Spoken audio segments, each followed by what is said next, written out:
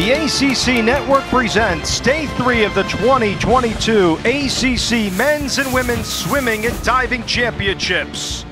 We're situated in Atlanta on the campus of Georgia Tech, and inside the McAuley Aquatic Center, teams are looking to build off their Day 2 performances, as we have a slew of star-studded swimmers and divers eyeing gold at the midway point of the championships. With three-time Olympic gold medalist Brooke Bennett and former Division I diving head coach Jason Ballman will join us a little bit later. I'm Dave Leno. Here's the women's standings through 11 events. Virginia has dominated the relays and individual events so far. They're in first, but not too far behind is NC State, showcasing their depth and versatility, creating that separation with Louisville and Duke not far behind in third and fourth respectively. And Brooke, tonight will begin the first of 3 heats of the women's 200 medley relay.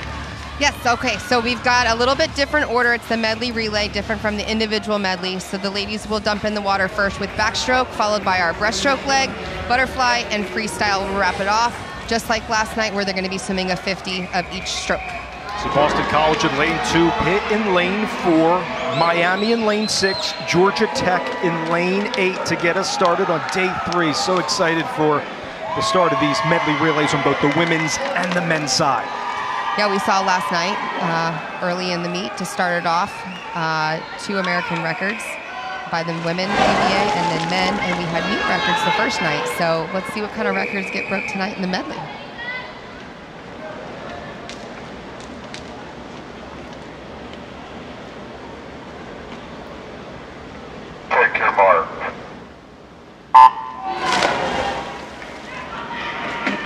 Backstroke really key of the underwaters. There's your red marker there, so you have to break the surface. Head has to come up before you get to that second red marker.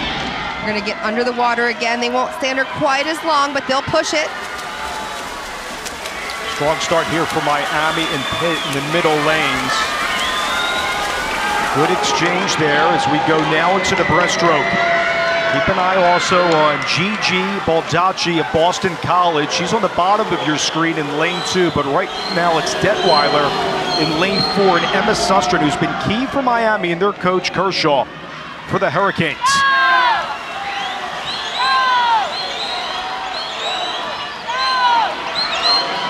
Still in lane 6, it's Miami with the lead here as we go now into the fly.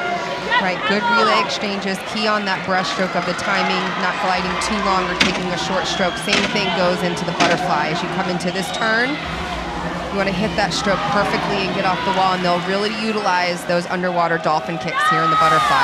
Sophie Yendel has put together some marvelous performances this year for Pitt, as they're going to go into the anchor leg here with Furman and Knapp for Pitt and Miami respectively in lanes 4 and 6 here in the freestyle to culminate it with these 2 lengths. And they're neck and neck right now. Yeah, both great turns. Pitt just looks like she has just a slight advantage there. It's Knapp in lane 6, just ahead of Furman. Knapp is trying to touch it first there for Miami. And it's going to be Miami getting on the board here in crucial points in heat number 1. At 138 even for the Hurricanes, and a fantastic start for Miami and Andy Kershaw's unit. Yeah, that was a great swim. I mean, we saw them go into the water on that last relay exchange. Almost synchronized, and she had that great turn and came off the wall and just put her head down. I don't even think she took a breath on that second 25, which is very impressive. There's the official time so far in that first heat. 138 even, Pitt not too far behind. Georgia Tech and Boston College to follow. Getting set now for heat number 2. Virginia Tech will be in lane 2 with these even lanes. North Carolina in lane 4, Duke in lane 6, led by their head coach Dan Colella and Bob Grotzeff's team in lane number 8 on the outside for Notre Dame. Gurian's just a freshman for Notre Dame that will start in the water with the backstroke. Schubert has looked big here for Duke throughout the season. Greer Pattison for North Carolina will start along with Emma Atkinson for Virginia Tech. Right there on the left side of your screen. These will jump in, and you see that strap on the side. That's a backstroke wedge that the ladies can put their feet on.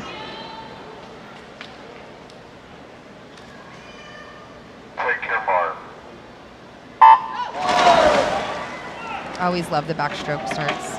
So much flexibility and power, that good arch in the back. You want to get down under the water, but not too deep and not too shallow. It's like a scientific equation. Yeah, fantastic start here for Duke and Carolina, the rivals right in the middle of your screen. North Carolina with the slight lead. Good leg there by Pattison on the exchange here for Lillian Higgs, the senior. North Carolina with the lead at 23 and change there on that split into the breaststroke. Sarah Foley from Philadelphia for Duke, trying to gain ground in lane number 6 for the Blue Devils, but it's still North Carolina out in front. So going into the fly, Sophie Lindler will have a chance here for UNC at 50.99 there after 2 legs into the butterfly. Sophie Lindler looked to have a great underwater start. Those relay exchanges, you just get so much more momentum as they swing those arms around that relay exchange, and she's really used that here just to give her teammate just a little bit of an edge going into this last leg of the freestyle here. Still North Carolina with the lead into the last 2 lengths here in the freestyle, but don't sleep on Grace County over lane number 6 for UNC, the senior from Raleigh, North Carolina, an All-American last year.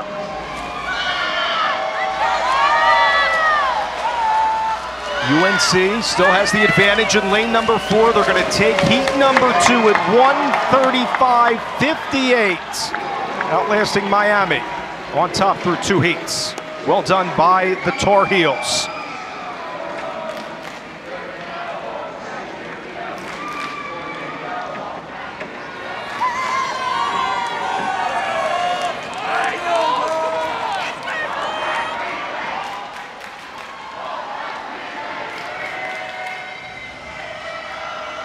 So North Carolina now is going to have to wait and see some prolific medley relay teams in Louisville, Virginia, North Carolina State, and Florida State.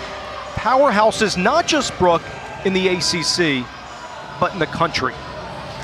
Oh yes, these times will stack up well as we wait for all the other conferences to compete and get times ready and see how it's going to stack up next month here.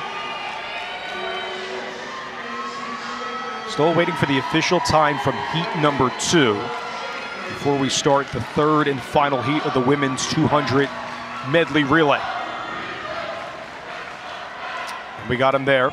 Thanks to Grace County there on that anchor leg at 1:35.58. Keep in mind, North Carolina, the defending NCAA champions in this event at 1:33.18. That's NC State in lane number 6 as the defending champs. Virginia's in lane number 4. Take your mark.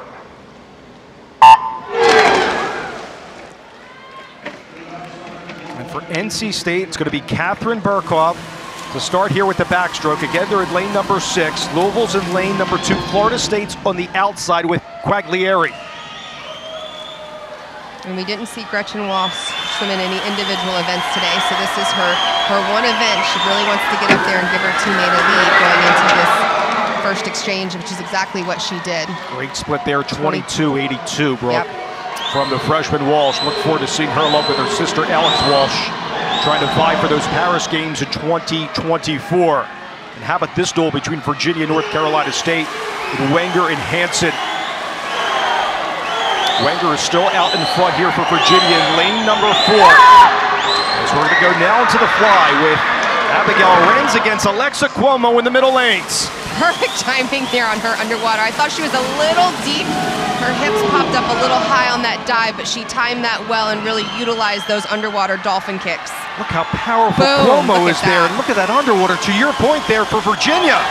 She's going to go to the Olympian Douglas, who's out in front here for the Cavaliers at 1:11.27. And I don't think anybody's going to catch Douglas on this 50, being the champion last night. Lons is the closest to her in lane number 4. It's Virginia and Douglas out in front. Has to shatter that 1:35. It looks like it will be Virginia continuing their dominance on the relays at 1:31.81. Thanks to that leg for Kate Douglas. And let's mention this. We're going to wait for it to be official, but unofficially, that is another American record. Those girls lowered it. They broke that American record last year. Wenger, Como, and Douglas, the 3 swimmers remain the same. You add on Walsh there to make that record just a little bit lower. So there's the difference, going from 132.93 to 131.81. Congratulations to the Virginia women, continuing that dominance there in the relays. But coming up, we segue to the men of the 200-yard medley relay when we return to Atlanta.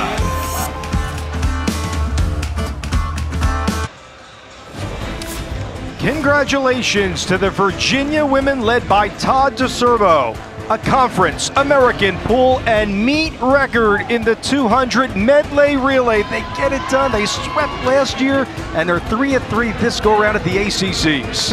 Right, you know those girls are thinking, all right, 2 more, we get the job done.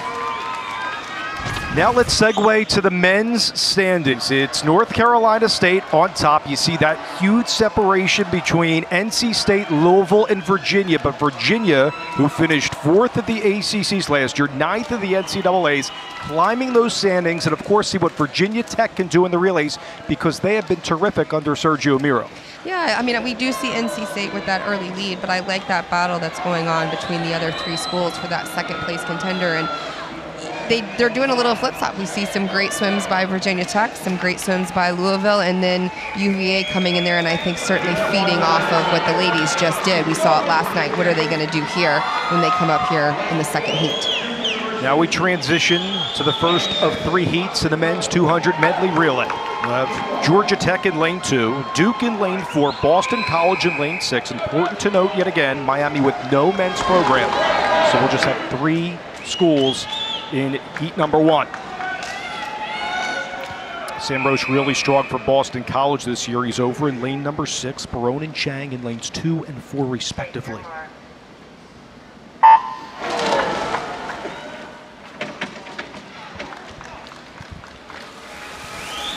Strong start for Georgia Tech and Kyle Barone with that long underwater there on the turn here. And the last 25 here on the backstroke. And that healthy lead there for Georgia Tech. Just in second is Boston College. He gives way for the promising freshman in Jack Doyle. Following in the footsteps of Notre Dame's Jack Hoagland, what he did as a freshman, you're seeing Doyle do the exact same thing, mirroring those performances for the Eagles of Boston College. Georgia Tech's Kaya Papuntis, also an All-American and champion in his own right. He's on the outside. But right now it's Georgia Tech with the lead at 44-40 into the 3rd leg.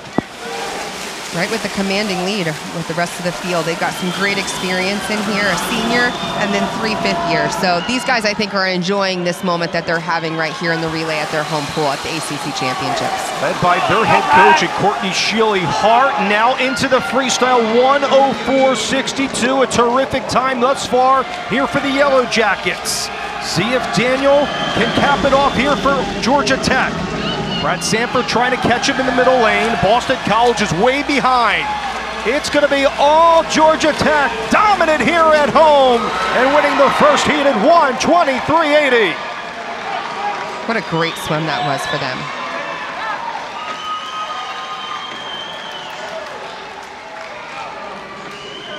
Their fans are loving it here at the McAuley Aquatic Center.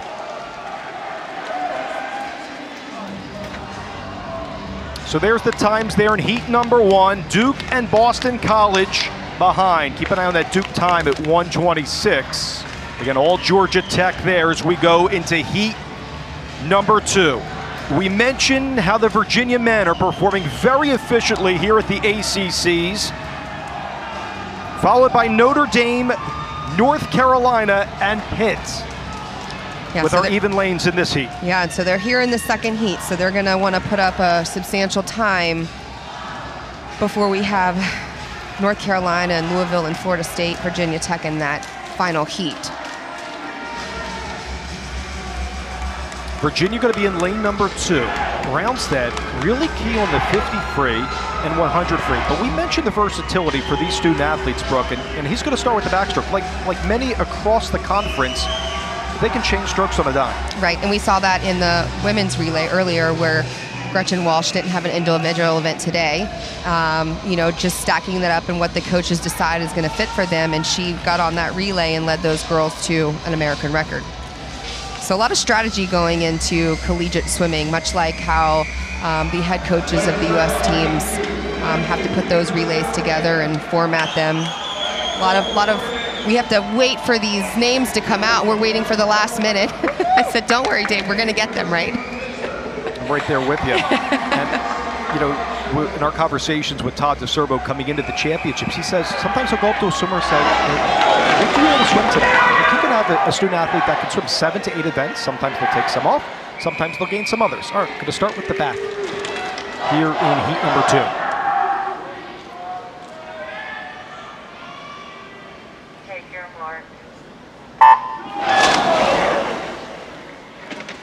Yeah, not a bad problem to have when your athletes can do so much.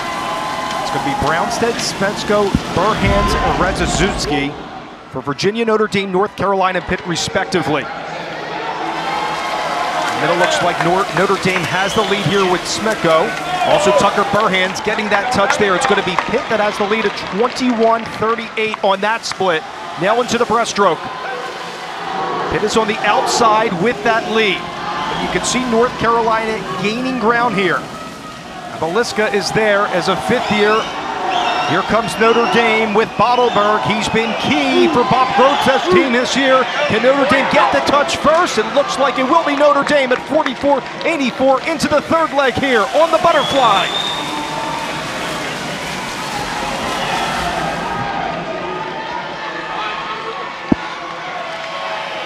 I like how this race is really lining up going into the butterfly. Now onto the freestyle. Strong swim there for Castanje. Here into the anchor leg. North Carolina with that advantage so far. Can David Curtis cap it off here for the Tar Heels, or will it be Notre Dame? I think Notre Dame's going to walk away with this one. Giuliano has the lead. Look at Matthew King come from behind. I think they're going to have to be, oh, so close to 2nd there. Oh, they did do it. They did. Did Matthew King get there before Giuliano? Oh, yeah. Not before Giuliano, no, but they came in 2nd there, and they were kind of behind the entire time. Going back and looking at that race, I don't know that Matthew had such a great start. Brownstead had such a great start in the backstroke, and UVA had to kind of play catch-up through that. But what King was able to do in that last 50 was great to get them on the wall for 2nd, because that leads them to more points going into this next heat. So Notre Dame is 1/100th of a second from that first heat. And now we go into heat number 3. The Louisville men have won the 200 medley relay the last 2 years at the ACCs. They also won the NCAA championship in this event last year. They'll be in lane 2, North Carolina State in lane 4, Florida State in lane 6, Virginia Tech in lane 8. See if they get a strong start for the Hokies here in Manoff, the senior for Virginia Tech.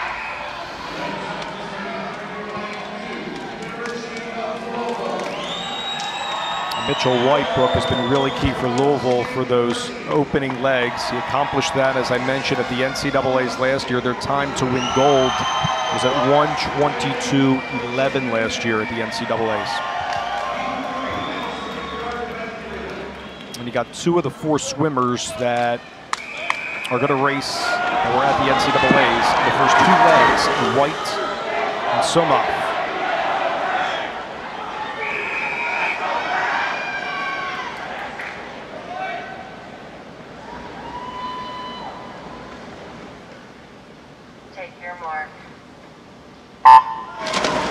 Up and over the water.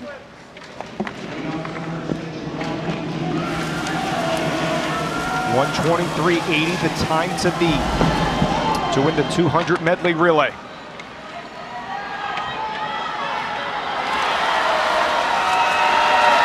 Strong start over in lane 4 there for Stakowski. Really big on the backstroke, an ACC champion in his own right for NC State. Louisville over in lane number 2. Watch Virginia Tech over in lane 8 too. On the 200 IM last night, we know his breaststroke is definitely his favorite event, so you'll look for Virginia Tech to try to pull up here. It's Carlos Colmarti on the outside on the exchange at 43.79 for the defending national champions Louisville. Into the fly. With Ivanov on that outside for Virginia Tech, trying to gain some ground. How about what Lowe is providing here on the fly for Louisville? Louisville looks really strong here. Again, the lane space, giving them a little bit more space as they voted on that to do that for the relays. Robbie has the lead over for Louisville NC right State's now. Coming up right now. Robbie trying to take it here for Louisville. We know who that is on NC State, right? It's David Curtis trying to out-touch Robbie there. It's going to be Louisville that's going to take it with a 121.84. So the Cardinals are going to win the 200 medley relay just like they've done at the NCAA championships with Robbie. Strong anchor leg by him. That right there, unofficially, will give you a meet, conference, American, and pool record. And I may hold my breath on the American record. Congratulations again to Louisville, getting much deserved points here at the ACCs. And when we return to the beautiful McAuley Aquatic Center, we'll go to the women's 400 IM. Cardinals get much deserved points here at the ACCs.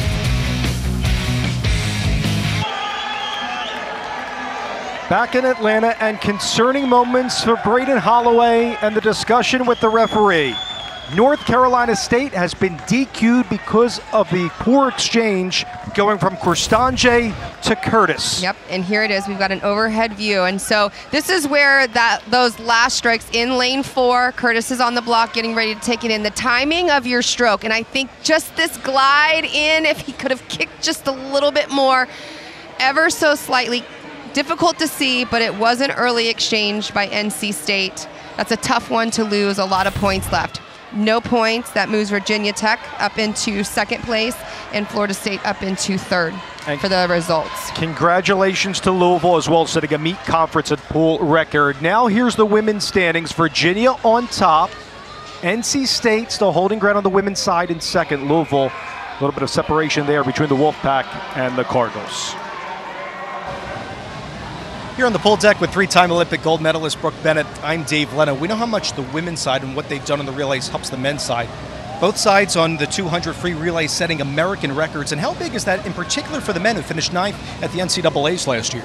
Well, I think that was huge, and I had the chance to talk to Todd DeSorbo, the coach of UVA, and I asked, how surprised were you about the performance of the men last night? And he goes, you know, it was a little bit. I expected that really going into next year because it is such a young team. But again, I think we're seeing the advantage of having the men and the women swimming at the competition together, where he said normally our men are back home watching the women race and they're getting pumped up for the week to come. Now they're actually feeding off of each other. And UVA, who was 9th, like you said, at NC's last year, they were 4th at the ACC, and they're making that good push early in the meet to try to run for that title and possibly take a Cavalier sweep. And to your point, how about the addition of Matt King, the transfer from Alabama, wins the 100 free at the SECs. He was 2nd in the 50 free, also for Bama, but now coming for Virginia, and he's been a stalwart for Todd DeSorbo. I think it's been really exciting for the team, and again, so young, and you have both Matthew Bradford, and now Matthew King. They're playing off of each other. You saw that last night in the relay, and again, DeSorbo telling me he went up to him last night after the relay performance and says, you have to understand this American record doesn't happen without you. So though he chose to go to Alabama, that transfer, UVA was kind of his second choice, and now I think he's really feeling at home and meshing. So again, what we're seeing from the Cavaliers early in this meet, I think, is just what's to come on tonight, day 3, 4, and 5 later as we go. Now we get ready for the C final for the women's 400-yard individual medley. 16 lengths to win it here in the C final. You see the lane assignments 1 through 8 in a crowded pool, different from the medley relays now. Yeah, I like to see all of them up there.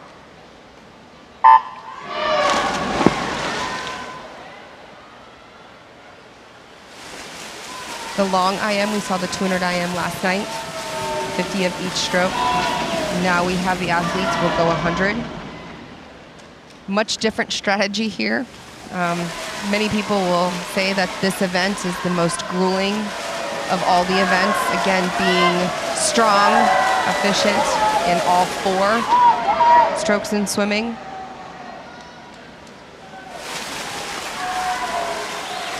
So far, it's going to be Duke with the lead. Keep in mind, we will see Virginia's Emma Wyatt, who earned a silver medal at the Tokyo Olympics in the 400 IM in that championship. Yeah, I think it's going to be an exciting race when we get into there. Lots to talk about by her and her teammate, Margaret Nelson.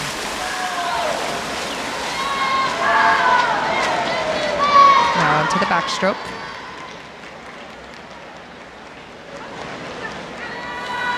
And that really we didn't see it much in the 200. We'll see it much more in the 400 IM on where their specialty stroke lies, where you start to see the moves.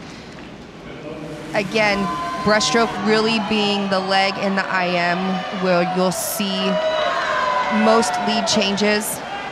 You can see here that she's got well over a body length ahead, but it will really depend on what her breaststroke is and what the rest of the field is. We could see this really close as we go into the back half of the 400 IM.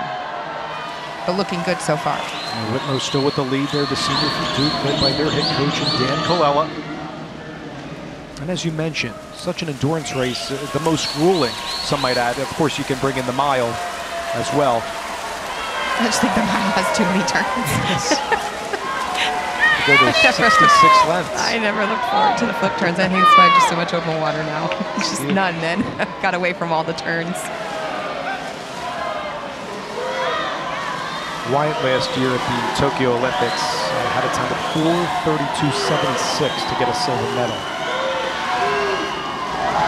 Yeah, and that's the transition that we see from going from the Olympic year, what so many of the athletes were focusing on the 50-meter pool versus you go into college and we swim 25 yards here. So much different. Turns are very important when you come into yard swimming. So it's still Duke, still out on top. Over in lane number 6, it's Mia Dust, the freshman for North Carolina, who's in second right now. And definitely now you can see where this gap is closing in her strength there in Mia and her breaststroke, clearly trying to come up here and push for this. See this underwater here by Dust over in lane number 6. To your point, she's looked really good here on the breaststroke. Not too far behind on the outside is Abigail Cohen, the junior for Georgia Tech. It'll be an important turn here for both Duke and Carolina. Now we go into the freestyle. 4 laps here. Dust does take the lead for North Carolina in lane number 6. Got to compare this IM a lot to kind of what you see in triathletes, just the different muscle groups that you use per each stroke. It's Dust and Whitlow, toe-to-toe. Storming out there is Florida State over in the 3rd lane as well on this turn. They're currently in 3rd. It's still Dust for North Carolina.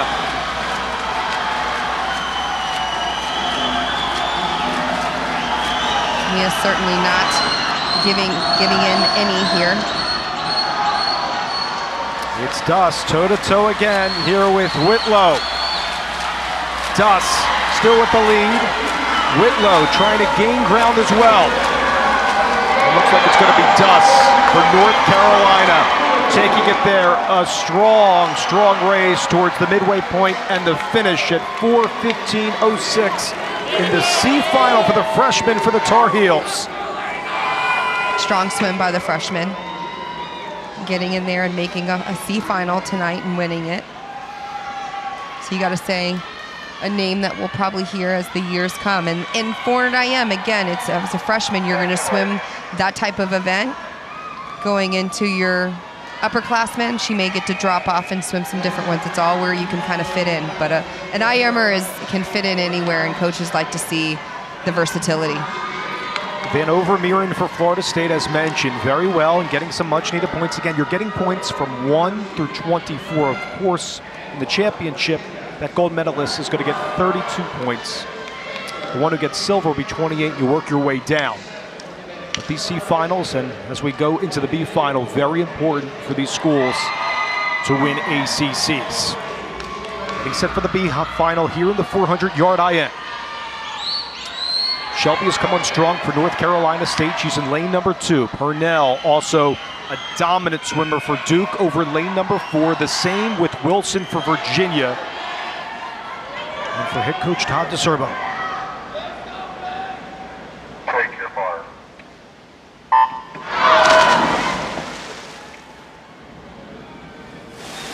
And this B final is underway. Caroline Shelby also has a sister, Grace Shelby, a freshman for NC State, who actually we will see in the championship in that A final. Sticking with the family ties, Louisville team led by Arthur Albiero has 3 siblings on that squad, including his children, Gabby and Nicholas. We'll see both of those swimmers later tonight. Got 3 of them here going into this last length of butterfly.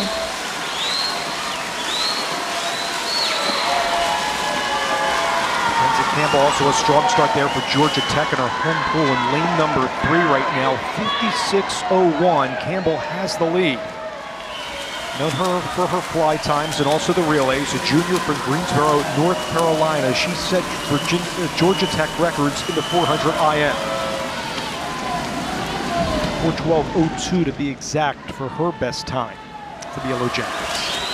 And she's in lane number 3. Look at the surge though here, Brooke, over in lane number 4 for Duke's Purnell.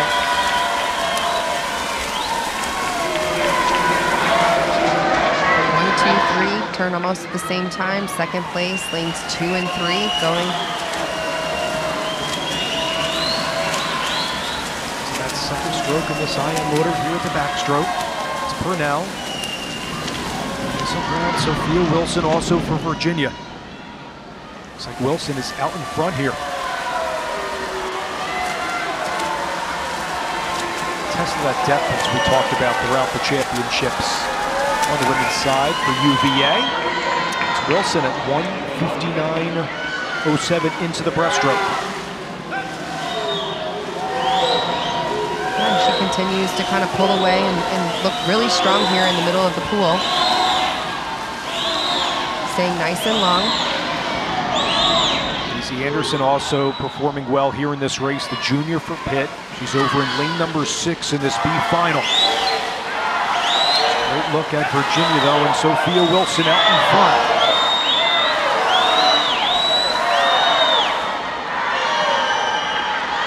Anderson looks like she's in second behind Wilson. With 2 more lengths of the breaststroke. What do you think the hardest part of this race is? Is it going from back to breaststroke? At least we saw that turning point in C5. Personally, the breaststroke. Yeah, I mean, going into the back to breast and that midway point, again, it's either kind of you're getting into your strong suit or you've pushed it at the top part of this race because breaststroke isn't quite your strongest stroke. So either way, I think that breaststroke leg just kind of makes the difference on how you're feeling, and then just being able, when your body is burning and everything's just wanting to shut down, you still have to feel good and work through the freestyle. 4 lengths to limit here for Wilson for UVA. I would say typically at this point in the race, nothing feels great. It's just a matter of pushing through, not shortening your stroke, trying to go to your legs as much as possible. How about Kenzie Campbell here? I mentioned all those records for Georgia Tech. She's second now. On the bottom of your screen there for the Yellow Jackets, it's still Wilson out in front for UVA. And Campbell looks strong here coming into the last turn. Is Wilson going to be able to hang on? It's Campbell against Wilson. Look at Campbell surging here for Georgia Tech in her home pool. That's just that extra little surge. Campbell trying to get that touch pad. She will for Georgia Tech, and a big fist pump there for the Yellow Jackets, winning this B final.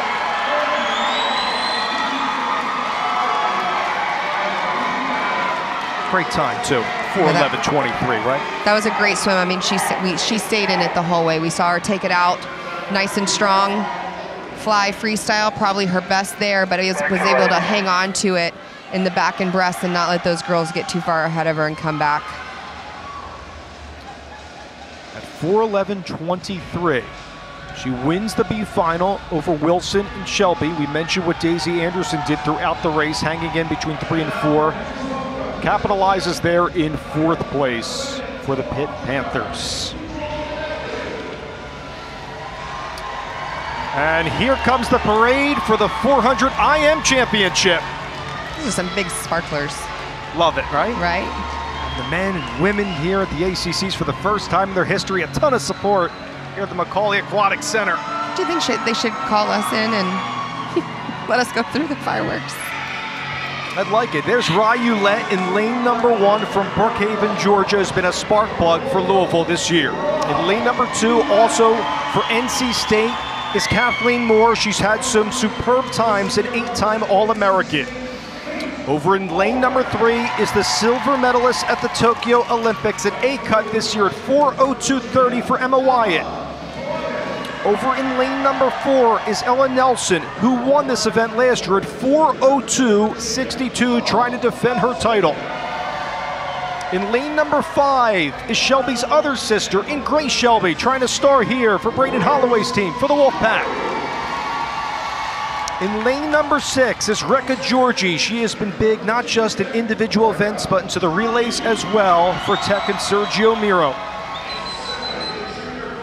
In lane number 7 is Abigail Hay. She has been superb, a junior, and she is going to try to run a really big race here, one of the best IMers for Louisville. And Luciana Thomas, the senior out of Fayetteville, Arkansas, she was huge at the NCAA's 24th of the 200 IM, now in the 400. And here's the Olympian to focus on White. Seems like it's hers to lose right now. I do. I think after we saw the 200 IM yesterday, she had a solid prelim swim and just had so much more to give in the 500 free last night. I think we'll see the same performance. Take your mark. But there's a lot of talent in this field. You know, we don't want to shy away from Nelson, her teammate there in lane 4, who had the top seed. She is the defending ACC champion. And Nelson finished 2nd at the NCAA's in the 400 IM last year to Stanford's Brooke Ford. Nelson swam at a 4:02:33. Ford for the Cardinal, 4:01:57 at the NCAA's last year. As Nelson has the lead from the outset. Good split at 26:03 for Ella Nelson.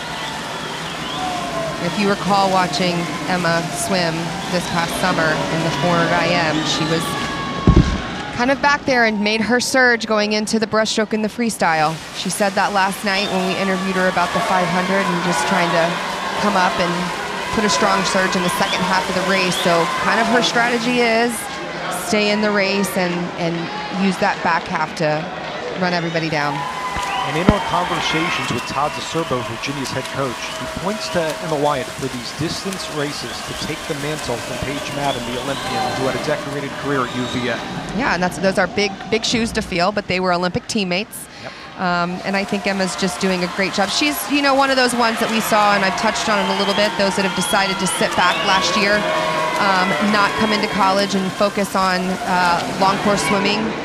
Emma Wyatt decided to stay down in Sarasota and utilize the 50-meter pool there where she trains. And then able to come in here, and she said last night she was really excited by it. There's Emma right there, the Olympian getting silver in Tokyo. How about the swim here for Ulette? She's in lane number 1 right now, along with Kate Moore for Louisville in lane number 2 out of Cary, North Carolina. 8-10 All-American, including the 400 IM over in lane number 2. It looks like she's getting the lead here for North Carolina State at 1:57:57. Yeah, and that's a great swim for Kate Moore. She's the 5th-year senior, so she's getting that extra year due to COVID. And let's point out, 2019 and 2020, she was the ACC champion in this event. Last year, not a bad performance, but finished 2nd to Margaret Nelson. So she's a contender as well over in lane 2. Regain that title, but look at Nelson's surge here on the breaststroke. Yeah, and really pulling away. I think she knows Emma's strong suit, swims with her all the time. Kate Moore is not giving up on this shot either. Advantage here for Nelson. Keep an eye on lane number 6 for Rekha Georgie, the 5th year from Virginia Tech as well. Abby Hayes over for Louisville in lane number 7. One of the best IMers in Louisville history, 15th in the 400 IM at the NCAAs last year. That's all Nelson right now. 3:05 there on the 300 turn. 4 lengths to go to get gold.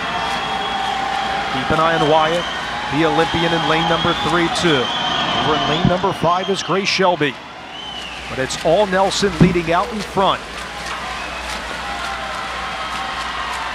Shelby trying to get her on that center portion of your screen. It's Nelson for the final 2 lengths. See if she gets a clean turn here, Brooke. And she will. Oh, yeah. Led this from start to finish. Yep. Start to finish. She'll have the opportunity to come back next year as a senior and try for a 3-peat. I think she's going to be real happy with this performance. Nelson out in front, trying to get gold again for the Cavaliers. And it's Nelson to the touchpad at 4:02.11, defends her title and gets gold here at the ACCs in the 400 IM. Phenomenal 400 IM and a superb time for Ella Nelson. And she drops her meet record. She sat last year 4:02.62. So now the meet record will be 4:02.11. Securing it for another year. Emma Wyatt 4:04.90. Great points there for the Cavs.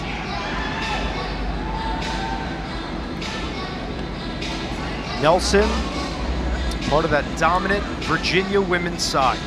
And you have to think, maybe, throughout the 400 IM, does she even recollect about getting runner-up and having a great performance at the NCAAs last year, again losing to Stanford, still with a great time there at the NCAAs, but here showing why that she could beat that time, and she absolutely did by about 20 hundredths of a second. All Nelson there, yeah.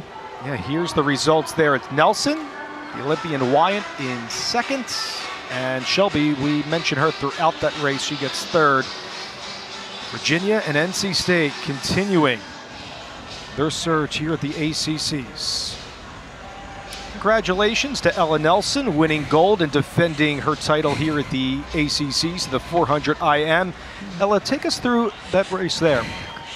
Oh, it's always a relief when I get through the fly, I'm going to be honest to say that. And I always get to use the breaststroke as one of my strengths, so it gives me a little comfort to have that there.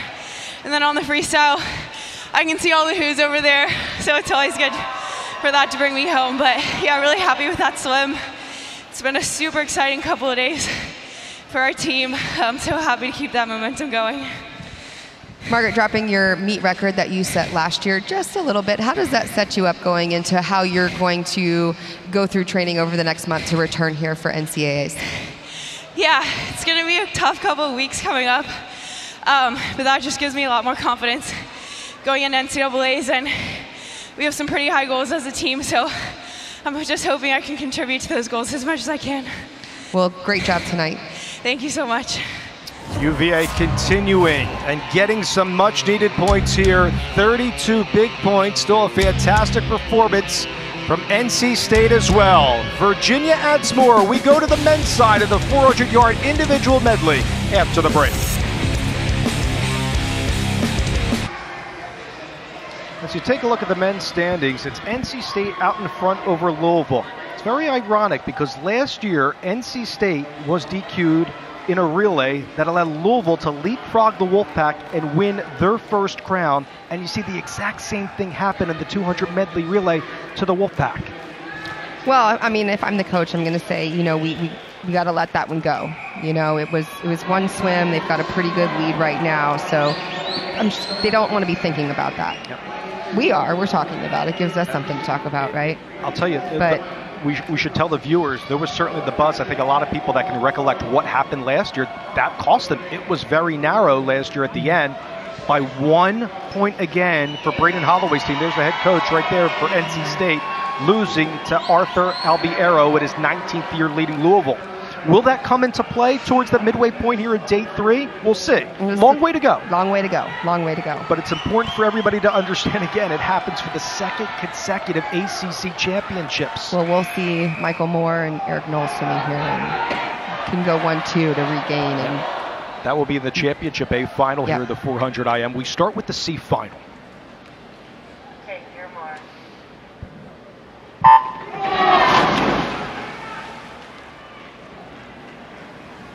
And throughout the C final, the 400 IM, just some names to be aware of. Even Chrissy over in lane 2 has been really big for UNC. He's only a freshman, following in the footsteps of Burhans and company over for Coach Gangloff's team. And a freshman from BC, Jack Doyle, we saw him in the medley relay for the Eagles. He's over in lane number 6 right now. It's Chrissy who's out in front for North Carolina in lane number 2.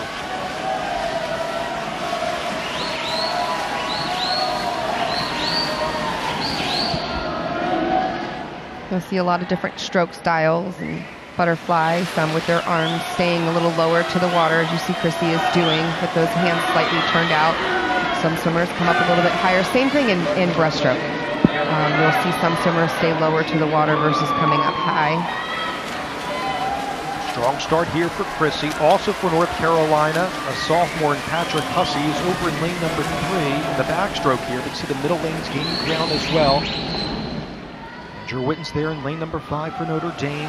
Virginia Tech over in lane number 4 with a freshman.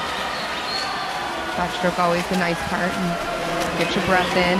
No breathing pattern. Get solid, good air into the lungs. Couple dolphin kicks off. You can see them. They're not staying under too long. Maybe just to the first red marker. She's still out in front. Avalar is over in lane number 4 for the Hokies. It's a good turn there on these underwaters here on this backstroke. It's still Chrissy. Again with John Fitzpatrick over in lane number 1, gaining ground here on the backstroke. See those flags up in the air, and we documented that on day 2 of the championship. So in that turn, just how difficult for those that don't understand going on those turns with a backstroke versus the other strokes in the side. Well, those flags are up there just so you can count your strokes in. Key to know how you're going to time into the wall. So we saw them messing with them last night. They had some droops, had to tighten those ropes just to make sure that they're nice and tight and in line from lane 1 all the way over to lane 8 for those swimmers. I thought they were going to call you and I to help out at one point. Look at lane number 5 though here, Brooke, here for Andrew Witten for Notre Dame. He takes the lead at 2:20.226 throughout this 400 IM. Again, this is where you see those lead changes coming up into breaststroke. Trubelar there for Virginia Tech in lanes 4 and 5. Also in lane number 3, we mentioned him, a good start for Hussey. See if Chrissy can regain the start that he had in lane number 2, leading multiple lengths. Still going to be lane 5 out in front, and Witten for the Fighting Irish at 2:54.90. Into the freestyle, 4 lengths to go. Good back half here for Chrissy's teammate next to him there, Hussey in lane number 3. Obviously breaststroke and freestyle, his strong suit. And look at this, I mean, not much in the picture at the beginning. Now it's really all his race. He's going to retake the lead at 3:20.74 in the final 2 lengths for North Carolina. Out in front, Notre Dame's in second with Witten in lane number 5. Virginia Tech also gaining ground to try to get that silver here in the C final. But it's all Hussey for the Tar Heels. With an impressive freestyle there on the back leg of that swim. Hussey at 3:45.89 to win the C final for North Carolina. That's quite the swim. Just looking at what he swam this morning at a 3:51. Maybe wasn't too happy with that 3:45. Would have put him into the A final. So a little bit there of a redemption, I would say, for that swim. We'll have to see what those guys go in the A final. You mentioned it. His transition from the breast to the free helped Hussey catapult him all the way to 1. Rubelar for Virginia Tech hangs on to get silver. And John Fitzpatrick gets 3rd in that C final. Chrissy, remember, he had the lead for North Carolina from that outset. He falls to 5th.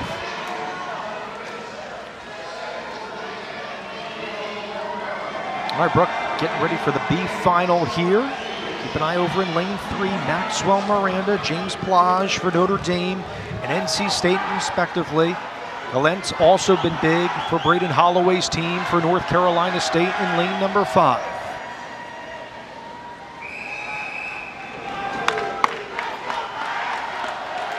Again, top 8 make the A final or championship. So again, these swimmers just missing out on trying to medal. Take your mark. Yeah, and the best that they can do is 9th place here, even with the faster time. After preliminaries, you can only move up within your heat that you're in. So 9th place out of this heat is the best that you can do. 9th place is going to give you 20 points towards that total score. Well, NC State has 2 sophomores in this heat, and then they have a sophomore and a 5th year in the next heat. So playing around with the Wolfpack, you know, these swimmers need to come up to make the deficit of what was lost in the 200 medley. And for those watching that aren't aware, NC State again has won 6 consecutive titles, and we mentioned that DQ last year that allowed Louisville to win for the first time. So we had Louisville, NC State, some of the teams to watch here on the men's side of the championships. Romero has the lead in his home pool at 50.93 from the outset of this 400 IM. He's over in lane number 7. Led by Courtney Shealy-Hart. Caio Papuntis is one of the leaders for Georgia Tech that helps fellow swimmers like Antonio Romero, who's just a freshman, I might add.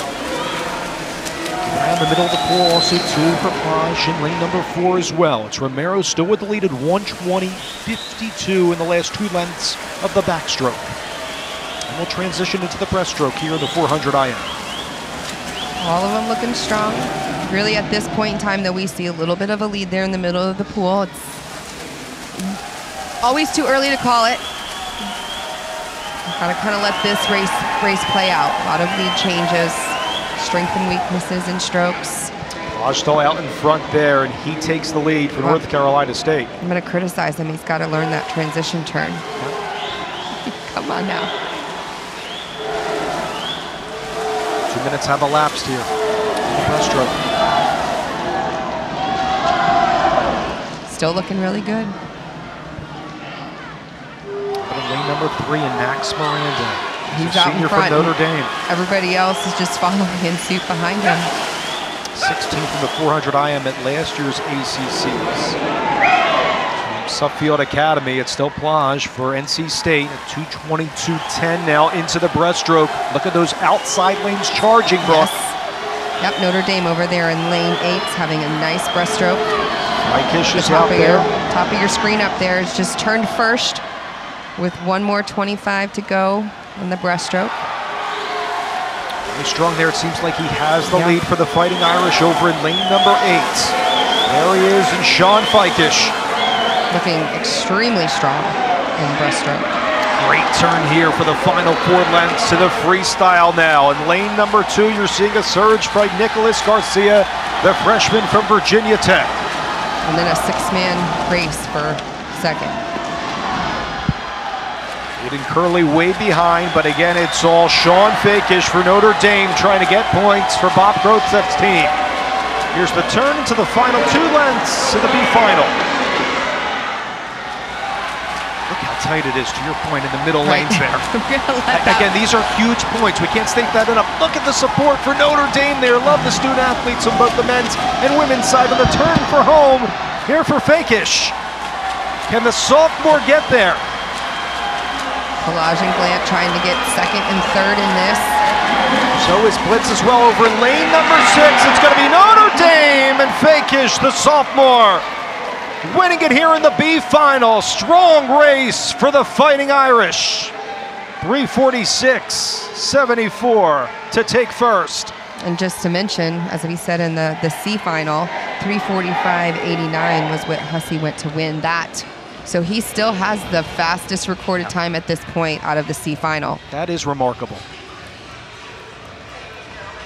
Here's But a the great results race there. But a great race there. I mentioned Bitts over in lane number 2. He really came on in the freestyle as well, Brooke, getting some points there for Virginia. And you see NC State and Virginia Tech as well in 3 and 4. All builds up, Brooke, to the championship. And from the ready room, here's the parade for the 400 IM championship at the ACCs.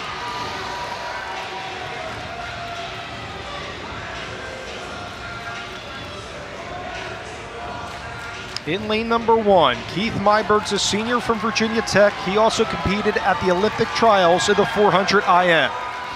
In lane number 2 for Louisville, as Daniel Salch has a B cut in the 400 IM this year at 3:44.92. In lane number 3, Eric Knowles, we've seen him shine throughout the relays. He's his 5th year with NC State, a grad student from Dayton, Ohio, and a 6-time All-American. Lane number 4, the man to beat, in Mikey Moore, the sophomore from Raleigh, North Carolina, has a B cut, 5th in the ACCs last year, the 400 IM. In lane number 5 for Virginia Tech, Filippo Del Maso. He's really strong, a senior for Virginia Tech, also in the Euros with his experience in the Junior Championships. Lane number 6 for Coach DeSorbo's team is Casey Storch, also key in the relays. Need a big one out of him in the 400 IM. Lane number 7 is teammate, and Sean Conway, the junior from Round Hill, Virginia, won the 400 IM in a meet against Powerhouse, Texas this year. In lane number 8 is Berhard Christensen for Notre Dame, trying to replicate exactly what Fakish did in the B final and win gold here in the championship. The man to circle on, Michael Moore, 5th place of the 400 IM, again the best time this year at 3:43.85, trying to win gold. Yeah, big points here for NC State in the middle of the pool, lanes 3 and 4. UVA there in 6 and 7.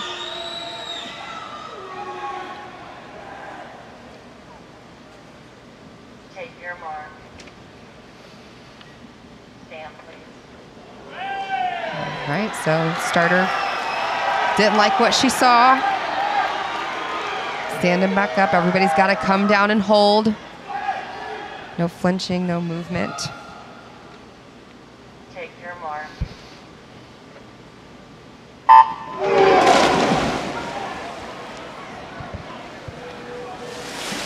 Starting again here with the fly, 16 lengths to win gold in the 400 IM.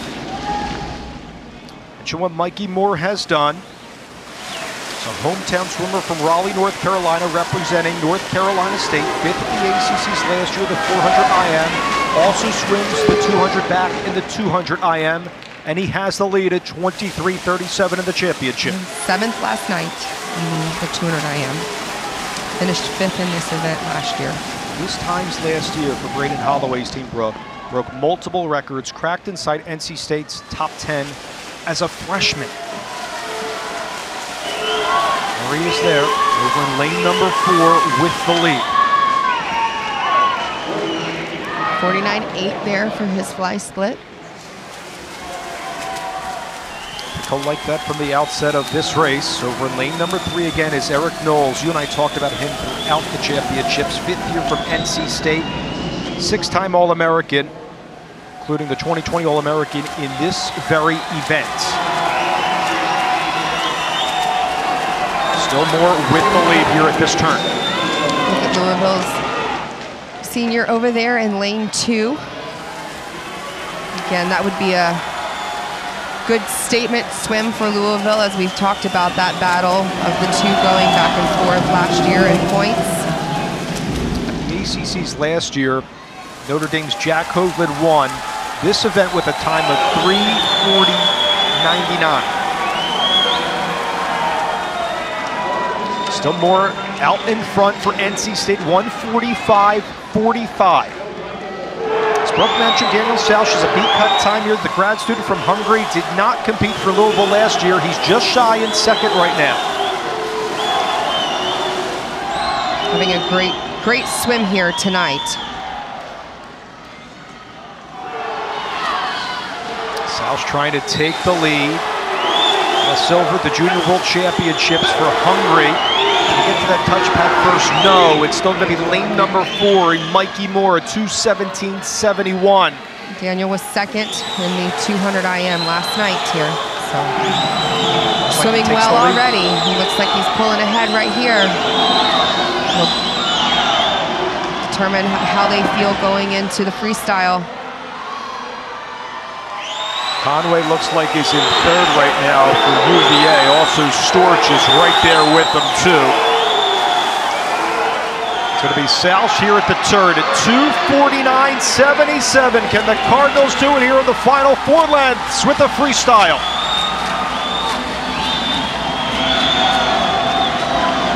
Salch with the lead over Moore in lanes 2 and 4. Not quite a body leak. I wouldn't count Moore out just yet. Let's see how this last 50 goes. But he's breathing in that direction, you can see, so he'll see him on the last 25 coming home. Daniel Salch, 2 lengths to go for gold for Louisville. In second is Moore for NC State. UVA not far behind in third. In the turn for home. Watch this race coming together for second there, just behind him. Moore looks like he's dropping off just a little bit there, and you got Virginia Tech. Del Maso looks like he's going to get second from Louisville. Daniel Salch gets gold in the 400 IM for the Cardinals. At a time of 3:41.77, he beats his B-cut time earlier this year for Louisville.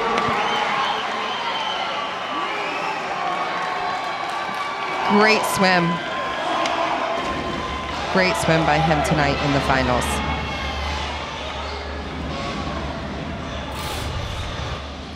Really made his move in the breaststroke. He was patient with it through the whole time. Once he got onto the freestyle, there was nobody stopping him, and we really saw that race for second place come into play. But what a great swim for him from 3:45.69 this morning, dropping it down to 3:41.77. In particular, looked like, again, from the breaststroke to the freestyle, aided his success. Oh, yeah. And for Virginia Tech, Filippo Del Maso, he has to be really pleased, as you mentioned, getting second. That was a strong surge at the end on the free. It was. I mean, both those guys that first and second had great breaststrokes and strong surges in the freestyle. Those are big points for the Hokies. We've talked a lot about their team and what Sergio Lopez is doing with them. It's great to see these kids come up and really just putting it all on the line. That is not an easy event to swim. Here's a look at the standings here in the championship. Salch gets gold, Del Maso gets silvered for NC State. Michael Moore gets bronze. It's important to note that Moore led throughout at least the beginning part in the first minute and a half of that 400 IM. Get huge points there for NC State. And Louisville, though, getting the most with that 32 points towards that total score for the Cardinals. For Daniel Salch, again, a grad student from Hungary, did not compete for Louisville. The Junior World Championship for Hungary got a silver 2 years ago at the ACC, shined in this 400 IM as well.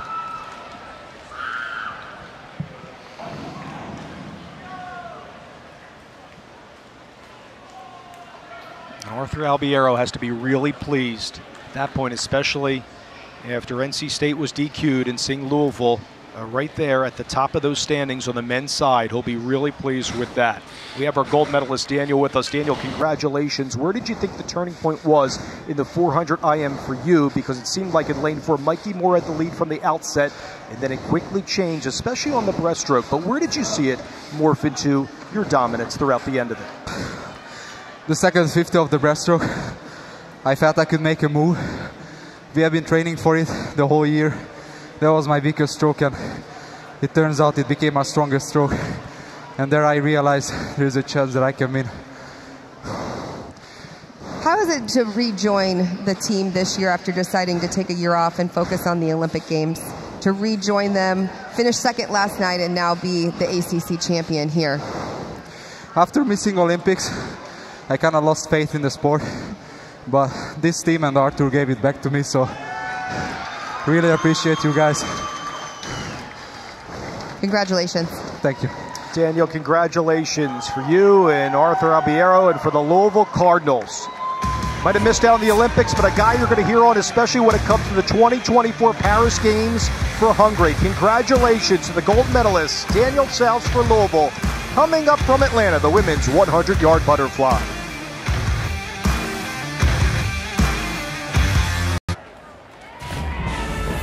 Welcome back to day 3 of the ACC Men's and Women's Swimming and Diving Championships. Look at the women's standings here. Virginia still holding on out in first. NC State climbing and shortening that lead for the Cavaliers. And you know that separation, that's still been a theme throughout this one between 2 and 3 for the Wolfpack and the Louisville Cardinals on that women's side. Now we're going to go to some shorter races here, Brooke, in the 100-yard butterfly here on the women's side, and we will begin with the C final. Again, still points crucial. From spots 1 through 24, going to get points towards those total scores as you saw the standings a moment ago. There's the lane assignments here for the C final. Virginia's Kate Douglas won, the Olympian, of course, won each of the last 2 years for the Cavaliers. Don't see any Cavaliers here in the C final. You'll see plenty, though, throughout the rest of the finals here in the 100 fly.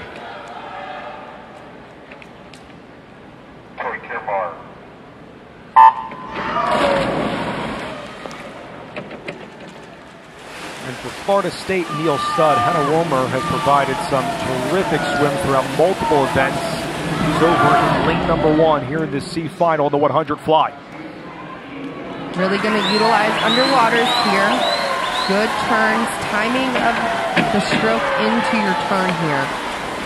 Third 25 of this race is really the key. That's when the muscle fatigue comes in and you want to make sure those hips are running really high in the water.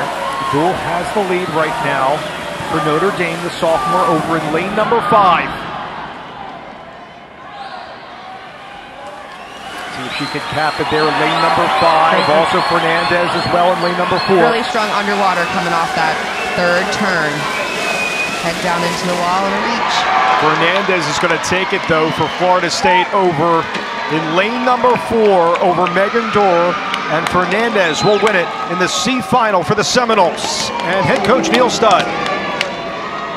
Great job there by the senior. Really, really solid swim. Really played into that third 25, as I mentioned, so key in that event. And in a test, Brooke, to the depth in this race, in the 100 fly, 4 swimmers in the C final with B cuts, including Fernandez there, who won.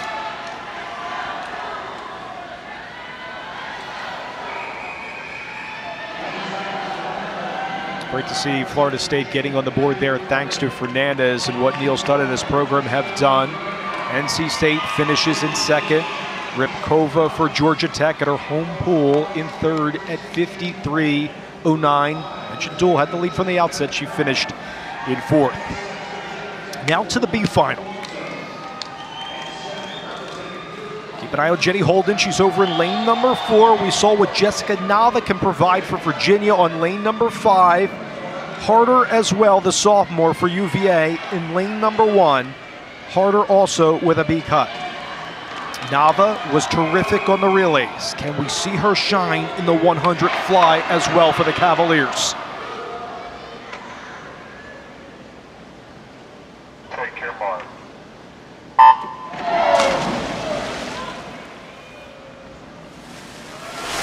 4 lengths to win it here in the 100-yard fly. B final right now.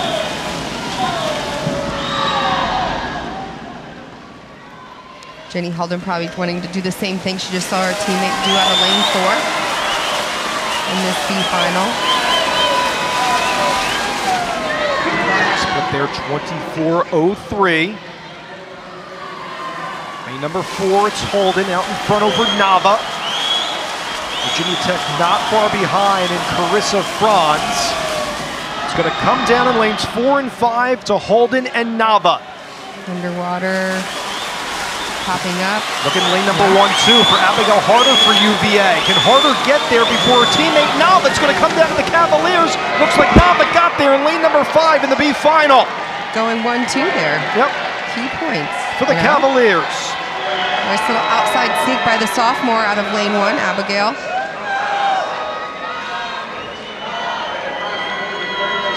Great swim there for Nava over in lane number 5. Just missing the championship in that A final here in the 100 fly. Well-deserved points again for Virginia, continuing to rack them on here on day 3 of the championships.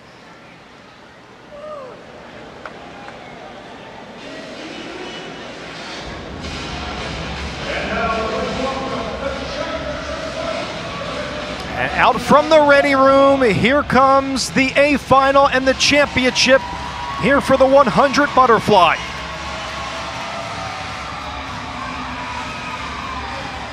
Kate Douglas has won the 100 fly each of the last 2 years. She is looking for the three-peat. Let's go through the lanes right now. In lane number 1, Abby Aarons for NC State, a sophomore from Raleigh, North Carolina at the NCAAs last year. She was superb in the IM and the breaststrokes. In lane number 2, Colleen Gilliland, the junior from Notre Dame. She's from Fort Collins, Colorado, 14th in the 100 fly at the NCAAs.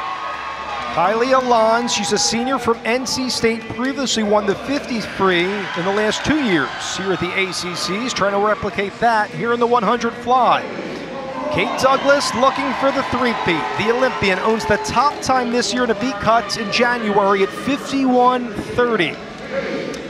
Lane number 5, the coach's daughter, Gabby Albiero, 51:29 time, second best time this year coming in to this 100 fly. And her teammate and Tristan Ouellette, one of the Ouellette sisters, over in lane number 5, racking up those points for the Cardinals. In lane number 7, UVA showcasing their depth, and Alexa Cuomo for the Cavaliers over in lane number 7, an All-American in the 100 fly last year. And finally in lane number 8 for North Carolina, Elizabeth Finote competed at the U.S. Olympic Team Trials. She finished 32nd in the 100 fly at the NCAAs. Douglas trying to go for the three-peat. Here she is, and she swam just under the meet record this morning in that 49.94. American record 49.24. Pool record 49.43. So will we see those drop here tonight? Take your mark.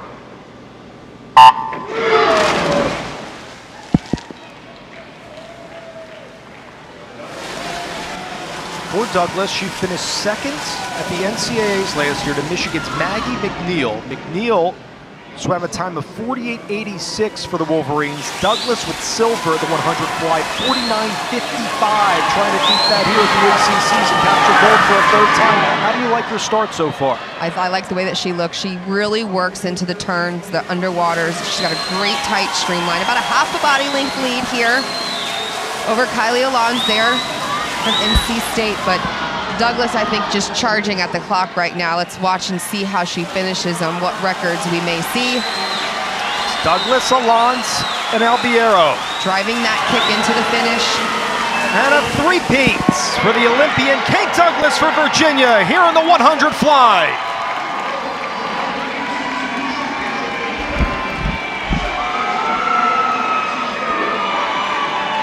49.86, just shy of her mark at the NCAAs last year. Yeah, just a little bit shy, but not bad. Drops the meet record by just a little bit.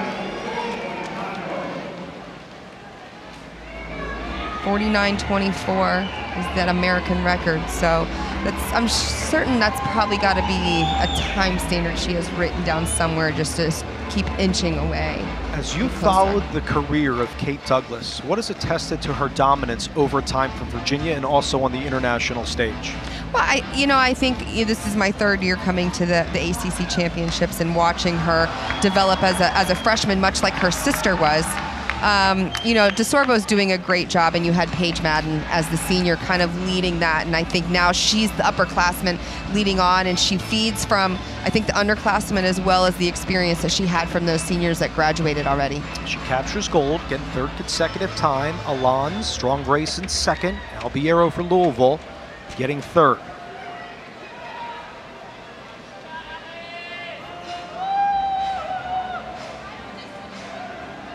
Okay, congratulations on the three-peat. What's been the development in particular in the 100 fly for you?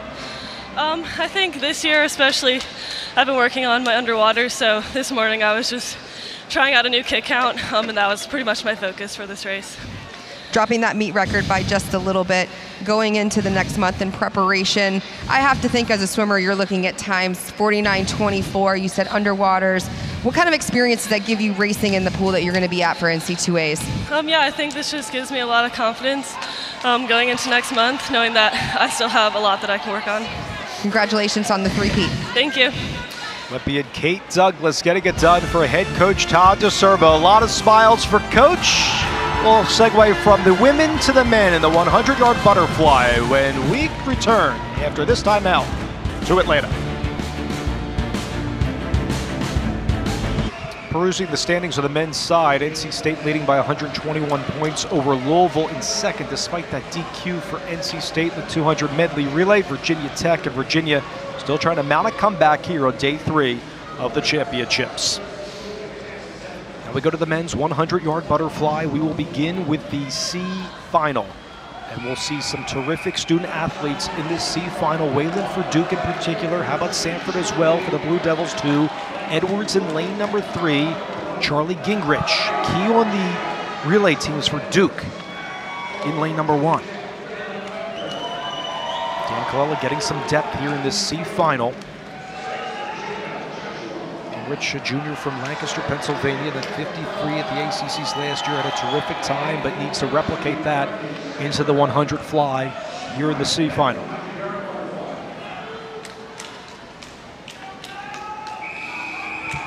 Just look at Max Edwards for Virginia with a B cut in this very race at 46.55. Can he do it again or better? Take your mark.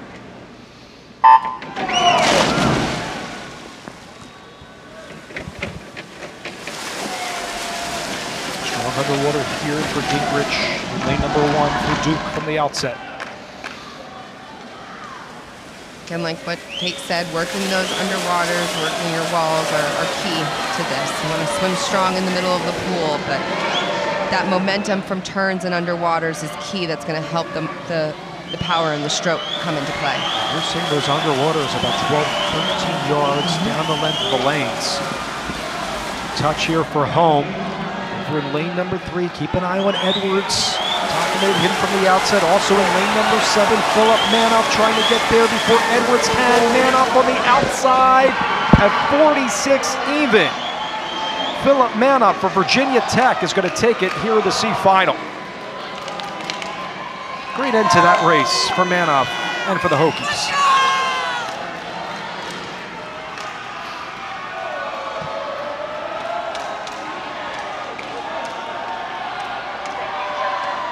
Mentioned that Virginia Tech, Brooke, hovering around that 4th spot in the standings. Yeah. Big points. There's that result there. And how about Virginia Tech getting 1 and 2? Eichberg also strong over Wayland and Sanford for Duke in 3 and 4. Edwards going to fall all the way to 6. Now time for the B final. Giovanni Izzo from Italy is over in lane number 2. Boyd Polke over in lane number 3. Dalton Lowe over in lane number 4. Max McCusker. All's put together some fantastic performances for Florida State in lane number 5. They'll need another performance like that from McCusker and the Seminoles. Trying to get that 9th place before the championship. Take your mark.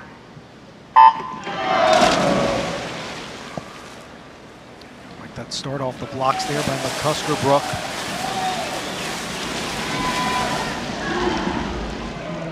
Get into the wall, get underneath that wave as you come up here to the 50. Remember, third 25 is going to be key in this race.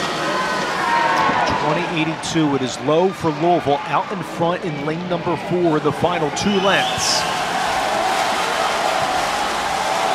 In lane number 2, I mentioned Izzo, what he can do. See if he can get a great turn here for home. Keep an eye on lanes 2 and 4. Long underwater here. Izzo's looking good. Izzo in lane number 2, losing the lead slightly. In lane number 4, could it be in 5 though to outstretch him? And Max McCusker for Florida State. Wow. Max Good job McCuster's by going the to do Knowles it there. for this B final. What an end to the 100 fly there for Max McCusker. And the Seminoles love it here in Atlanta. Great way to finish into that race.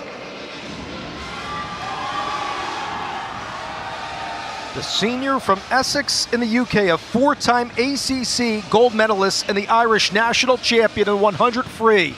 Mirrors that here in the 100 fly. He takes first in the B final over Lowe and Moya Yanis for Louisville and Virginia Tech.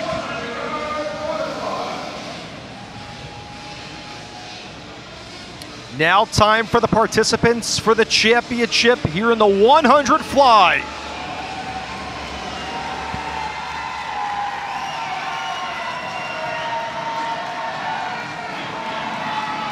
In lane number 1 is Aiden Hayes, a freshman, trying to make some noise against some stealthy competition for the Wolfpack. El Arabi is really strong, a senior from Egypt for Louisville, 9th at the ACCs in this event last year. In lane number 3, Nick Albiero, the coach's son, won the 200 fly 4 consecutive times. Can he do that and get a gold in the 100 fly? We'll see. In lane number 4, Tani Ivanov for Virginia Tech broke the NCAA 200 fly time in his career. In lane number 5 for NC State, the Olympian with the Netherlands, Niels Korstanje, had an 8-cut time of 44.76 this year. Here's the defending champion from the ACC's Youssef Ramadan, owes the ACC best time, coming in an 8-cut at 44.64. Noah Henderson's in lane number 7, swims those anchor legs for Coach Holloway's team over in lane number 7. Rounding out the A final on the outside in his home pool is Christian Ferrero with that 45.84 time. He set the Georgia Tech record in the 100 fly in his career. And Ivanov's looking for a strong performance for the championship. Oh yeah, he was 6th in this event last year, 3rd in the 200 fly from Bulgaria.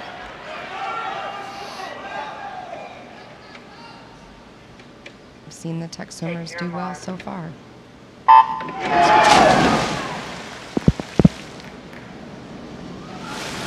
And Ramadan repeat his title with that 44.32 time to win gold last year. Also important to note for Louisville, Nicholas Albiero took silver at the NCAAs last year. Going just a little bit behind here, lane 4. Ramadan still How out he in comes front. up here in the 3rd 25, good underwater. 3rd length is still Ramadan, top of your screen. He's out in front on the turn for home in lane number 6. Trying to defend his title, Ramadan. Strong on the fly here, can he do it? The Hokies will get it done here in Atlanta. Youssef Ramadan, back-to-back golds. With Virginia Tech going 1-2 in that.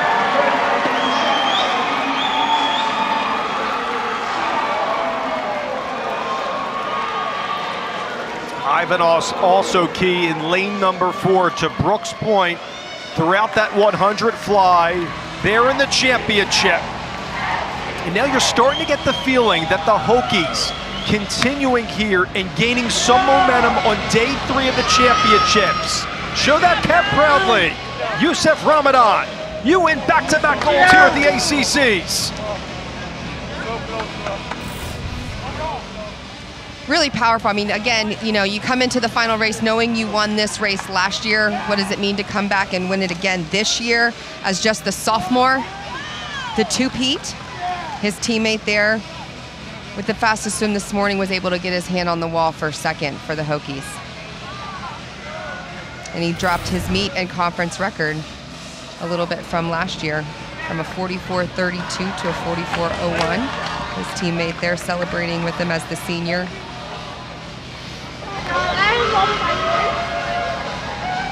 Oh, the smiles. It feels good, right? And the hug and the embrace for the two of them, that's awesome. The ACC Freshman of the Year, and hugs there with Ivanov, getting gold and silver. And Sergio Miro and Virginia Tech are climbing these standings. They take gold and silver. Albiero, again, the NCAA silver medalist last year, finishes in third for the bronze of the 100 fly.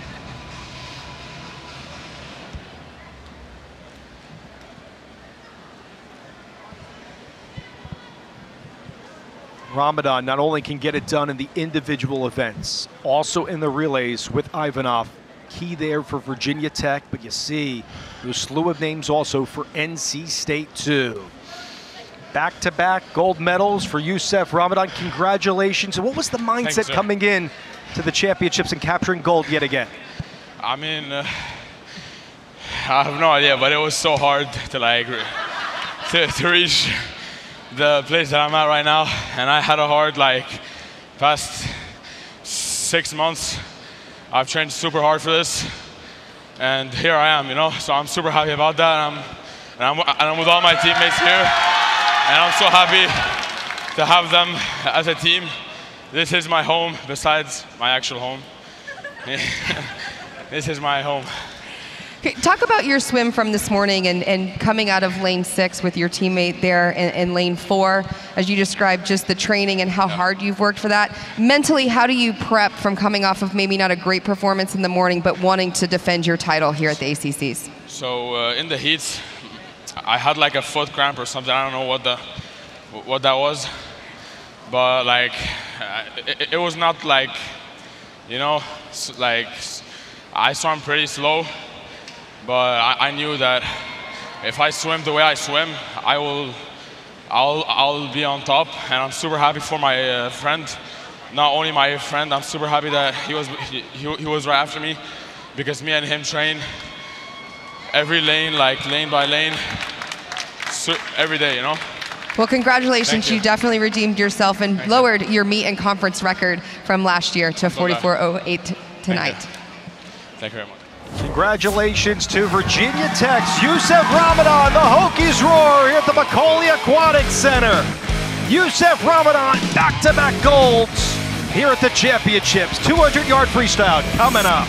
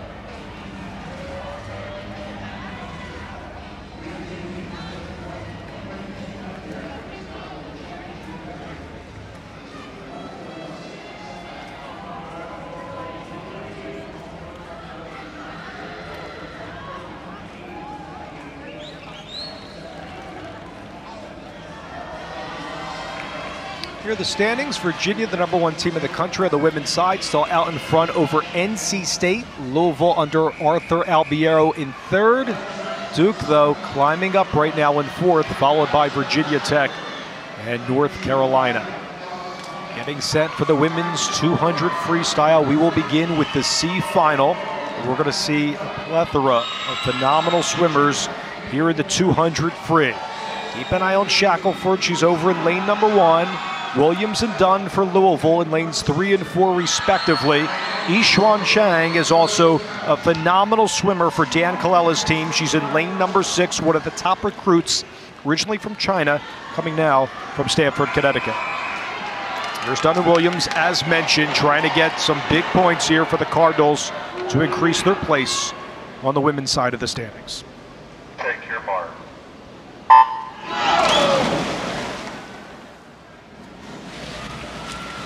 All right, so 200 freestyle.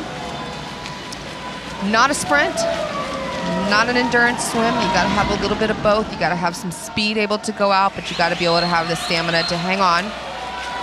Third 50 in the 200 freestyle. Typically that where it hurts the most important one. Always where it hurts the most is where it's important. Sarah Shackelford for Virginia Tech, a junior, participated in the Olympic trials. She's over in lane number 1, really strong off the blocks there for the Hokies. I think living off a little bit of the excitement we just saw in the men's 100 fly of her teammates. And again, it bears repeating, the men's and women's championships together for the first time. You're seeing that support. Great shot by our crew here in Atlanta. Phenomenal fan base on hand for the championships. Here at the McAuley Aquatic Center. And still Shackelford out in front here in this C final. Strong swim there in the first 100 at a 51.1. Still looking really good. Keep an eye, though, Brooke, on Liberty Williams. She's just a sophomore. She had a standout freshman year along with Gabby Albiero for Louisville. Lanes 1 and 2, though. You see Ella Collins there, the junior of UVA, kind of pulling into her. Dunn also gaining some ground for Louisville. It's still Shackelford at 1:18.73 in lane number 1. In the 200 free. Again, I mentioned in lane number 3, Liberty Williams. Watch this turn. See, she was slightly behind. Could she pull out in front here at the tail end of the 200 free? I mean, this last 25 looks like the first 25. Like they just in the water, but we're finishing strong here in lane 3. Liberty Williams out in front for Louisville. Strong towards the tail end of the 203, and a lot of smiles for that C final for Williams.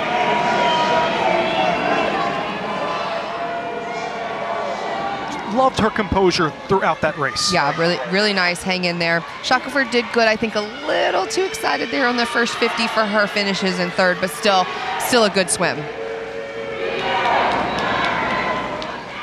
I mentioned what Chang could do for Duke. Finishes in 2nd.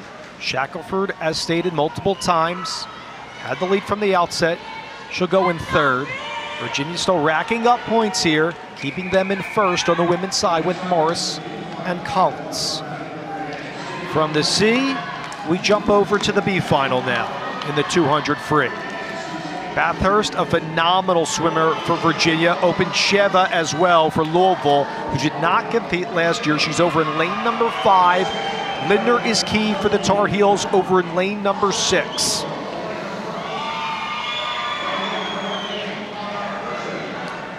North Carolina Lindner.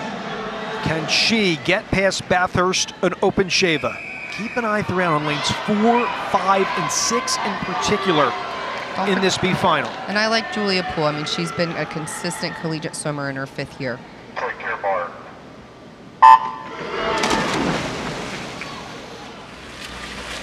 And that would be some crucial points for NC State if Poole could come in here with the 9th place finish winning this heat. Saw Wittig in lane number 1 get on top of the water pretty quickly versus the other 7 swimmers. Carolina's there with Lindner trying to touch that wall first at 24.44.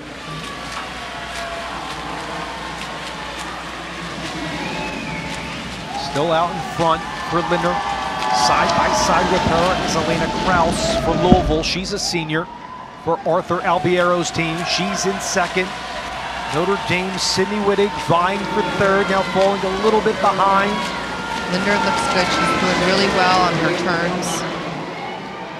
That nice breakout stroke, taking a stroke, 2 strokes there before even her first breath. Still out in front. Lindner going through that turn. Exceptional at that throughout the championships. Right behind her is Kraus for Louisville.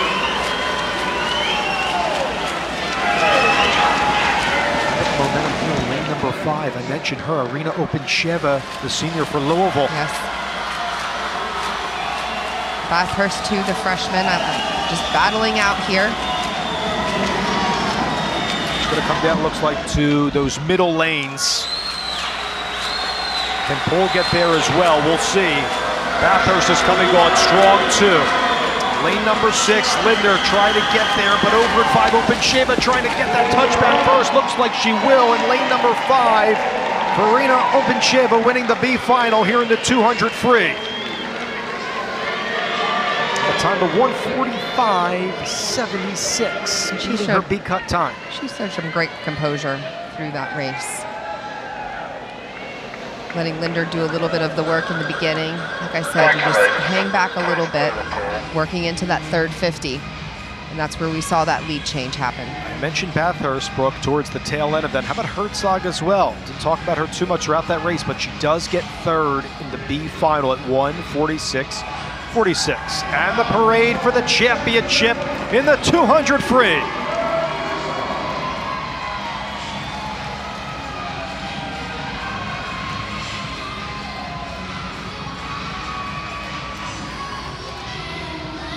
Best time this year in the 200 free belongs to the B-cut time of Annabelle Crush. She was at the Olympic trials. She's just a freshman for NC State. She's trying to get gold against Emma Atkinson as well, the sophomore from Virginia Tech, an All-American in the 200 back, and try to do it in the 200 free tonight. Lane number 3 is Riley Tiltman from UVA. Tiltman from Wisconsin, a 3-time All-American. In lane number 4, Olympian as well, Alex Walsh, a silver, the 200 IM, trying to do it here in the 200 free at the ACCs.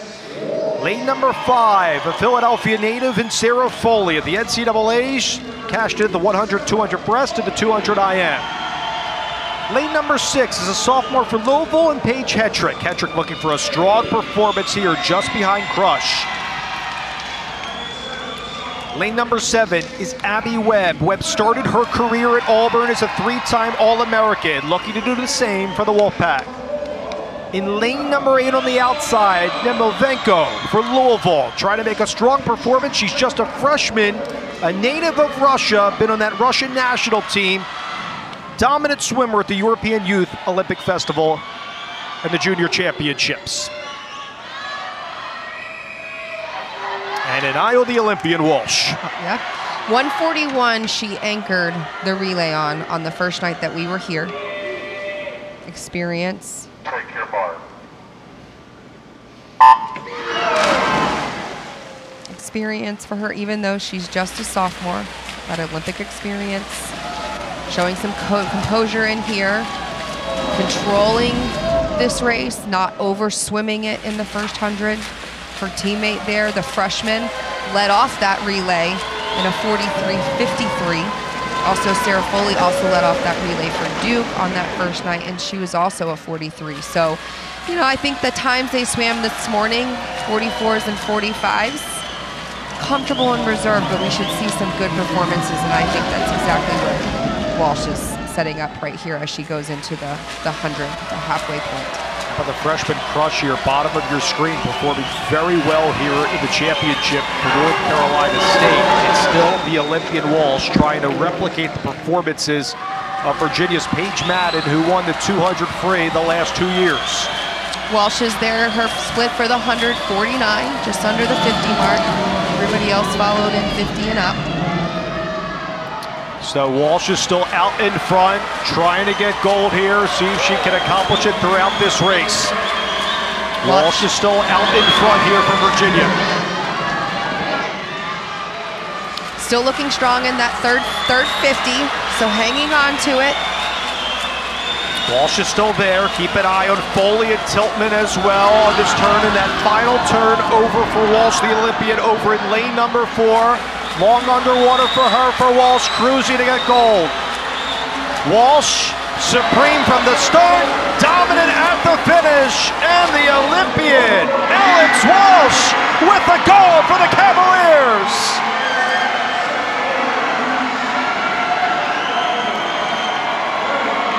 .142.28 for her. And that's a good swim. I said, you know, that lead-off anchor leg, she was 41, so that's about the right with that relay exchange and the relay. 141 to swimming an individual race flat start, 42.28. She's got to feel pretty comfortable with that. From start to finish for Alex Walsh. And she swam that great. Like I said, I think this morning was a comfortable swim, getting herself in the middle of the pool where she wants to be in lane 4, and then just put a great race together. Olympian, as we mentioned, 2-time NCAA champion. She gets gold. Sarah Foley for Duke getting silver. Great performance by her at the ACCs. And how about Atkinson getting bronze? We mentioned what Virginia Tech is doing, not just on the men's side, also on the women's side. Strong performances by the Hokies, racking up points on this day 3 of the championships.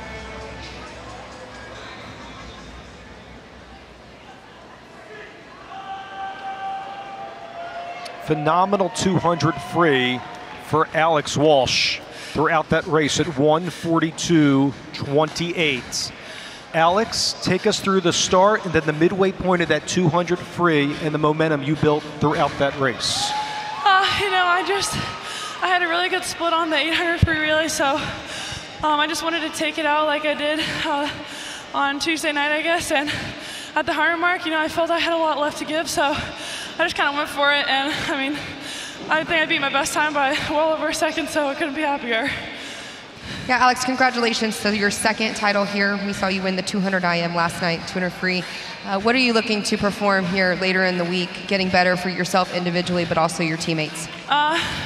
I'm swimming 200 breast on Saturday, so I'm really excited for that event. We have probably one of the best 200 breast groups in the nation, so can't wait to take it on with the rest of my team. I love my girls. Congratulations tonight. Thank you.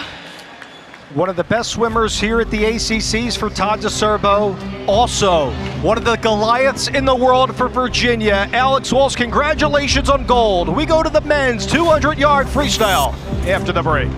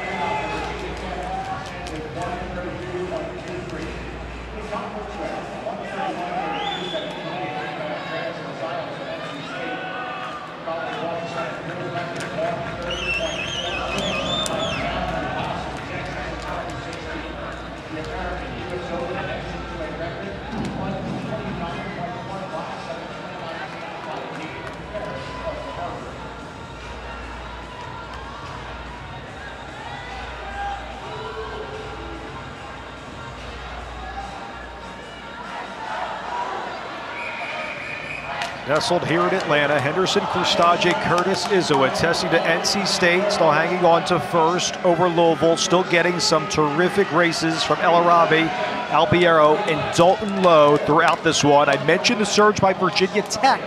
Now the Hokies on the men's side are in third as we go to the men's 200-yard freestyle, beginning with the C final. Benayon Sangalia in lane number 4 for North Carolina. Grender's a team captain for Virginia in lane number 5. Cole's on the outside for the Cavaliers. In lane number 8, Saldo has performed very well for Coach Albiero's team for Louisville in lane number 7.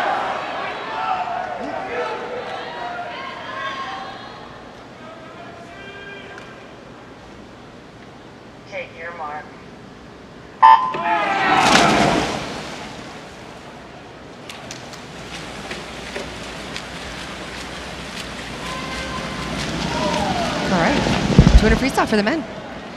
See if Sangalia can perform up to what he's known for here for North Carolina. And their head coach in Mark Angloff.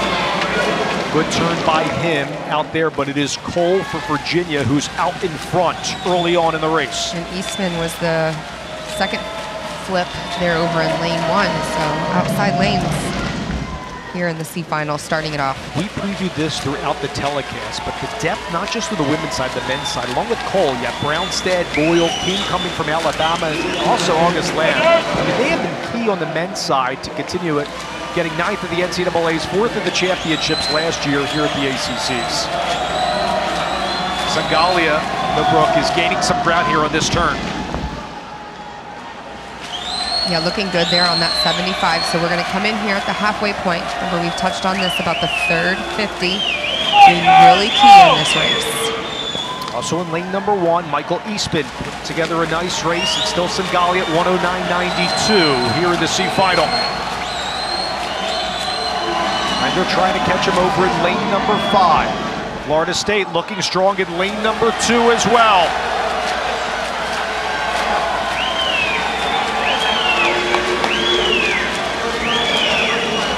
Sangalia is going to get towards the touchpad and win it for North Carolina. Strong 200 free in the C final. There for Sangalia at 134.45. About a second faster, half-second faster than what he swam this morning, so always feels good as a swimmer. I'm going to come back in finals and swim faster. David gets second there for Florida State. Grender and Cole, 3 and 4 racking up points there for Virginia. See 2 Louisville names there in Eastman and Saldo as well for the Cardinals. Great to see the home squad, Mark Wakeland, get on top there, finishing in 7th, getting some points for Coach Shealy's team. Into the B final. We know what Dan can provide with the longer races. Stakowski in lane number 4, known for his backstroke. Can he do it here on the freestyle? Loktiv's over in lane number 5, a strong swimmer, along with Radkoff over in lane number 8 for North Carolina. Can he follow the performance of Sangalia? We'll see. I mentioned Dan over there in lane 1, won the 500 last night. Went out in a 138.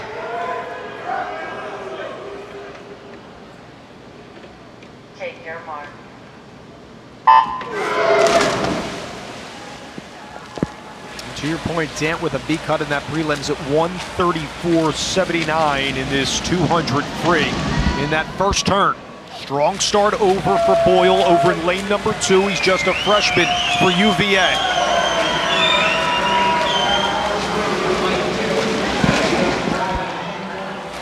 Over Jack Wright, a junior from Virginia as well. He's in lane number 3. Versace is also a terrific swimmer from Florida State over in lane number 7. And this is where the 200's interesting, because you'll look for Dant to kind of make that push towards the back half of the race, but you have the men that are stronger in the 100 that come up to the 200, but then Dant obviously strong in the 500, shortens and comes up to the 200. So it's kind of the mesh of where the sprinters and the distance swimmers meet, which always makes this race exciting. Dominguez gets the touch there, the freshman from Virginia Tech. He's over in lane number 6. See in lane number 3 what Wright can do here. Keep an eye on lane number 6 for Dominguez. Watch Dan at the bottom of your string there, coming in. They're at the 150. He's out in front right now for Ross Dant for NC State. Can Dant outlast Dominguez and Versace on the outside. Also Stakowski in the middle with a big surge towards the end. Lane number 6, Dominguez. Colonge from Virginia Tech trying to get to the touchpad first. And the freshman does it in the B final. The Hokies, I tell you, Brooke, are strong tonight on day 3 of the championships. They are. Virginia's, as a state, looks good here at the ACC. We're just switching gears just a little bit and going Hokies. Charlottesville to Blacksburg there for Virginia Tech. The freshman's going to get it done. How about that time at 1:33.58, beating his earlier B-cut time. Loktev Stakowski, as mentioned, came on strong to get third over Dant.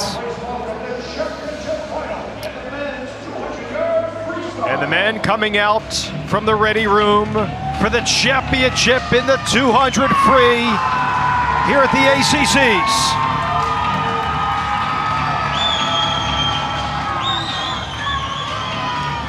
In lane number 1 is Hunter Tapp, the junior from Louisville, Kentucky, a 6-time All-American, also key on those relay teams. Lane number 2, freshman from North Carolina State, a 10-time high school state champion, and Sam Hoover. In lane number 3, Batar Unlu for Georgia Tech. Coach Healy said he provides the leadership. Can he exude that here for a gold? In lane number 4, Pizarowicz for North Carolina State. Can he beat that time of 1:33 and change here for a gold for the Wolfpack? Satari in lane number 5. He was strong for Brazil in the Tokyo Olympics. Need a big performance out of him. He was huge at 24th in the 200 free over in lane number 5. In lane number 6, the best time this year at a beat cut of 1:32.60 belongs to Luke Miller. He's a 3-time All-American, including this race. In lane number 7 is Noah Bowers, a junior for North Carolina State. At the NCAAs, he placed 8th in this very race last year. And on the outside in lane number 8 is Colton Polson, the senior from Louisville, qualified for the NCAAs for the 3rd straight year last year, 23rd in the 200 free. What can Tapp provide in lane number 1? Well, he was the anchor. You've got 5 members of NC State in this. Hunter was the anchor on that relay we saw at the first night. 1:31.97 was his time on that anchor. So but let's watch his teammate there in the middle, who was not on the relay and probably left him off just to put the Americans on there in case they were going to gun for an American record to make it official. Remember, they did break the meet record on that first night. Last swimming event to cap off day 3 of the championships. See what Pizarowicz can do. He's over in lane number 4. On that turn, he gets to the touchpad first at 21:28 to the championship. You mentioned Tapp, and you're spot on, Brooke. He's trying to get out in front on this turn as well and taking the lead for the moment for NC State. And I want to see how this goes and plays out. You know, 5 guys here practicing together a little bit like practice out in lane 1 with a great 100 split there at 44.54. His teammate in lane 4 there is still holding on to second. So this third 50 is going to be crucial for Tapp. Lucas Miller also performing well, the sophomore from North Carolina State. Swimmer you're mentioning there. It's still Tapp here. Tapp with that lead over his teammate in lane number 1. He's making me look good because I wanted to go with the outside on this one in our meeting, right? I think everybody looked at me like, what are you talking about? Can he hold on for the final 50 in this last turn? We'll see over his teammate in lane number 6. Miller will see for Hunter Tapp. Oh boy. Can the junior do it here over Lucas Miller? It's Tapp and Miller. Miller gaining some ground, trying to get to the touchback. Can Miller get there? Looks like he gets it for NC State. Lucas Miller, the sophomore, over at lane number 6. Outstretches Hunter Tapp for gold in the 200 free. It was a great swim. You know, Hunter putting it out there, though, and really making his teammates push for it, which is good for that. You got to have somebody that's willing to go out there. But I like what Lucas did there, really, on the last 25 of that race. All right, here we go. This is going into the 175 last turn. Tapp still has a great lead.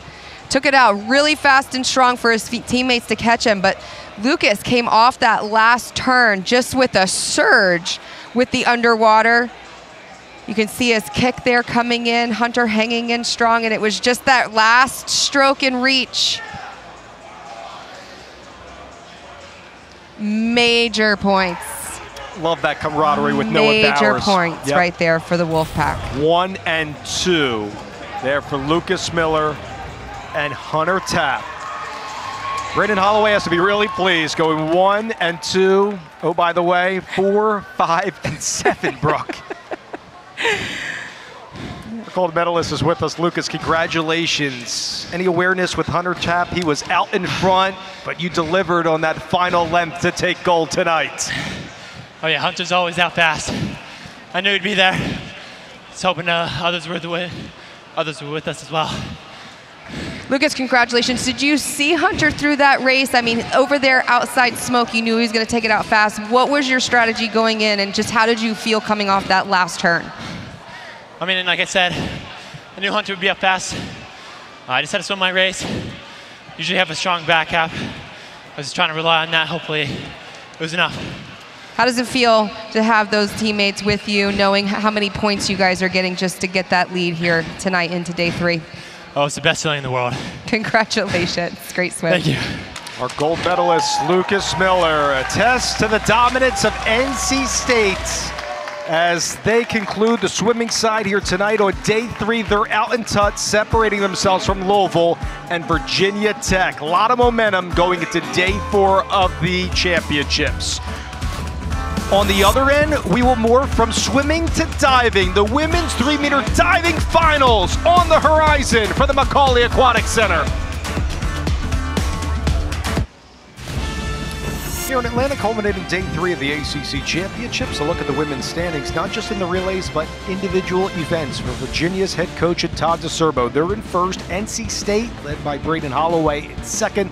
Louisville and Duke, third and fourth, respectively. Here on the pool deck with former Division I diving head coach Jason Bauman, I'm Dave Leno.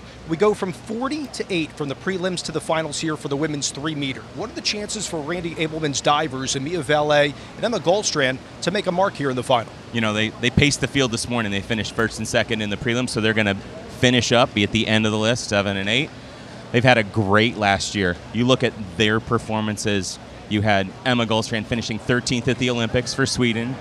You had Mia Valet finished 10th at the NCAAs last year. Emma was 4th at the NCAAs last year in this event. So they're looking to build on that, come in here and really do well at the ACCs this year. Margot Amara's tried to continue her prowess. She won on the 1-meter, trying to repeat on gold now in the 3-meter. What are her chances, along with the defending champion, Aranza Vasquez, for North Carolina? You know, so Margot's had an excellent start, right? You went 1 for 1. You came in, you won. That's awesome. Now we got 2 more days later. You got to go back up to the 3-meter and see what you can do from there. Aranza, she was 6th at the Olympics last summer. She was the runner-up at the NCAAs in 2021. She was the winner last year here at the ACCs. So she wants to come back and get on the podium. She missed on 1-meter by being 4th, just missed her last dive. But she's in a spot where she gets to put pressure on instead of being at the end this time. Jason, take us through what the judges are looking out for this evening as far as scoring goes. Right, so you're trying to get to that 65 kind of points if you're going to be the winner tonight on each of your dives. So you got to start with this judge's execution scale, where you want to be doing dives in the good to very good category, 7 to 8 or 8.5 to 9.5, so that you can get that times your degree of difficulty. And then these are the elements of the dive they're looking for. They're looking for the starting position, they're looking for the approach and the takeoff, they're looking at their flight pattern through the air, what their body shape is, the direction that they're going, how far from the diving board they are. And then one of the most important parts is the entry. Got to be straight up and down, and that gives you this overall impression. We have some star-studded talent divers here in the final. Paige Burrell just squeaking in will lead us off. Aranza Vasquez was last year's NCAA runner-up to Minnesota's Sarah Bacon. We'll see her in the end, but look at what Miami providing with Valet and also the freshman, Swedish Olympian in Emma Goldstrand. Beginning this women's 3-meter diving final with North Carolina's Paige Burrell. So Paige's first dive is a lower degree of difficulty. Remember, they got to do 5 categories. This is her twisting dive for those 6 dives. This is a back 1.5 somersaults with 1.5 twist free at 2.4 degree of difficulty, so a little lower. And again, at that lower degree of difficulty, you have to execute. Unfortunately for Paige, that's a dive she does on 1-meter too, and just a little too fast. And so she doesn't kind of reach out and stop and put that entry on it. So again, you're looking at those things. It's good in the air, tight position, good balance, but then reaches underneath a little bit instead of reaching out and giving that straight vertical entry. Probably not how she would have liked to start her contest here, but. And now over to Duke's Aaliyah Watson, the team's most outstanding diver over the last 2 years, according to Nunzio, their head coach on the diving program. And Aaliyah starting with the same dive, so the back 1.5, 1.5 at 2.4. And that's more of the entry you're looking for. It's still just a tiny bit over, and so she's got a little bit of wash on that, and maybe flexes her feet a little bit on the pike save, but I like the dive and a good solid start there. Low degree of difficulty, but execution was good. Sure like that start there for Watson. And a couple of sevens there. Again, you're taking out the top two and the bottom two scores over to a freshman representing Virginia, but from Atlanta, and Elizabeth Kay, goes by Lizzie. So she's going to do the same dive, but add 1 twist, so it's 2.5 twists.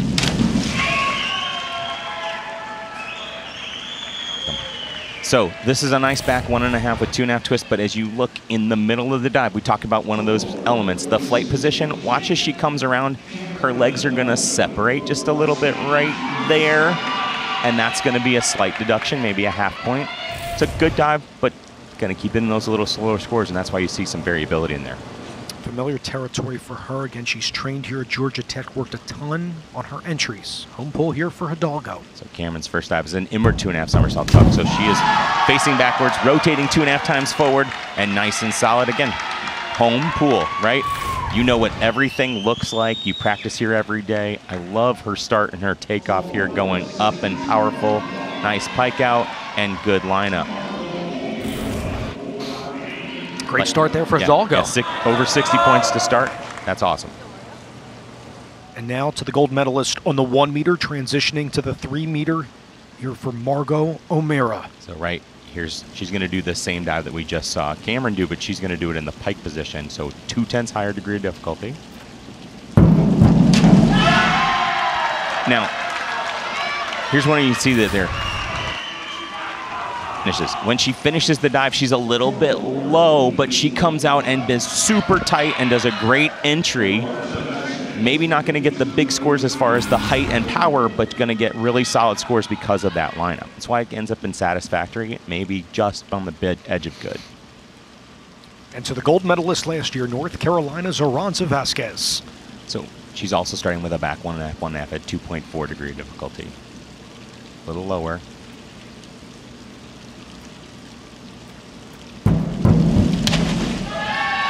And if you're going to start off with that, you need to execute. She did a nice one there. I saw the one in the warm-up was didn't look like that, so it was probably a lot better effort there and straight up and down.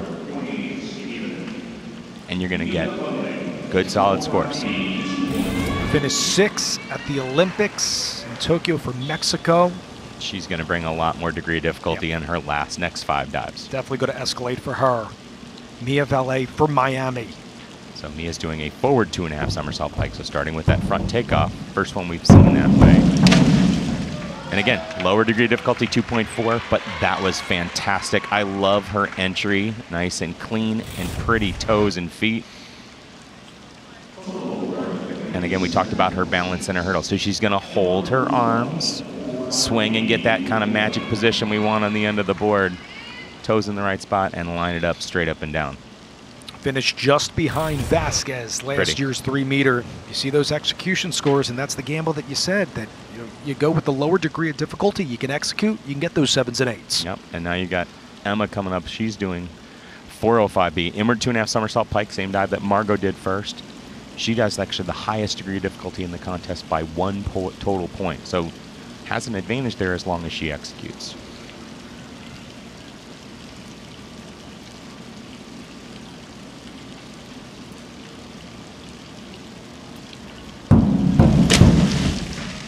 And it's a good start. It's a little bit slow. So I like her takeoff here, getting in a good position. It's moving all right. And a little bit of looseness in her knees as she comes out in there and then stretches and gets it in. Love the feet going in. Not quite as clean on the entry. Getting some 6s and 7s there for Gullstrand, the Swedish Olympian. 1 round is done. 5 more to go in the women's 3-meter diving finals from Atlanta. Hidalgo, O'Meara, Valet, 1 through 3 after 1. Plenty more to come here from the McAuley Aquatic Center. Beginning round 2 of the 3-meter diving finals with Paige Burrell with a 3.0 degree of difficulty. Yep, so she's going to do an inward 2.5 somersault pike. And her degree of difficulty is much higher from here on out. We've seen this dive a couple of times already. So she's going to start backwards, rotate 2.5 times forward in the pike position with straight legs. Try and get that in vertical.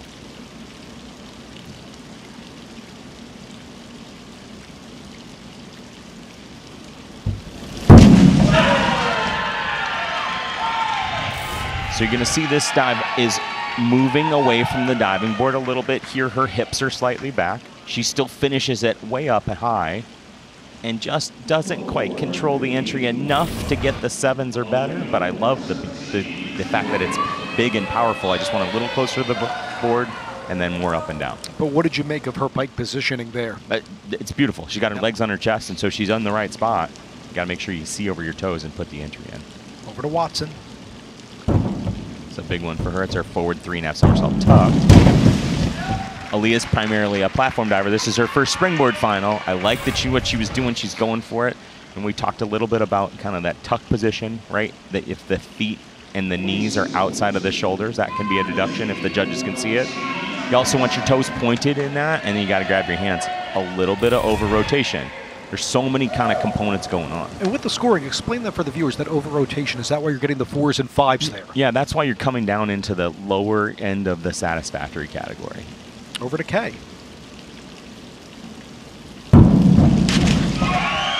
So that's her inward 2.5 somersault tuck. Again, that's one of those where you can see a little bit of the extra split in the tuck from back there where she's outside. Now, if you can see that as it's easy to see from this angle, but if from the side and you're the judges, depending upon your view, you can see it or can't see it. So there may be some slight deductions in there for that. We touched on multiple times throughout the championships on those tuck positions. You want to get those knees inward, right? Inside your shoulders. Feet should be together.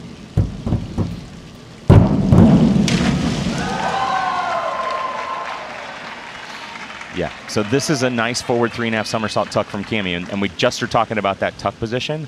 This one's, to me, what it should look like, and it was really pretty. Just a little bit over on the finish, but she's got her feet in a little bit more and really puts them together that way. That's nice. Some solid scores there from judges 6 and 7 there for Hidalgo. And over to O'Meara. Had a strong start in round 1.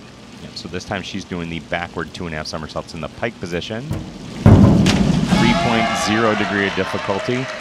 A little swingy on the out. I liked her position on the takeoff and how she gets it moving and gets small into her pike. But as you see her come out here, she arches her back slightly going through the water.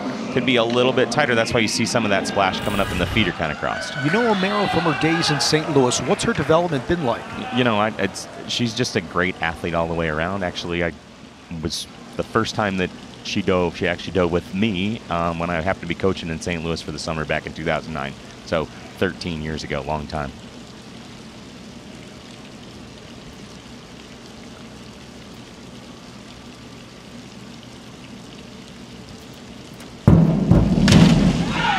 And again, I love the power that Aranza has.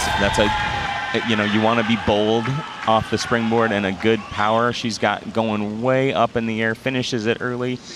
If I make one thing is that little flex feet in the pike as she's going by the board, I'm guessing that might be the judges that are in that 6.5, 7 range where they just see some of that. Yeah, she's going to like those scores, though, nonetheless. See, for the answer, Mia Valet from Miami, the 2 went toe-to-toe with one another last year, and you're seeing that again here at the championships in 2022. Well, you're going to see the exact same dive that Aranza just did, so judges can look at it, compare directly, what they're looking for.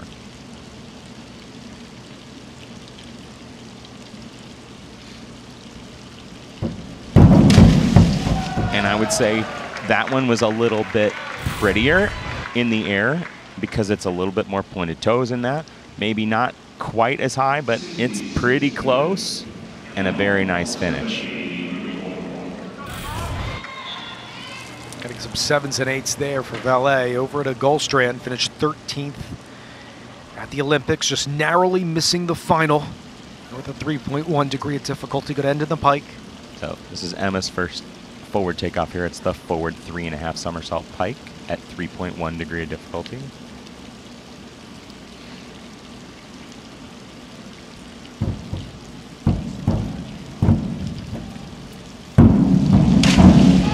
So she does an excellent job of being composed, right? Because as you watch in her hurdle here, she's going to step down and does this big kind of double jump to a single jump to her hurdle.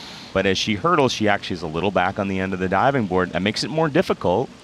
You see her kind of come back this direction, but she gets her arms all the way through. Really great pike position. And as she comes out, she looks at it and does a good, solid entry. Still going to be good scores. Really like that. A host of 7s there for Goldstrand. 2 rounds are through, and Randy Abelman has to like the start from his Miami Hurricanes. Valle, Goldstrand, O'Mara at the top. Can the Hurricanes continue? We'll find out. Moving to round 3 and back to Paige Burrell for her hardest dive of the program thus far. Yeah, this is Paige's forward 3.5 somersault pike, same dive we just saw Emma do. She did it for 7.5s in the prelims earlier today. It was a big dive for her.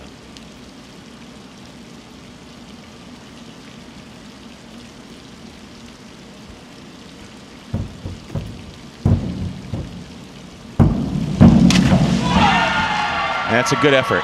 I like her hurdle. She's a little bit on the right-hand side corner of the board, just a touch, but doesn't panic. Does a great job of holding her arms, getting it moving. We could see her maybe get out of the dive just a little bit sooner. Love the pike position. Just a little bit underneath on the entry, because remember, when you're stopping, you have to reach in front of where you're going to go so that your hips and your line doesn't roll past vertical, and then you do that pike save. And her best scores so far, Idel Gamboa, her coach for UNC, saying she's having a great season thus far, really growing mentally too. So this is Ali's back 2.5 somersault tuck. Again, 2.8 degree of difficulty. Super fast. I like her strong kick out. Now I know Ali's, a platform diver primarily, and there's a lot of drills and work in there. So I love how quickly she kicks strong with her legs, hands her down, and then reaches back for her entry. Just a little bit of wash. As far as the scores go versus coming out fast or slow after that initial takeoff, does that matter as far as getting those numbers closer to 7s and 8s? It's not how fast you come out, but it's that you have to come out the right way and stop it and put your feet in the right spot so that you can control the entry. Nice composure here from Lizzie, right? This is a forward 3.5 somersault tuck, a little bit back on the end of the springboard, but no panic in that. Love how big and explosive her jump is here. Nice tuck. And find the bottom. Good. You can see the difference there with that tuck more inward towards the chest, right? Yep. So you want to be as compact and small as possible. All right, so twisting for Cammie. So Cammie's got the forward 2.5 somersault with a full twist. We call that full out because she does the somersault first and comes out and turns her body into the twist. And again, up and down. Nice tight. Little wiggle in the knees in there. Maybe a half point from the judges. Probably why we get in the 6.5, 7.5 range there. That was one of her most arduous dives of the program for Hidalgo. Now to O'Mara.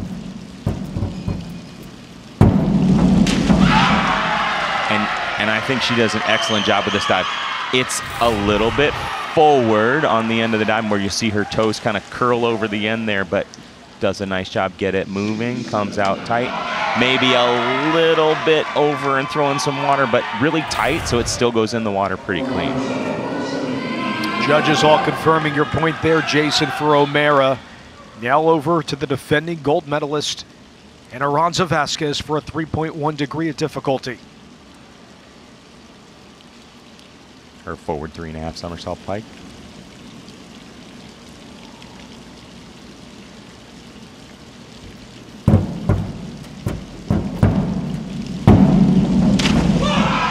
So you can kind of hear the board where she's really strong and jumping powerful, and she kind of missed the timing on it, but didn't really let that bother her and affect her. She jumps so high, and I love the pike she's getting in there. Again, a little bit of flex feet in there, but lined up and pike save. What's the depth like from the ACC divers compared to the others across the nation? You know, we have four athletes that competed at the NCAAs here last year. Aranza second in the final. Belay was 11th. And then you had Goldstrand who was 4th. So they're excellent, you know, and it's going to get better. That's a nice forward 3.5 somersault pike. Again, you're getting the same direct comparison between Mia. And she just has nice style. She makes it look easy. Maybe not as high in the amplitude, but does a great job with her body position. Love her pikes and her two-pointed feet. With that dive, she's still out in front for Valet in first over O'Mara. Got a Goldstrand to culminate round 3. Right, last dive of the contest, last dive of the round, reverse 2.5 somersault pike. So big one here.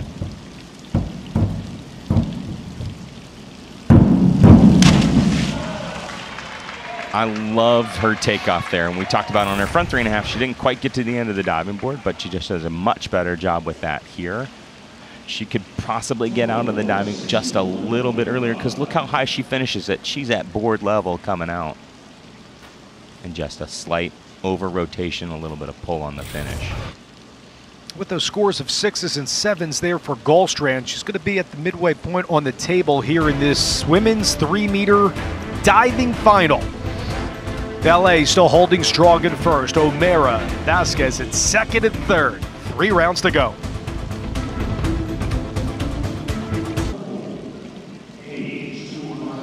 Going to round number 4. Can Paige Burrell accomplish what she did in round number 3 with a 3.1 degree of difficulty?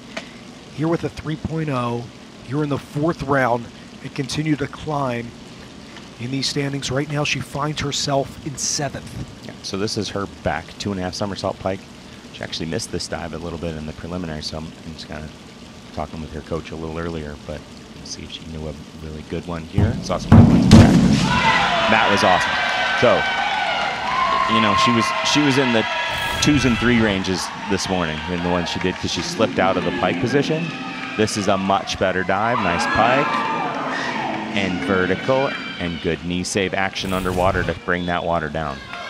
I like the resiliency by Burrell from the first 2 dives, Jason, to the last 2. Now over to Watson for Duke. It's a long contest. So here's the reverse 2.5 somersaults in the tuck position. Again, 2.8.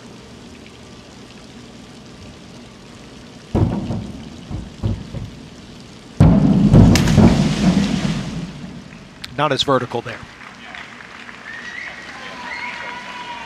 So when she's, that's okay. So I like what we're doing here in our hurdle, but we get a little bit forward, and then we gotta be patient and wait for the board. She's a little anxious, so it scoots, and it moves a little bit too far away. I like the way she kick-look reaches, but because it's a little bit forward, you run out of real estate and don't quite get to vertical, and you get the scores in that deficient range of the 3.5 to 4. All right, see if she can come back in the next round. Over to Lizzie Kay for Virginia. So this is her back 2.5 somersaults in the tuck position. Again, only a freshman, right? So we'll probably be increasing that degree of difficulty too, but you know, she's got a really good takeoff here and controlling your body and your emotions during that first final. And a little bit short, probably trying not to go over there instead of trying to get it into vertical and hitting that window where it's acceptable. So again, the 5s and 4.5s. All right, Coach Drew Livingston, you see him there, says that her attributes contribute to all 3 boards, a name that you will hear throughout the ACCs moving forward. So this is Cammie's back 2.5 somersaults in the pike position. And I like it. If I'm being picky, I like her takeoff here. She's getting her arms too early. She's getting into a deep pike. As she comes out and she goes to the water, I see her head kind of move down a little bit, which is why you see the feet kick over slightly. But good scores over the 60-point mark, which is great. Now to Duke's O'Mara. She's doing her forward 3.5 somersault top. And again, right? It's all those elements of the dive. It's the approach and the takeoff. It's the flight into the air. And that when you're going in, you want to be vertical, and this is really vertical. And she comes out and sees the water with that nice pike out action. One of her best dives so far of the program for O'Mara, who won on the 1 meter board. You know, high good. She's in the middle of the contest, so she's applying pressure by doing good dives. Let's see if Vasquez can start to regroup and take control here. She's the defending champ. Keep that in mind. So this is a back 2.5 somersault pike, 3.0.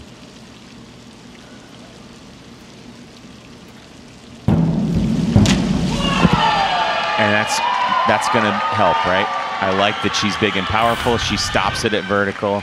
I like the come out and how she gets out at the right time and places her feet where she's supposed to. And nice straight entry, good knee save. Again, just those little tiny feet that are flexed in the middle and kind of apart. And so that's what brings that out of the very good 8.5 to 9.5 scores, but solid. Those two were terrific at the Olympics. It applies the pressure on the leader in valet. Her reverse 2.5 somersaults pike. And that is an awesome job, because as you see her hurdle here, watch her feet. They're going to land over the end of the diving board, and that's how you know that this person is a pro, because she doesn't panic. She waits, she comes out, and she just drills the entry. That was one of the prettiest dives so far from all the divers here. You can see that with a couple of 9s. Yeah, I mean, you watch that, and kind of as weird as it may sound, when you see a very good dive to an excellent dive, you kind of get that kind of tingly feeling of like, oh, yeah, that was special. Let's see if her teammate in Goldstrand can follow in Mia's footsteps. So her first of her 2 twisting dives, forward 2.5 with a full twist. That's beautiful. Again, you can see how balanced she is in her hurdle. Nice and tall. This is an easy dive for her, you know, at 3.0. Nice pike position, out, and great lineup and awareness there. Tremendous effort there by Goldstrand, the Swedish Olympian. And because of that dive and these scores, Jason, with a slew of 8s, she will be in second going into round number 5. Her teammate, Mia Valet, is in first. Aranza Vasquez, not too far, in third right now. Look at the separation, just 13 points from gold to bronze. 2 rounds to go.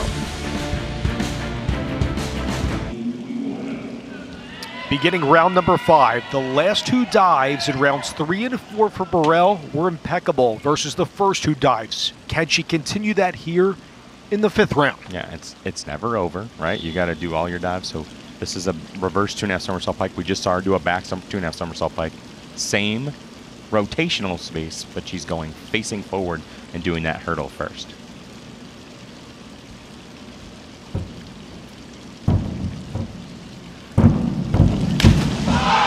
And that's good. You see a lot of divers put those two dives together because they are very similar patterns. I like her hurdle. Again, maybe just a tiny bit over the end with her toes, but doesn't panic. Nice deep pike and out, up and down. That'll work.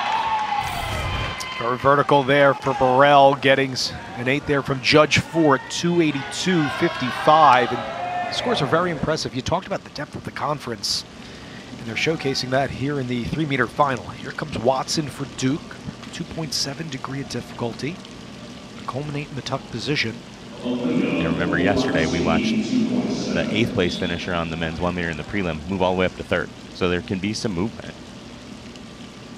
This is Allie's 405, inward 2.5 somersaults tuck, 2.7.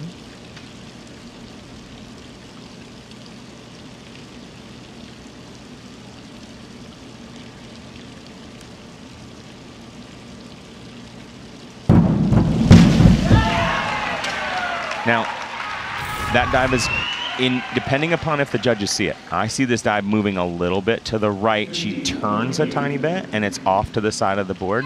Now, that's a slight deduction there. Maybe bring the scores down a half to a point, depending upon which judges see it or doesn't see it. looks to me like maybe the ones that were on the side that's closest to him maybe got the little lower scores. But getting those scores in the 50s, so very satisfactory for her. Yeah. Over to Lizzie Kay now. This is her reverse 2.5 somersault tuck. We saw her do back 2.5 somersault tuck in the last round. So again, hurdle and then backwards rotation toward the board. All right, she's from here. You got to wonder how many of those she dove with the club team that was here before going to college. She's probably been on that board. She's a little over the end with her toes, but she does a great job with that of finding vertical, using those visual cues, and coming out with a kick and a look and a reach back. She's worked on those mechanics, to your point, representing Pace Academy Swim and dive team as a captain there with Drew Livingston. Getting a 7 there, nicely done by Kay. Over to Cami Hidalgo. So this is the same dive. So you'll get to see another reverse 2.5 somersaults tuck.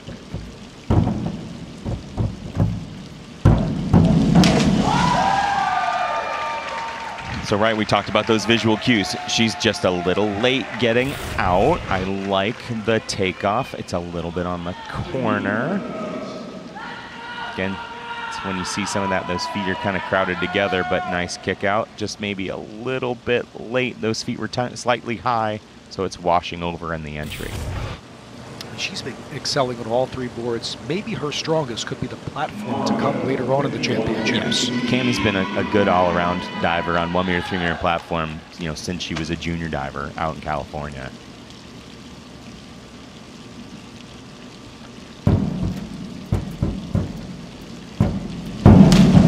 That's a nice forward 2.5 with a full twist. And she does it again, that front 2.5 full out, what we would call that dive. I like the way that she hurdles. I like the way she gets it up and moving. Makes it look easy. Yeah, and she didn't quite get her arms all the way up when that board's down, but she's in good shape. And I love that she picks her head up as she throws to help initiate the somersault first. That's why she can come out and be straight for that whole position and then pike down and line it up. She's going to like her scores here, especially for Judge 3, getting that 8 there. 66. Well done by O'Mara, who won on the 1 meter board. Vasquez made a surge, as mentioned, in rounds 3 and 4. Can she do the same in round 5? You know, this is the reverse 2.5 somersault pike, maybe a big key for her, getting on the end of the diving board, letting it go up, and then showing that nice, tight finish on the lineup.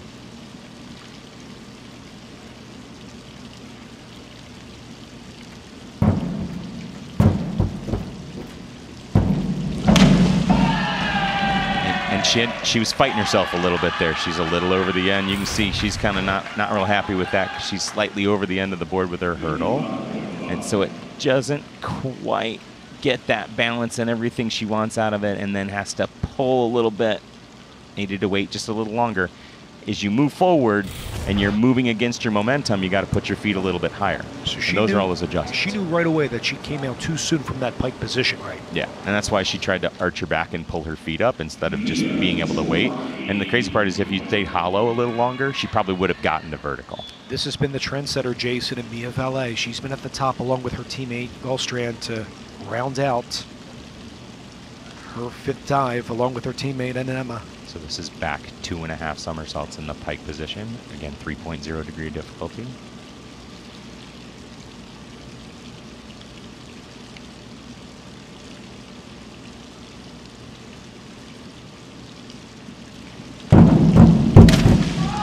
And she continues where she's going to be there, right? So again, she's nice and easy and smooth and pretty in the pike. Nice and tight. And impeccable entry there, nice knee save. She's still going to be at the top, 3-time junior national champ for Canada. A lot of experience as well at the World Junior Championships and the World University Games too. Her teammate who's been in 2nd for her 5th dive, and Emma Gulstrand. Yeah.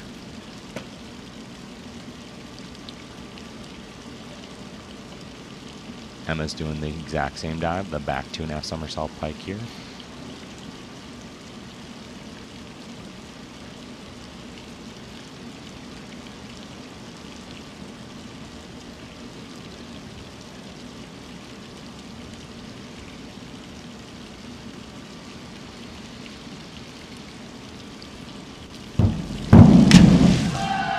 really good. And again, you can see her kind of getting herself set up there and not starting to move until she's ready. Get those arms all the way through and connects, and you see her spot the water there and put her feet at the diving board to stop. And again, as it's over-rotating a little bit underwater, you see her bend her knees and pull them back in and bring the water down to get those good scores. And for the Olympian Goldstrand, that dive is going to keep her in second place, right behind her teammates. Going into the final round, there's a look at Mia Valle. Can she capture gold here on the 3-meter? It's all Miami at the top, going into the twisting round after this. Going into the final dives of this women's 3-meter final. Valle's at the top along with Goldstrand. The champion, the gold medalist on the 1-meter, O'Mara, is currently in third. We will start with Paige Burrell. All the divers you're going to see are going to go through their twists. Right, so this happens to be, it looks like this is the category many of them decide to double up on. This is a forward 2.5 with a full twist. So you're going to see different variations of direction, but this one's the full out at 3.0. No, I was wrong. She does it full in, so she does the twist first and then comes out and does that way. That was my mistake. But I like what she does here, how she gets her arms all the way through and shows that position nice and tight, and gets into a deep pike there and shows the checkout and finds vertical. Good. I think she's got to be really pleased with her performance, especially as the rounds came along, getting an 8 there from Judge 6 for Paige Burrell, and a big hug and jubilation with her coach Gamboa. She's almost at 350 after the first dive was being for 30 points and making up for that by doing some excellent dives after that. And the culmination for Watson. So Allie's doing the back 1.5 somersaults with 2.5 twists at 2.8 degree of difficulty.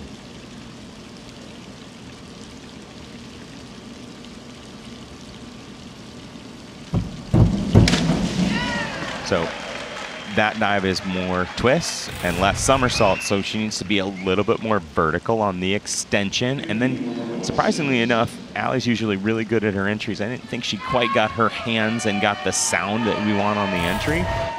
Probably keeping it in the satisfactory range. I know a totally different dive, but you can see that she didn't get so powerful to get jumped off the board, right? Yeah. Compared to like an Aranza Vasquez like we've seen. Right. And so that you're making some of those, there's lots to think about when you're sitting down with judging and trying to compare them. Lizzie's going to do the same dive that we just did, except for she's going to do a hurdle first, so she's going to do the reverse 1.5 somersaults with 2.5 twists.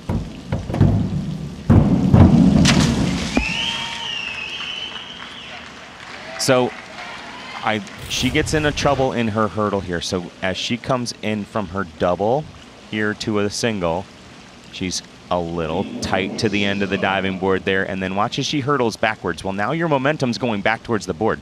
That's not easy, right? And so then you're not sure where you are, and you see her bend her legs because you're also then trying to move it away from the diving board, and you're working against your momentum to try and rotate in that direction. And nonetheless, congratulations to Lizzie Kay making the final there with her diving coach for Virginia, Drew Livingston, over to Cami Hidalgo in her home pool. Lizzie will come back and build on that. Cami's got the same dive that we saw just a second ago. Back 1.5 somersaults with 2.5 twists at 2.8.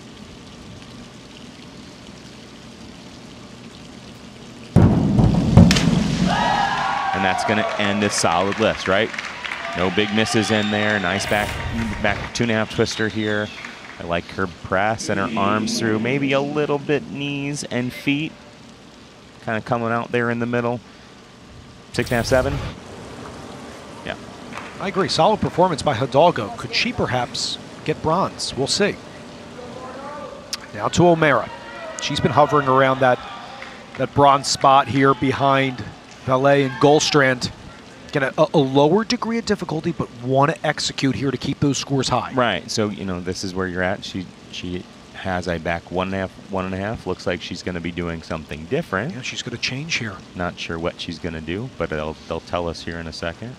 So at this point, take us through it. Do you think she's looking at the leaderboard saying, hey, I need to go for it here. This is it. Well, I think that this is maybe something they discussed before. So she is going to do a dive that I know she can do, right? She's going to do the 53-35. So we're reverse 1.5 somersaults, 2.5 twists. Same dive we just saw Lizzie do a second ago. But that increases her degree of difficulty from 2.5 to 2.9. you know, and this is the thing. You're there. If you can do it and you feel comfortable in it and you and your coach are playing that out, it's something you maybe discussed before, probably earlier before the contest started. We'll see how it pays off.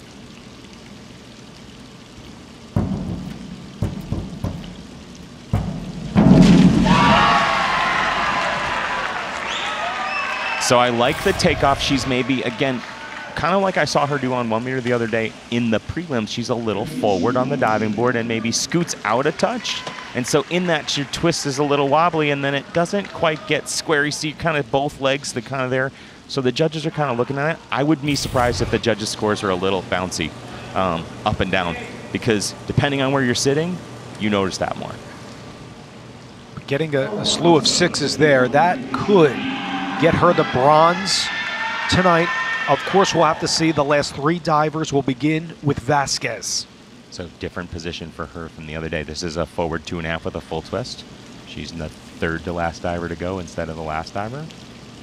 A little different mindset.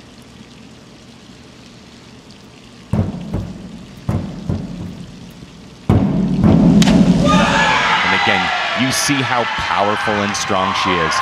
You know, she jumps so high. This is a better hurdle on the end of the diving board than she was. Getting out nice and easy and finishes that way and has so much time to find the lineup and the entry. It's a huge finish there for Vasquez, applying that pressure on Valet and Gullstrand here to end the championships. Oh, she liked it, Jason, with that final dive. And she should. That was awesome. So it's why that she got to the Olympic Games with Mexico. Can Valet hold on for gold? It's going to be very interesting. So Mia's doing the same dive. Forward 2.5 with a full twist, 3.0 degree of difficulty.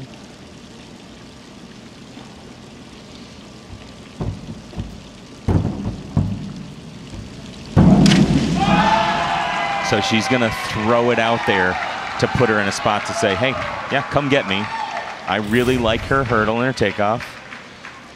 She's nice and composed. And again, she just makes it look really easy, and feet are pointed the whole way through, nice and tight and straight lineup. Again, nice hurdle, holding her arms, good position, legs are together the whole way and straight up and down. Just gonna love these scores, Jason. It's likely going to give her gold here on the 3 meter and now to her teammate in Gullstrand. And you see the hug there with Randy Abelman. Has to be pleased. Could be a gold and silver for Miami. Yeah, now we got Emma's final dive. So Emma's doing the hardest dive in the contest. So it's a forward 2.5 somersaults, not with 1 twist, but 2. She's already done 1 with 1 twist.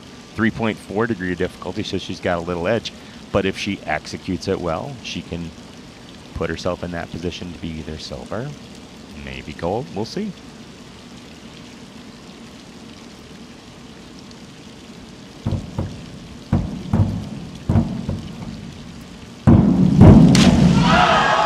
It's going to be really close. In fact, so if we slow that down, we go to the front 2. The side view, you're going to see her be in a little trouble with her hurdle, but does a nice job to get it going, coming out that way, and a little feet in the middle, but nice entry into the water, and toes are pointed. And again, good scores there for 8s, giving her almost 80 points. She ends up doing a very nice dive, but just not quite enough. It was an awesome contest. She's going to get the silver, but there's the gold medalist, her teammate, and Mia Valet getting gold in the women's 3 meter. Love that between the teammates there from Emma and Mia, and Randy Abelman has to be really pleased with the effort there on the 3 meter. There he is, the head coach of the diving program at Miami. That was awesome.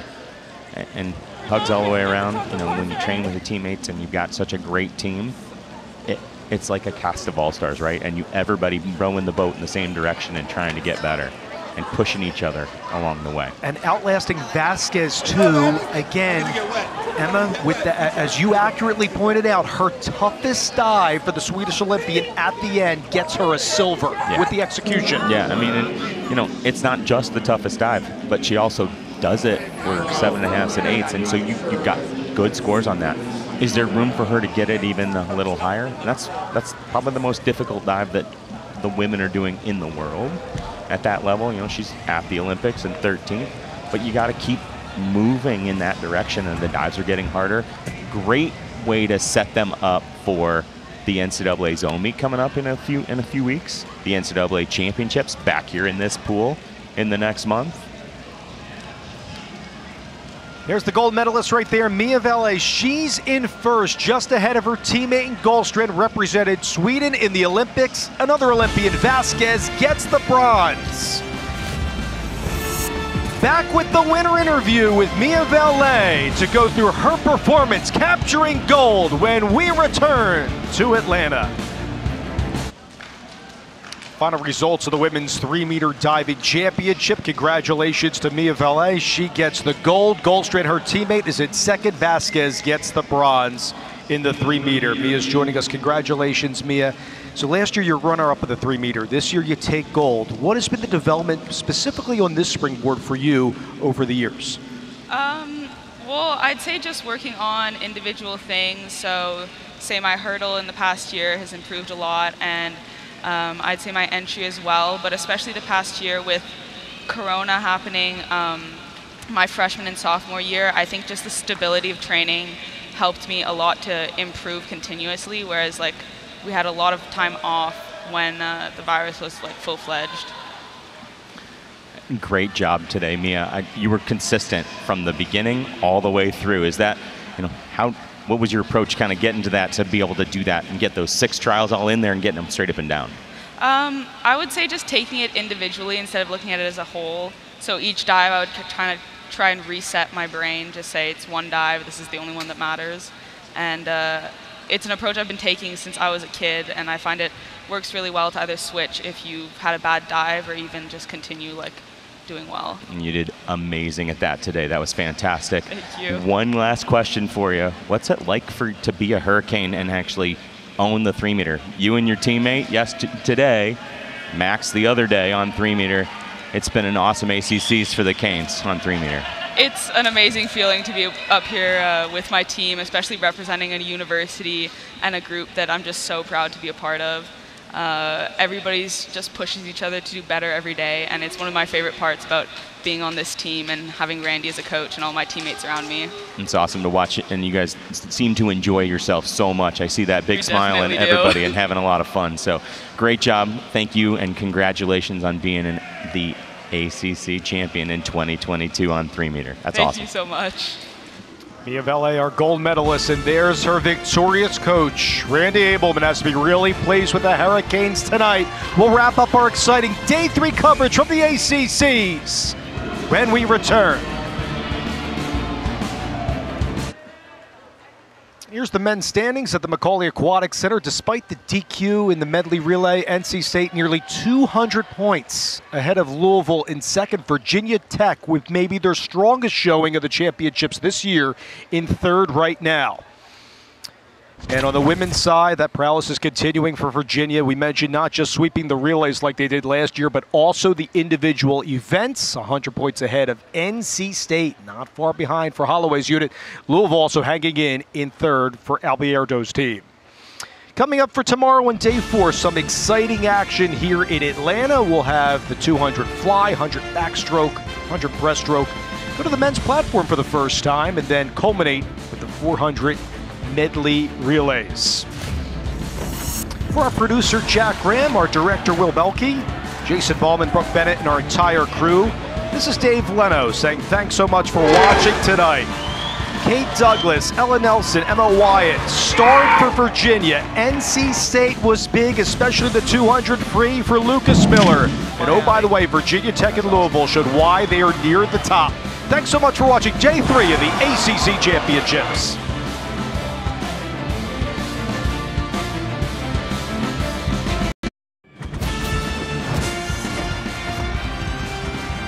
The ACC Network presents Day 4 of the 2022 ACC Men's and Women's Swimming and Diving Championships.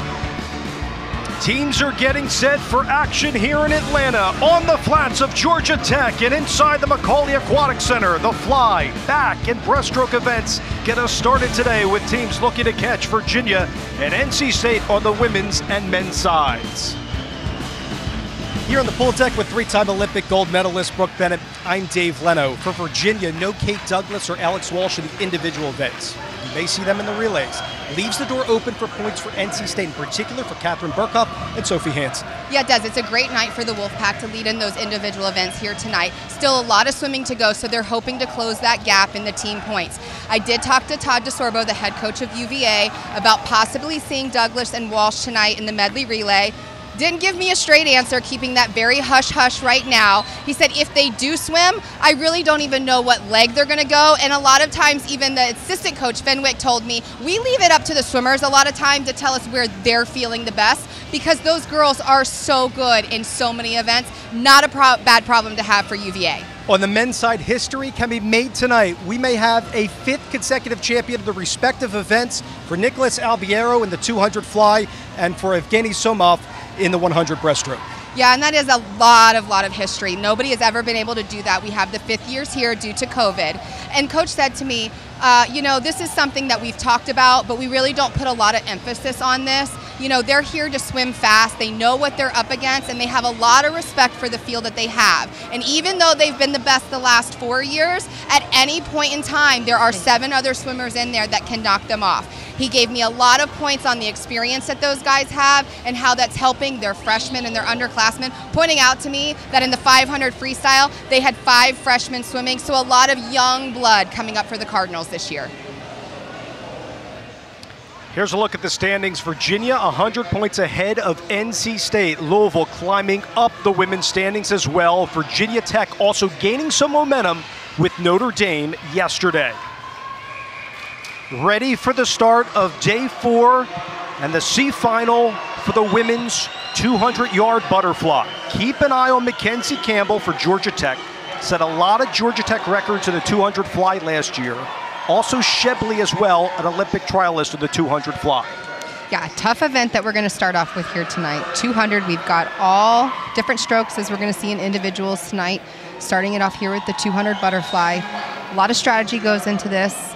Talked about the 400 IM being one of the toughest events to swim. 200 fly stacks up right there with that 400 IM that we saw last night. Take your mark.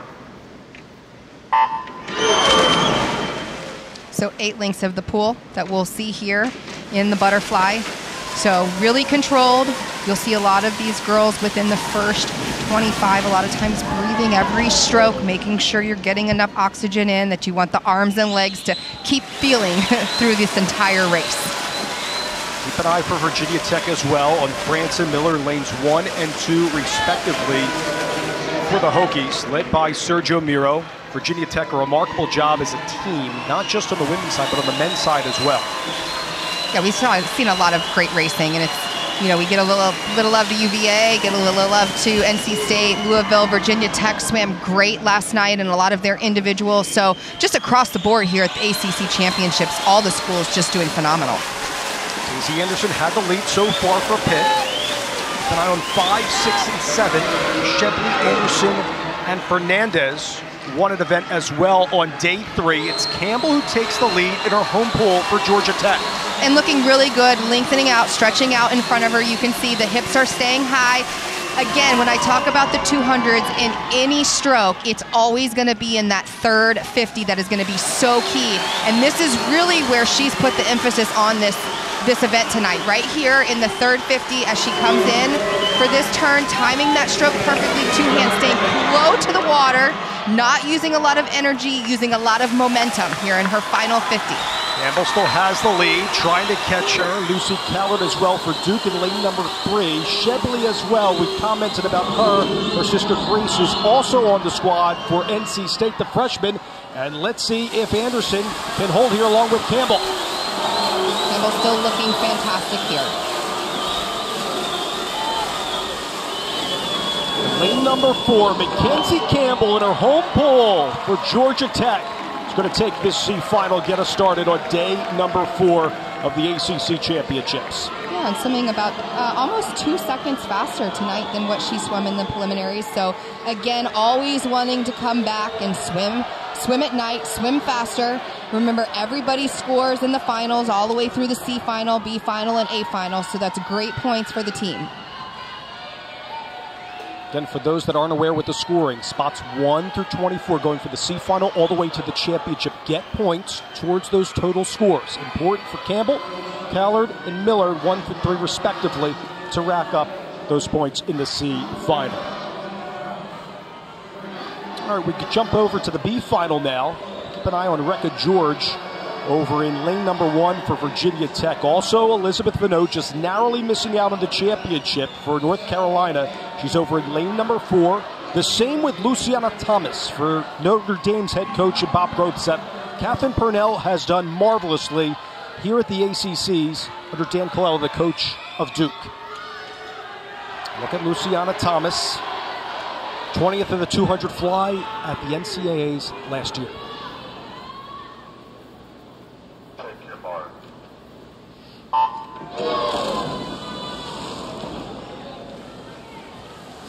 What is the mindset for these swimmers, in particular in the middle lanes, Vinot and Thomas just narrowly missing out on the championship here? You know, I mean, it's tough. I mean, you want to be in that center lane. You want to be able to get into the A final when you're on those outside lanes a lot of times. And we've seen this. I called that last night with Hunter Tapp over in lane 1, not being in the center of the pool. So not having the best preliminary swim, wanting to come back and swimming great in the finals.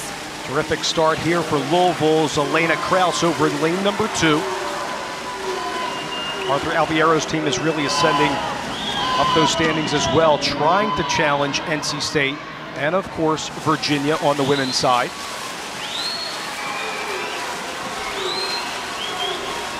Kraus is looking incredibly strong going into this first 100, so we're going to have to see how this plays out for her as she goes into that third 50, which is going to be so key in this race.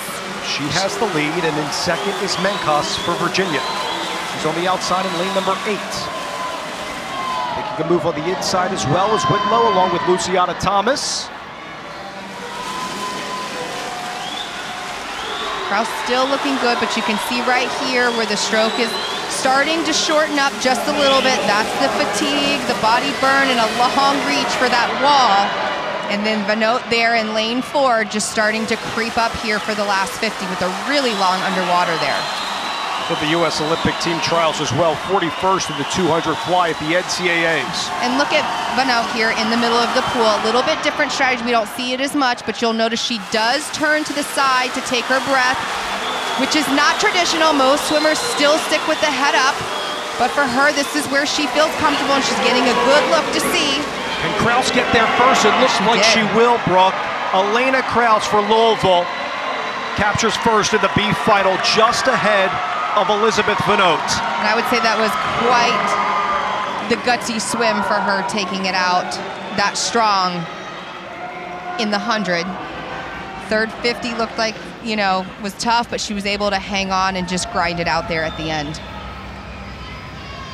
And racking up points here for the Cardinals. That's important, especially not just on the men's side, but on the women's side as well. Congratulations again to Louisville's Elena Kraus.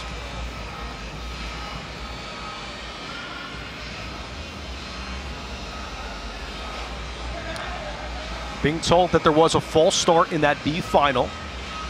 Be a little delay getting set for the championship. All right, we'll wait to hear the outcome of that. The officials are probably discussing to confirm.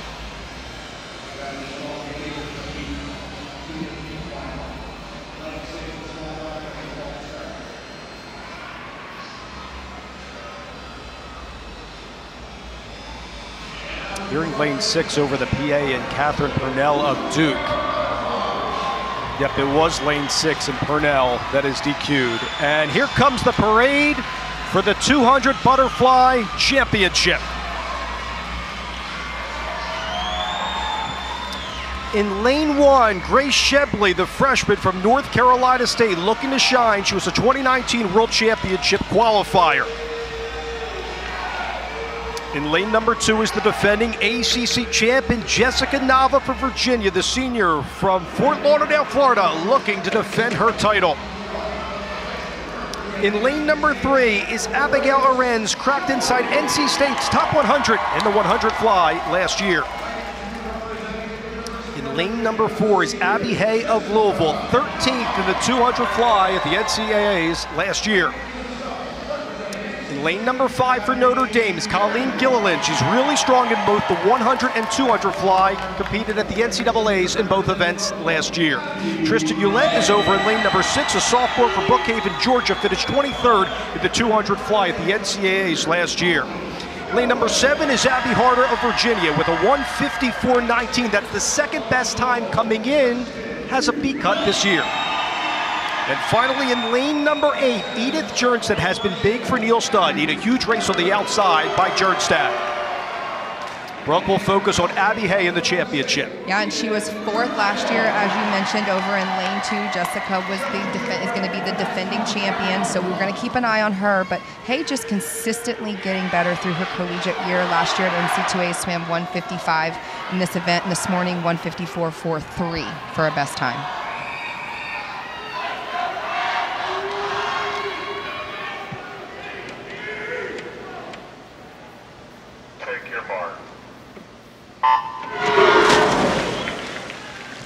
Good clean starts.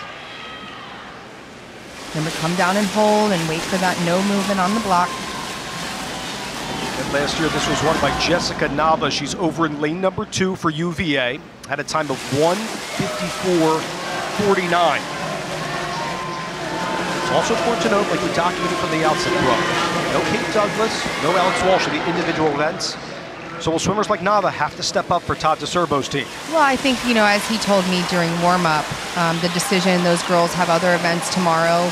They're key points in the relays, and they have so much depth that you can see we have a number of swimmers, 2 swimmers from UVA already in this heat. So, you know, strategy-wise, you know, those coaches know exactly what they're doing, and to give these swimmers opportunities to shine as well. Nava looking strong. Side by side with her is Arends, 53.87. Nava for Virginia still with the lead. Yeah, great 100 there for her. She looks really smooth. Hands are getting stretched out, so the stroke is not shortening up. Key to get into these turns. You don't want to glide in. When you glide into those turns, that's where momentum slows, and you got to work extra hard to get off the wall. Nava making a move, still out in front. Keep an eye on lane number 4 for Abby Hay here at this turn. 1:23.62, Nava still with the lead. Like to see her hit this wall and get in and out of this turn. She was a little slow at that turn at the start in, so we really want to see her gain into this one. She's been having great underwaters. Nava, Hay, Arends. Middle lane starting with lane number 2. Nava has the lead. See if Arends can come forward over in lane number 3. Nava still out in front. Hay looking for a surge here on the end in lane number 4. Look in the lane middle, number 3, Arends gets the touch. Abigail Arends, what a finish for North Carolina State, capturing gold in the 200 fly. Very patient for Arends. Very patient. All right, we're coming into the 170 mark. Jessica still has the lead. Patience there, right, for all of these girls. And Arends makes that move really in the last 10 yards. She puts her head down, takes the lead just by a fingernail in the last 3 strokes. What a patient, solid swim for Abigail Arends there out of lane 3. Just a sophomore. Guys, we're not a 2-fly school. From Raleigh, North Carolina, representing the Wolfpack 2, also known for her breaststroke and whose superb 100 fly times. Nice job, Abby. What an ending there for North Carolina State. It's Arends, Nava, strong from Hay as well, getting the bronze. It's great to see. I mean, it's tough to see, but it's great to see on our side of things when a race comes that close at the very end. Just a half a stroke. The patience exuded there by Arends was just fascinating to watch.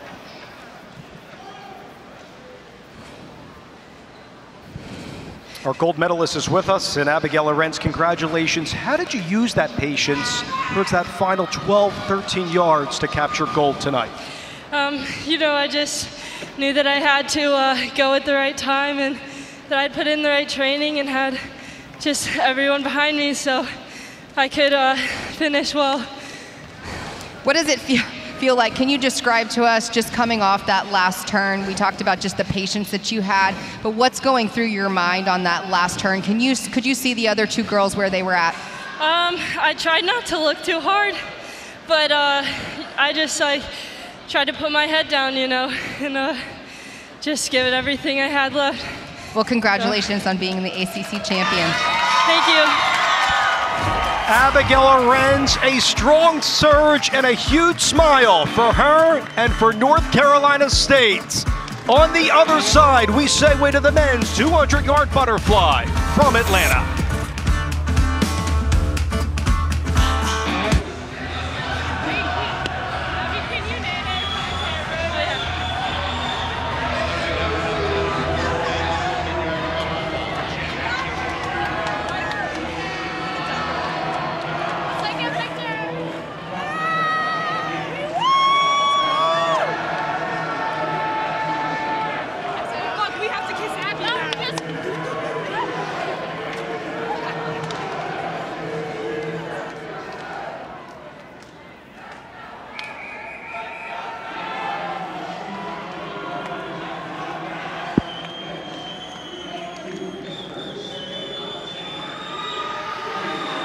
Here's the men's standings. North Carolina State has 4 golds and 11 medals. A test to why Braden Holloway's team is up top. That separation between Louisville, who won the ACC, so the men's side is in second.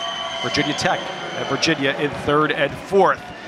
Now for the men, the 200-yard butterfly C final. Important to note for Maxwell Miranda, we've seen him in multiple events for Notre Dame in lane number 4, along with Dennis Loktev from Louisville in lane number 5. Boyd Polke, also strong for North Carolina, the sophomore, in lane number 7. Take your mark.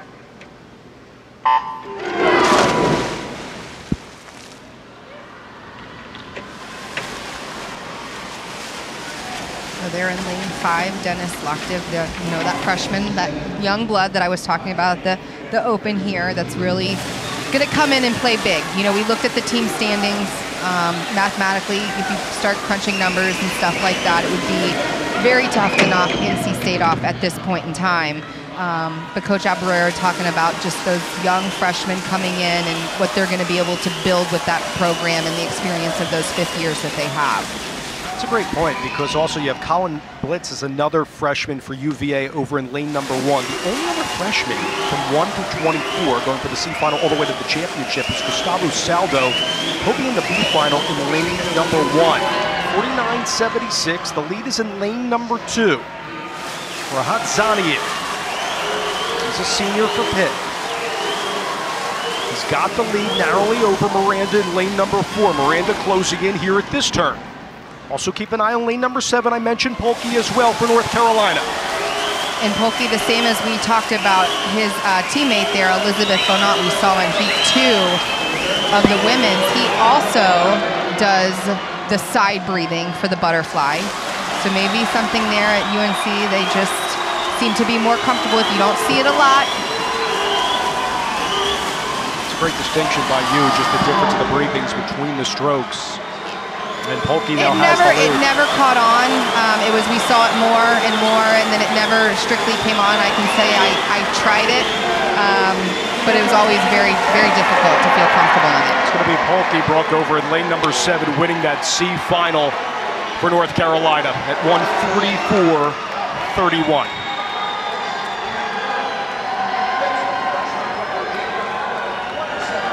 Their swimming and diving head coach Mark Angelov has to be really pleased with what Polke can provide. Just a sophomore, along with guys like Burhans and company. It's going to be strong for the Tar Heels moving forward in his career. There's the standings: Polke, Manoff, and Bitts for North Carolina, Virginia Tech, and Virginia, respectively. Rainer and Loktev finishing at 4 and 5. Getting set for the B final in the 200-yard free. Gustavo said I mentioned him, just a freshman. One of those underclassmen over in lane number 1. Justin Grender is a captain for UVA in lane number 3. Dylan Eichberg across multiple events. Stars for Virginia Tech. He's over in lane number 4.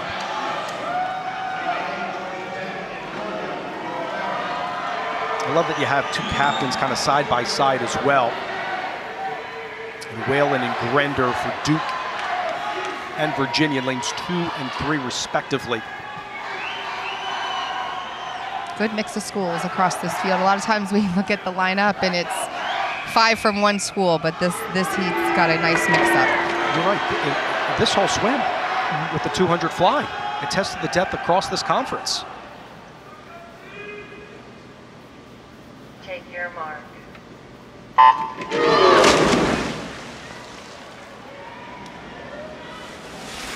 This is going to set up some history. This is the B final, but just keep in mind, Louisville's Nicholas Albiero is the defending NCAA champ, looking to make history to win his 5th straight 200 fly.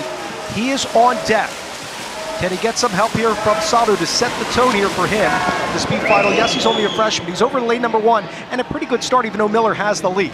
Yeah, I think, and this is where, you know, they lead off of each other, they feed off of each other. We've seen this over the night where the UVA girls get pumped up, set an American record, the guys follow. So you get your teammates in these C and B finals having great swims. It certainly helps get the mood and the energy right as the championship finals get ready to come out after this heat. The latest Miller over in lane number 5. We saw him shine on day 3 of the championships as well for North Carolina State. And again, it's that depth versatility for Braden Holloway's team. Keeps North Carolina State at the top, not just in the conference, but in the NCAAs. Right, and you asked me about this in the women. When you have, you know, that center lane of the B finals, Lucas is in lane 5, so he was the 10th fastest this morning. You know, looking how he is right now with 1 more 50 to go. You know, swam 1:43 this morning, missed making that A final. And he's gonna kind of crush the field here. How is that prelim swim compared to what he's able to put together here tonight at finals? Miller's way out in front here for North Carolina State. Swimming away with this one in the B final for the dominant Lucas Miller, the sophomore for the Wolfpack.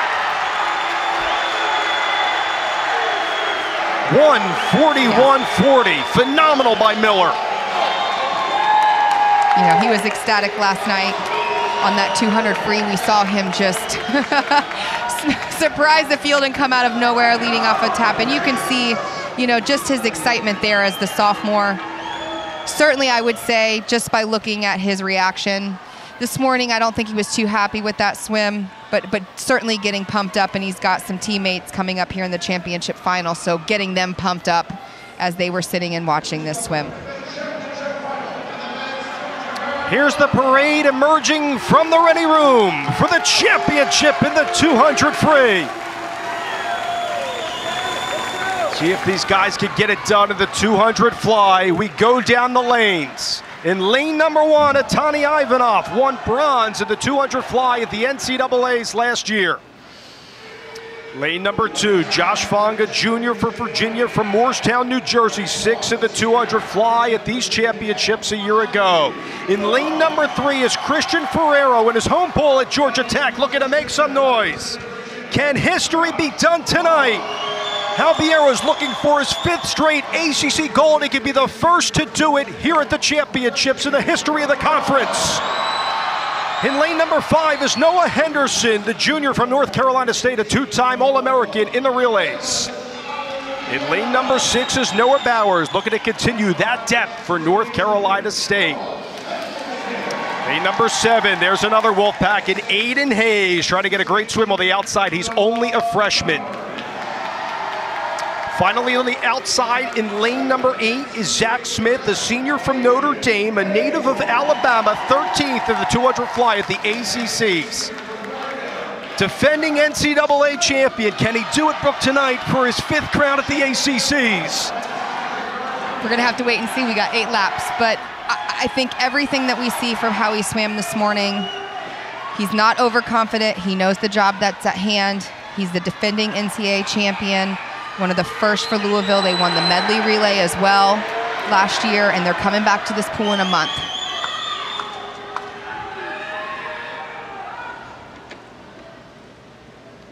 Take your mark. Again, you want to come out here and not overswim that first 100. He holds the meet record at 138.65. This morning swam 139.53. So will we see that record drop? The pool record here held by Joseph Schooling, 137.97. I think in a month's time, we'll probably see that record go. Here tonight, I think what's on the table is getting his hand on the wall first. Again, he would be the first in ACC history to win an event 5 times in a row. He's a grad student, and oh, by the way, coach's son, Nicholas Albiero, in lane number 4. And let's keep our eye over here in lane 1, at the bottom of your screen there. It's Ivanov there for Virginia Tech, also strong too. He took it out strong in the first 100. And he was bronze at the NCAAs. Trenton Julian for Cal had the silver last year. Strong underwater there here on the fly in lane number 4 for Albiero. And we're at the 150 here. Let's see his underwater. This is impressive, okay? This is going into our last 50 here, and look how he utilizes the underwater. The training that he must do for his underwaters.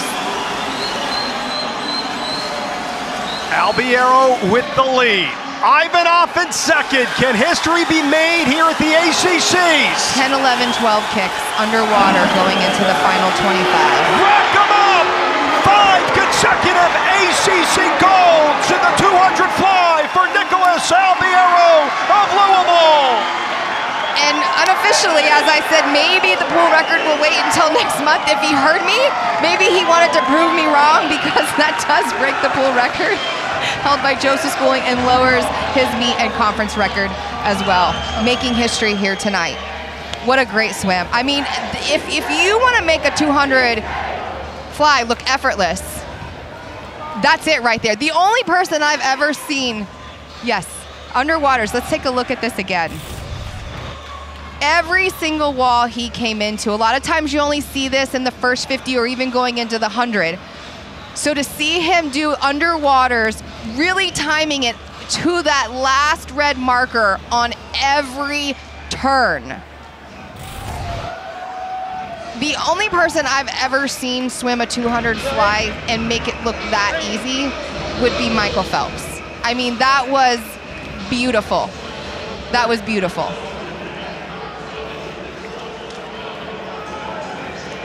And here's the results. Albiero in first, Ivanov in second, Aiden Hayes for North Carolina State. That's some great points for Hayes and Bowers in third and fourth. And for a guy like Albiero, and just into the conversation of an Olympian in Phelps, that would mean the world to him, winning 5 golds. Yeah. Here at the ACCs. Right, and primed, I think, perfect where he's probably looking to go and what they're going to discuss from, you know, leaving here and coming back in a month's time as the 5th year, being able to defend that NCAA record.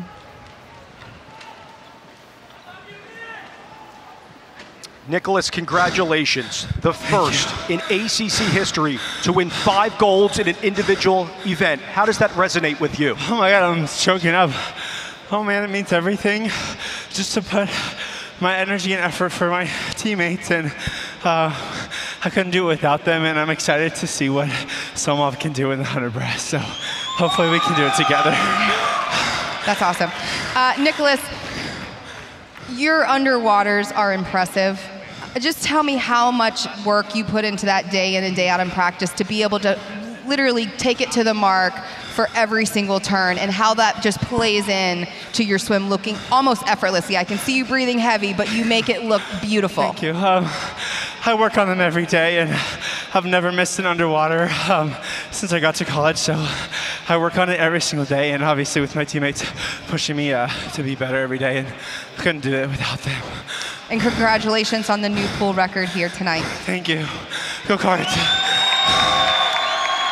And a great moment for his father and Arthur Albiero as well. Father and son get it done at the NCAAs. It attests to the work of this fly on these underwaters by the 5-time gold medalist in this event, in Nicholas Albiero. On the other side, we'll have the women's 100 back when we return to the McAuley Aquatic Center at Georgia Tech.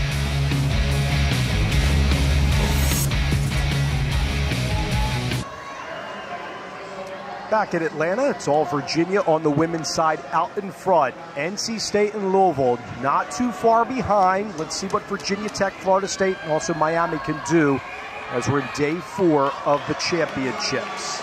Now we segue to the 100-yard backstroke here, beginning with the C final.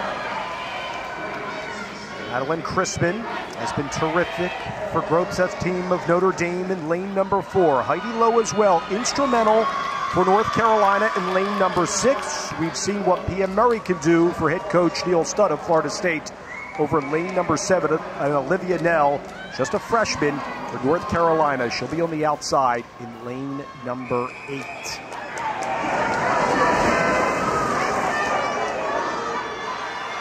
an eye on Crispin in lane number 4. One to watch here in this C final. Point out, we'll talk about this, but the girls in that wedge. So as you saw there on the start, one of the newer devices brought into swimming, really pushed by Olympian Erin Pearsall. These came into play going into the 2016 Rio Olympics and Olympic trials with that backstroke wedge. So it attaches onto the starting blocks. The athletes can put their toes on it and give them just a little bit more of a grip, to where before you used to have to keep your toes underwater. Elizabeth Beisel made the also famous, not so famous slip, and that's why they started to push this, because you used to have nothing but the touchpad to keep your feet from slipping down. So I know the backstrokers are appreciative and love that new device that's been brought onto swimming. Really relatively new still.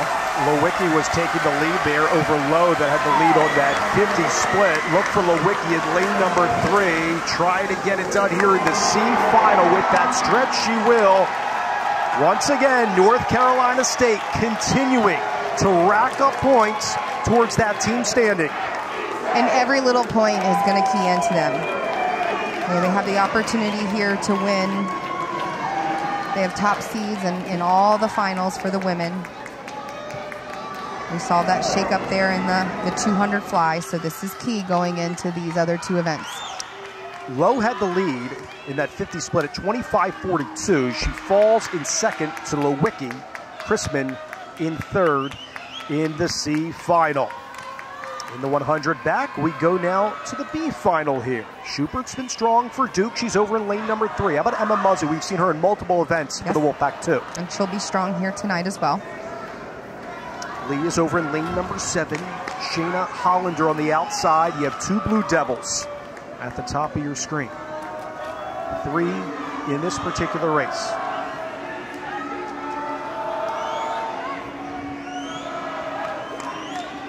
All previewing for NC State's Catherine Burkhoff, who won the NCAAs last year. Can she win it again for a 3rd consecutive time? That will happen in the championship.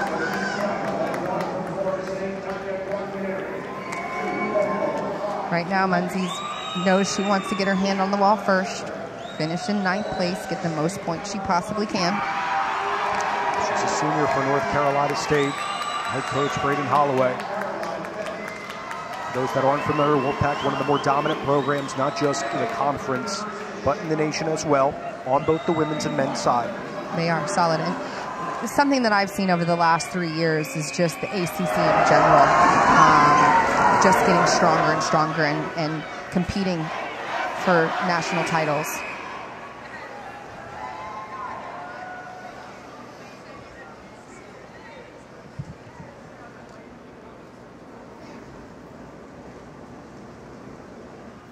Take your mark.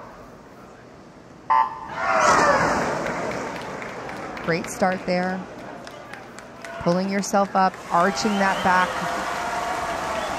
Almost that scientific equation, not going too deep on the start, not too shallow. Again, working the underwaters as we saw in the butterfly, the same thing here on backstroke. Head has got to break the surface before you come to that second marker on the lane rope, about 15 yards. They can stay underwater. 24.89 for head trick for Louisville over in lane number 5. Swimmer that you said to watch out for, Muzzy. See if she could come on and try to win this here. Great underwater by her too. That last turn really pushed her up and how she just was able to carry the momentum. It's going to be Muzzy in lane number 4. From what school you say? North Carolina State yet again at 51.82. And the Wolfpack love it here at the McAuley Aquatic Center. I think that's one of the great things you see in college swimming. The excitement, knowing how every point counts. You start to get that feel in high school. These ladies come from good high school, strong programs, but then collegiately, it's not an individual effort, it is a team. Solid time at 51.82 for Muzzy. I mentioned setting the tone. Can Burkhoff win 3 in a row? We'll see. Here's the parade for the women's 100 backstroke.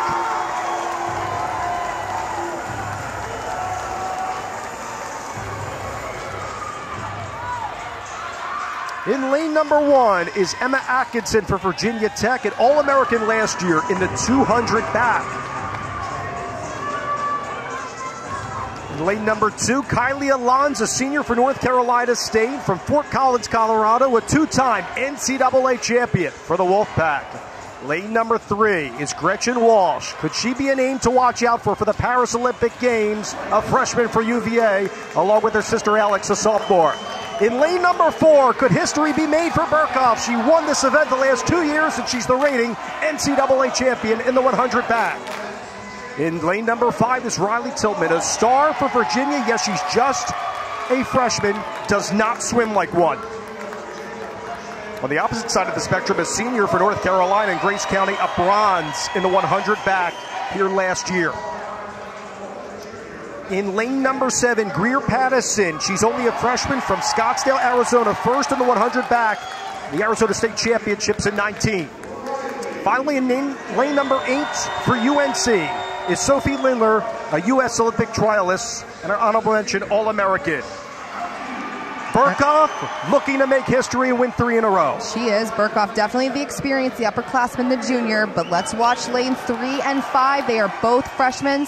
Walsh led off the relay last night in the backstroke going 22.8, while Riley won the high school state champions as a sophomore out of Wisconsin in the fly and 100 back and holds the high school state records in both of those events. So these freshmen already very decorated swimmers. Burkhoff the experienced one. 3, 4, and 5, I think, are your lanes to watch here.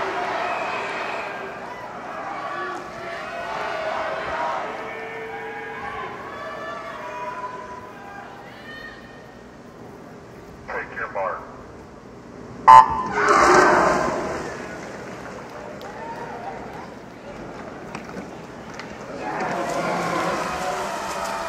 Again, underwaters, turns, those backstroke flags, knowing your strokes, there is no hesitation going in. As you flip over and take that final pull, you want to pop those feet over. A lot of core, a lot of legs as they rotate those shoulders all the way through to their hips. 23.88 on that 50 split there for Burkhoff, following in her footsteps of her father David, a 2-time Olympian gold medalist in the 88 Seoul Games in 92 in Barcelona, into the final turn. Watch their underwaters, how that momentum in that turn plays off. Freshman Walsh is in second. She's trying, but I think Burkhoff's just too strong. Burkhoff gets 3 in a row at the ACC Championships. Gold medalist of the NCAAs last year. Burkhoff with 3. Gets it done here at Georgia Tech. 49-41. That is a meet, conference, and pool record. Unofficially, we'll wait for the official times, but a meet, conference, and pool record. She won gold over Alabama's Ryan White and over Phoebe Bacon of Wisconsin. That gold time last year broke 49.74, and she tops that here. Here we go.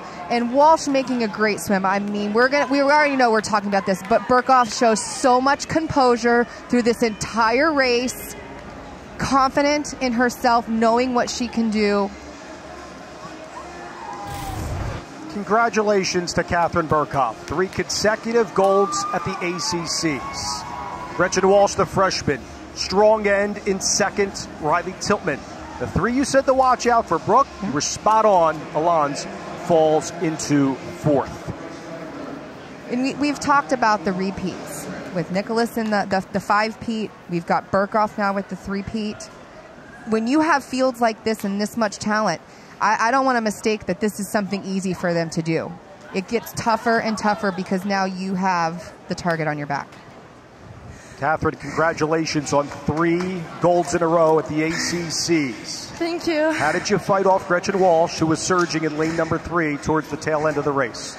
Well, she's an awesome swimmer, so it's really fun to compete against her. I don't know, just trying to have fun with the race.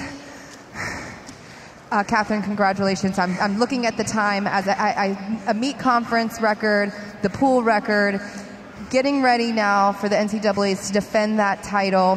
How do you improve? What do you go back home and focus on? And I'm going to point it out. Reagan Smith holds the American record. Where do you improve from here to there and to focus on bigger and better things in swimming? Just trying to remember the end goal and work as hard as I can between now and NCAAs. Congratulations on the 3-peat here tonight. Thank you. Catherine Burkhoff, the defending NCAA champion. Oh yes, her teammates love it here in Atlanta. Burkhoff starring for North Carolina State. On the other side, we go to the men in the 100 pack after the break.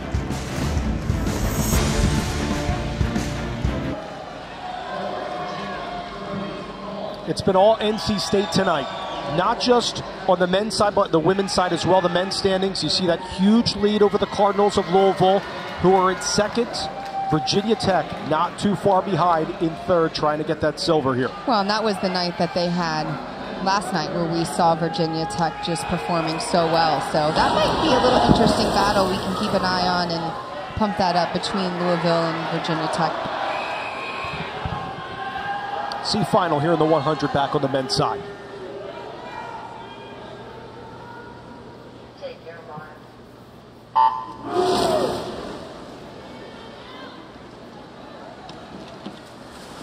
Lane number 4, William Cole for Virginia. He's just a sophomore. Jack Weber in lane number 5 for Louisville. Alexander Mays is a junior for North Carolina. He's on the outside in lane number 8. Strong start for Connor Lowry for Florida State in lane number 1. 22-23, and it's Cole for Virginia with the lead in the first 50. Good underwater there by Connor. See a lot of these swimmers coming out of the outside lanes. You know, they feel good to be in the final. They get out there and give it their all. And Cole get it done there in the middle lane for Virginia. Weber also strong in lane number 4. There's the touch by William Cole. Virginia getting points not just on the women's side, the men's side as well at 46-63 for Cole and the Cavaliers. Beats his time from this morning as well. He does. Yep, about a half a second there. Great to see Notre Dame under their head coach in Bob Grotzep, the longtime coach for Northwestern, getting points at 3 and 4 again. Should state, for those that aren't familiar with the scoring system, spots 1 through 24, getting points, all going towards that team score. Okay, the start list for the B final. Tucker Burhans for North Carolina is huge on the relays. The senior from North Carolina State, though, Giovanni Izzo from Italy, is a prime swimmer in lane number 4. Kyle Barone in lane number 5. We've seen Jack Aikens in multiple events for Virginia. He's in lane number 7, and the same can be said for Dalton Lowe with that versatility for Louisville, a sophomore on the outside in lane number 8. See what Berkey Saka can do, Brooke, as well. Get some points with Georgia Tech in the home pool.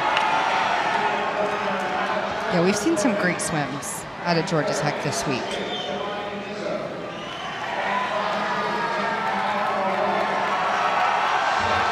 Again, this is huge going towards the NCAAs because the men's and women's NCAAs will be hosted here at the McAuley Aquatic Center. Also was the home to the '96 Olympic Games. And zones will be here as well. So this is going to be familiar territory. I did come in this morning and swim again and posted my little video of me getting in lane 4. This is your home. Swimming down memory lane a little bit. Not quite as fast as I used to be, but still getting the job done. I think you still got it. That's the 3-time Olympic gold medalist Brooke Bennett, Dave Leno, our entire ACC network crew. B final. Take your mark. I say once a swimmer, always a swimmer, you know.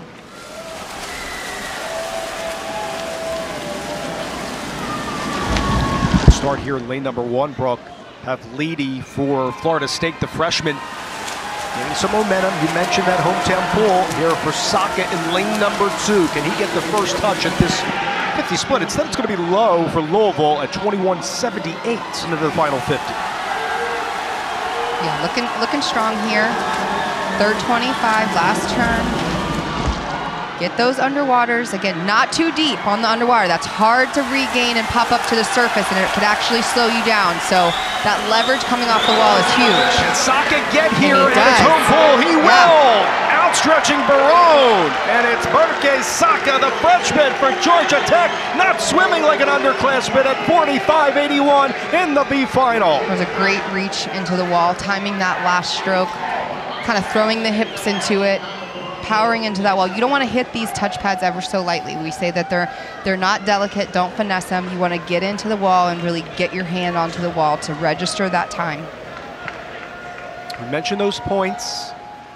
He will get 9th towards those total points going towards the score for the team for Georgia Tech. Aikens in 2nd before Barone can get there, taking 3rd in that B final.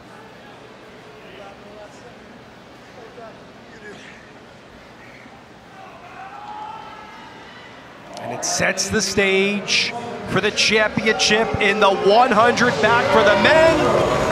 From the ready room, here they come onto the pool deck.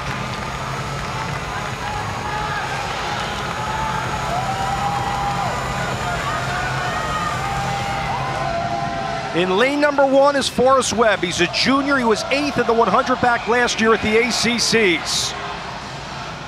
Side by side with him in lane number 2 is the sophomore Mason Herbert, a sophomore from Oviedo, Florida, also an Olympic trialist.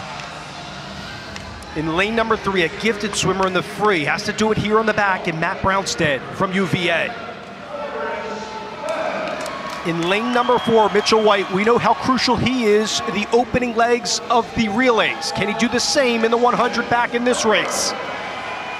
Defending champ is in lane number 5 for NC State and Kasper Stakowski. Can he do it again here in Atlanta?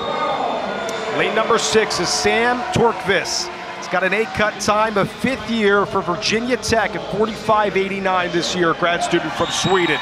Lane number 7, you mentioned what Hunter tapped it yesterday. Can he do the same? He's a 6-time All-American and 3-time ACC champion. On the outside is Sophie Ondas for Louisville, a test of that depth for Arthur Albiero's team. And the man to key on in this race is White in lane number 4 for Louisville. He is, and this is his opportunity. He's been 4th, he's been 2nd, he's been 3rd. He's yet to win this event at the ACC Championships. He was on that relay at NCAAs last year, leading off the relay in 2072.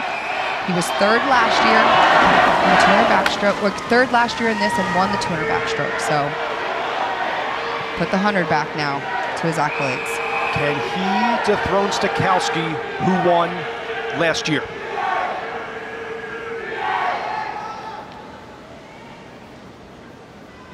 Take your mark. Really high start for him. Lots of power in the legs, key for the underwaters and popping up. White, to your point, 19th in the 100 back last year at the NCAAs. I mentioned Stakowski as well over in lane number 5, a silver medalist at the NCAAs last year. Does he get the first touch? Your point, that was close. It's White at 21.74 into the final 50. So we saw Nicholas do it in the fly underwaters. Now we see White do it. I gotta say, They are really, really focusing on underwaters, and it is certainly paying off for him. It is White against Stakowski in the middle lanes. Look at Stakowski trying to defend his title, and he will! Kasper Stakowski in lane number 5 gets it done. He's a back-to-back ACC champion.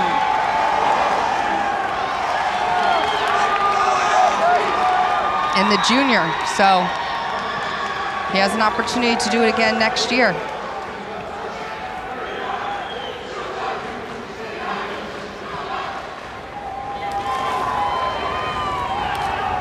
Last year's silver medalist at the NCAAs, just behind Casas of Texas A&M, and narrowly behind him at 17/100ths of a second last year. Here's the underwater on the last turn. Right, and White swam a great race, really worked those, but you see them coming up from the underwaters. Look at Stakowski's tempo, though. I mean, his arms are in a blur as he throws it back in. And White decides to do the back-in dolphin kick almost into the wall, and that right there is the difference between gold and silver. Kasper captures gold yet again at 44.74 over White. Sophie Ondas as well. Again, Louisville racking up those points at 2 and 3. Forrest Webb as well, I should point out, in lane number 1, I thought had a strong swim too for Virginia Tech. You mentioned them climbing up the standings. Yeah, I mean, these races tonight have been fun to watch across the board. Just exciting to call. I mean, tonight has been all Wolfpack, right? I mean, they have been dominant. Men and women's Yes. side. I mean, again, so, you know, what he sat back and watched Burkhoff do in the 100 back, defending her title. Our gold medalist is joining us in Kasper Stakowski. Kasper, congratulations on back-to-back ACC golds. What did it take in that final part of the race to capture gold yet again? I mean, we were working on the second half for the whole season, and I was focusing on the last underwater, and it worked. Kasper, talk about, I mean, we are here with the men and women, and you saw your teammate Burkhoff. How great has it been this week for the teams to be able to feed off of what the men and the women do into these performances that you guys are having? It feels great to be together here. We support each other, and when I saw Burkhoff winning the 100 back, she hyped me up, and I knew I had to do that, so thanks, Catherine. Well, congratulations to two-peat. We know you're a junior, so we know you'll be coming back here next year to go for the three-peat. We'll see. Thank you so much. Go back. NC State getting it done for Braden Holloway's unit in the 100 back.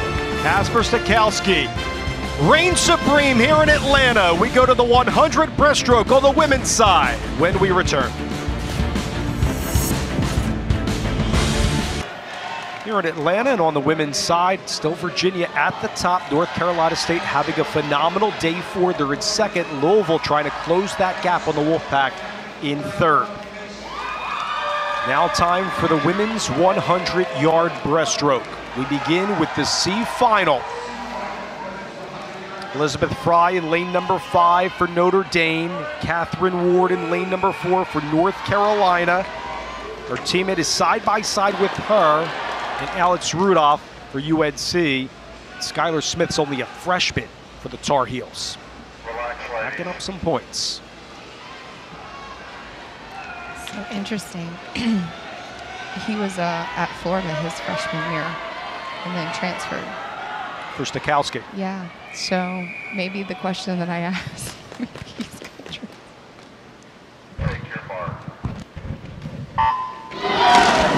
And the C final is underway here in the 100 breaststroke.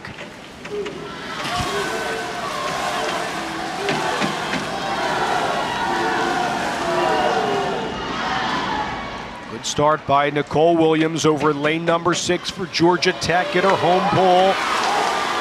There's the surge by Skylar Smith, only a freshman for North Carolina. Notre Dame is Elizabeth Fry. 28-37 for Fry for the Fighting Irish.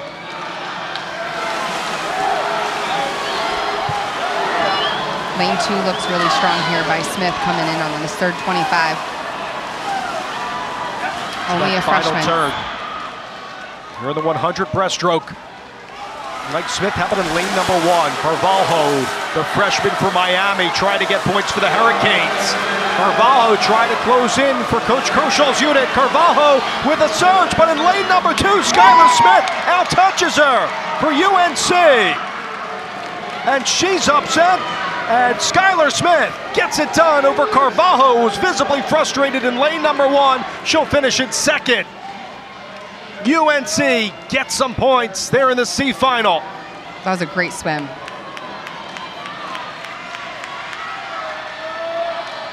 Down to North Carolina and Miami. It's good to see the Hurricanes, though, get some points here at the ACCs in this event. And a second faster. Yeah.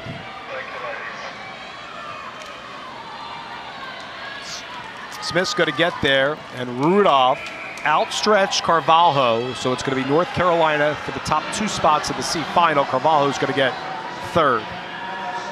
As we go to the B final now. Sustran is really key for Miami. She's over in lane number 1. Lily Higgs, the senior from UNC, is in lane number 4. Friesen as well, a 5th year for Louisville in lane number 5, along with Kaylee Wheeler for Arthur Albiero's team in lane number 6.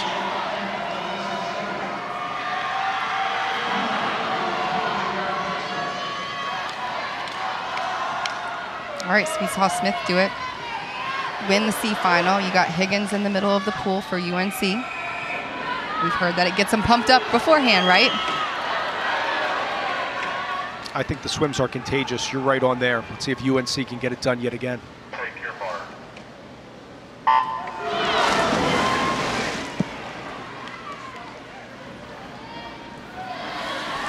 You can see the great shot by our crew and the fabulous support from not just the student athletes, but the fans to be back in attendance here at the ACCs, where the men's and women's are combined together for the first time in the conference history. Of course, this event was held in Greensboro for so many years. Now here at beautiful McAuley Aquatic Center. Number 6, Wheeler for Louisville, 27.79 on that 50 split. And you can see just the different style of strokes here. Wheeler coming up really high. Actually, this stroke reminds me a lot of, if you remember, Amanda Beard. Back in the day, swam with me, has that real high stroke and lunging forward. And then you see some swimmers staying lower to the water. So a lot of different ways you can swim the stroke, but timing, getting your hips. Louisville putting on a little 1-2 show here. Louisville closing the gap with Friesen along with Wheeler towards that touchpad, and the Cardinals gliding into that touchpad here in the B final. Both those ladies breaking the minute mark in the B final. Morgan Friesen is going to get it, 5th year for the Cardinals over Kaylee Wheeler. Louisville not just winning it last year on the men's side, but on the women's side, they have been so close. Behind dominant Virginia, who's number 1 in the latest poll and defending NCAA champs. Friesen Wheeler at 1 and 2. Lillian Higgs takes 3rd. Now for the ready room, here comes the championship. Coming through the big sparklers.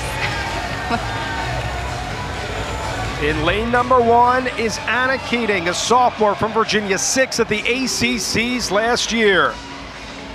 Side by side with her is Nina Kucherin, had the school record in the 200 IM and 200 breast. She's a redshirt junior for Florida State. In number 3, Pomenkova is a senior for North Carolina State, 7th in the NCAAs in this event last year. One of the swimmers to watch in lane number 4, Alexis Wenger, the senior for Virginia, has an 8-cut time at 58.19, outswam that earlier today. Lane number 5, Sophie Anson for North Carolina State, has the best time out of anybody this season, looking to defend her title and the national champion last year. In lane number 6, Heather McClausen. Really strong last year at the NCAAs, unable to compete due to an injury, looking to shine this go-around in 2022. Atashkina, a senior from Louisville, experience at the European Games, also the World Junior Championships towards that outside. Farrington as well is in lane number 8 for Louisville, 8th at the ACCs in this event last year. Brooke, you're going to focus on Wenger and Hansen tonight. And this is similar over the last 3 years.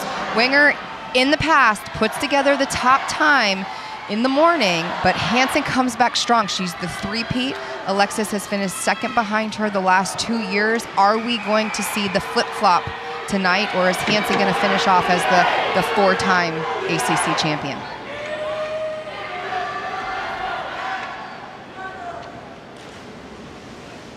Take your mark. It's a great start by Alexis there in lane 4. Hansen last year getting a time at 2:04.87 to capture gold at the ACCs. Again, going for 4 in a row in the 100 breaststroke. Alexis lowered the meet and conference record this morning with her qualifying time, 57.22. Hansen was 57.60. 26.62 for Wenger for Virginia in the first 50. How about McAuley as well in lane number 6 closing in? You can see that stroke style. Wenger staying a little bit lower to the water.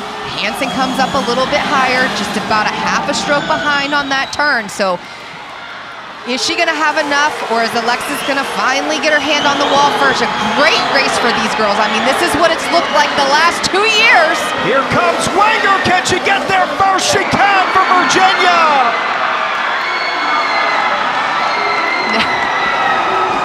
Wenger gets there and dethrones the 3-time champ. And for North Carolina State, Hansen's going to get the win in the championship. So close. Just got there before. It looked like it was Wenger. And it really did. And I made this mention in the backstroke about getting your hand on the wall first.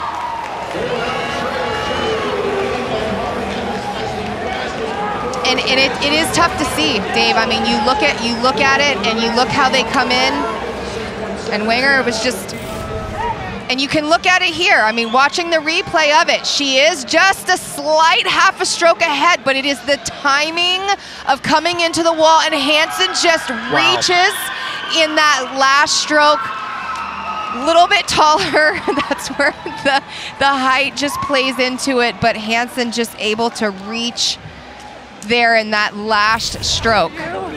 Congratulations to defending NCAA champion Sophie Hansen. Continuing the theme of history tonight with 4 in a row. Wow.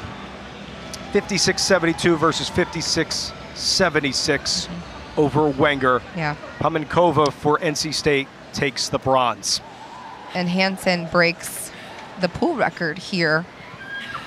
Gold medalist is with us. Congratulations, Sophie, on 4 in a row at the ACCs. What did it take on that final stretch to the touchpad to win gold yet again? Oh, it was an amazing race, and it was so much fun racing Alexis. It's been fun racing against her for these past 4 years and really pushing each other and pushing our limits. Hansen, how does that feel as now the 4-time ACC champion, as you're wrapping up your collegiate year? You got another month to prepare. Is all of this just really becoming bittersweet for you?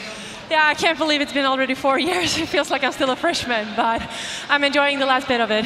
Well, congratulations and good luck as you go into next month and return here for the NC2As. Thank you so much. Sophie Hansen for the Wolfpack wins 4 in a row. Jubilation for NC State's Hansen. Going to continue her prowess for her teammates towards the rest of the championships here in Atlanta.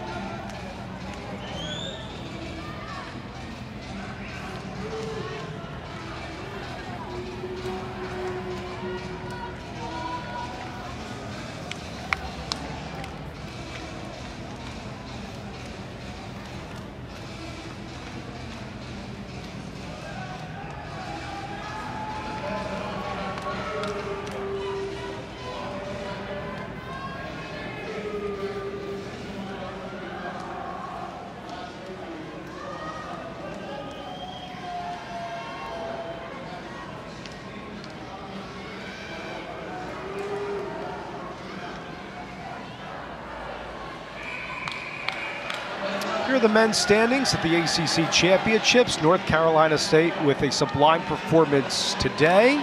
Louisville's in second. How about the Virginia men? Can they make some noise as we go to the men's 100-yard breaststroke?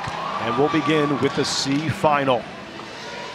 Yeah, and just back on Sophie Hansen in that swim, lowering the meet and conference record that Alexis, she also broke the pool record, which is held by the famous breaststroker Lily King out of IU. So pretty good company. Quite the performance by Sophie there tonight. And congrats to Wenger as well. Yes, just falling short but getting silver in that race. C final. Take your mark.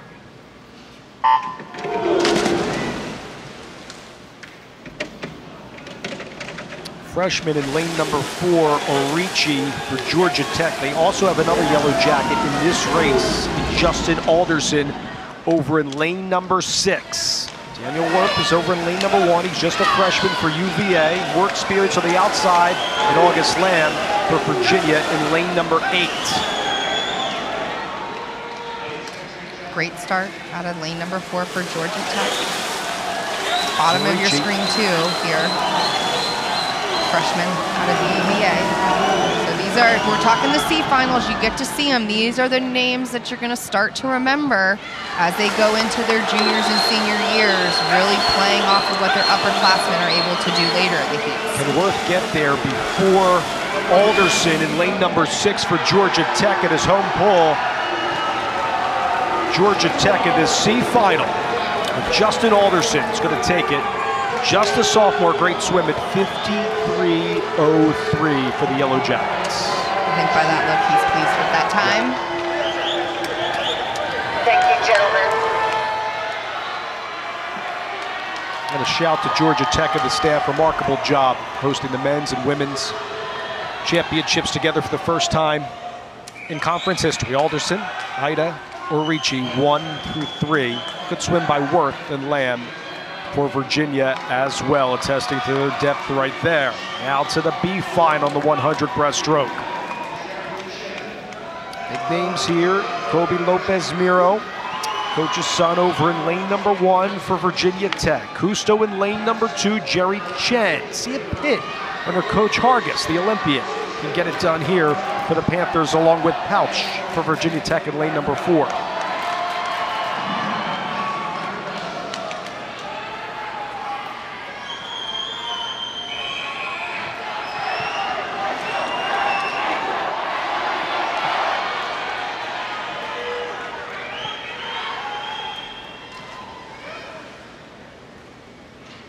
Take your mark.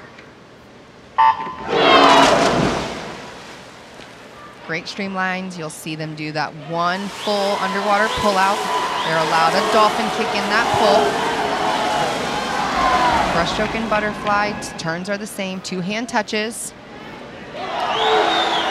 Start here for Rafael Cousteau for NC State. He's over in lane number 2 for the Wolfpack. It's that touch of 24.08 into the last 50. So quick on that turn. I was always taught growing up, it was like coming into the wall and it's like touching a hot stove, on and off. Waste any time, don't get stuck to it. He exhibits that to perfection right there, Brooke, to your point. He's out in front. Can he get it done in the B final here for Cousteau? Great swim for the senior here. Cousteau with the lead, and he takes the B final for North Carolina State. And the Wolfpack goes 9th place points, extending that lead. And 9th place is going to get you 20 individual points. Again, all going towards that total score for North Carolina State. With a wonderful lead here at the ACCs. Cousteau gets first, Bastian for Florida State, and second Pouch for Virginia Tech in 3rd. Just to say how he stacked up compared to the morning times. Only three of the men in preliminaries went under the 52 mark. And out from the ready room, time for the championship in the 100 breaststroke.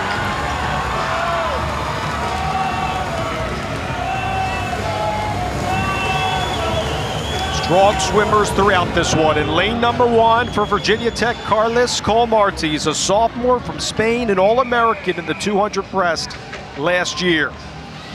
Lane number 2 for Virginia is Noah Nichols. Key on the relays, also will be huge tonight in the 100 breaststroke. Lane number 3 in his home pool, Kaio Paputis from Georgia Tech, an ACC champion last year in the 200 IM. Evgeny Somov looking for a 5-peat. Yes, 5 ACC golds in a row, like his teammate Albiero. Can he do it tonight? Cooper Vanderlaan is in lane number 5 for Pitt, had the best time in 8 cuts at 51.42 in this race. Josh Bodelberg for Notre Dame is in lane number 6, 23rd in the 100 breast last year at the NCAAs.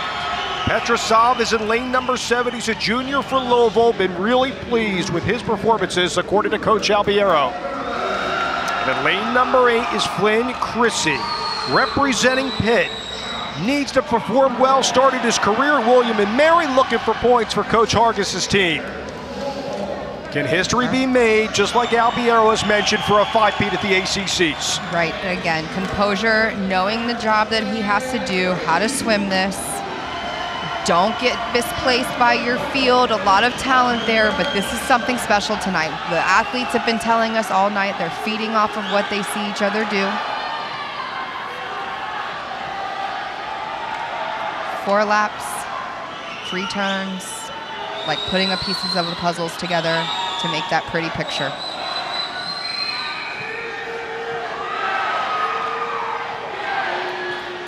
See if the dominance can continue. And he was 4th in this event last year at the NCAAs.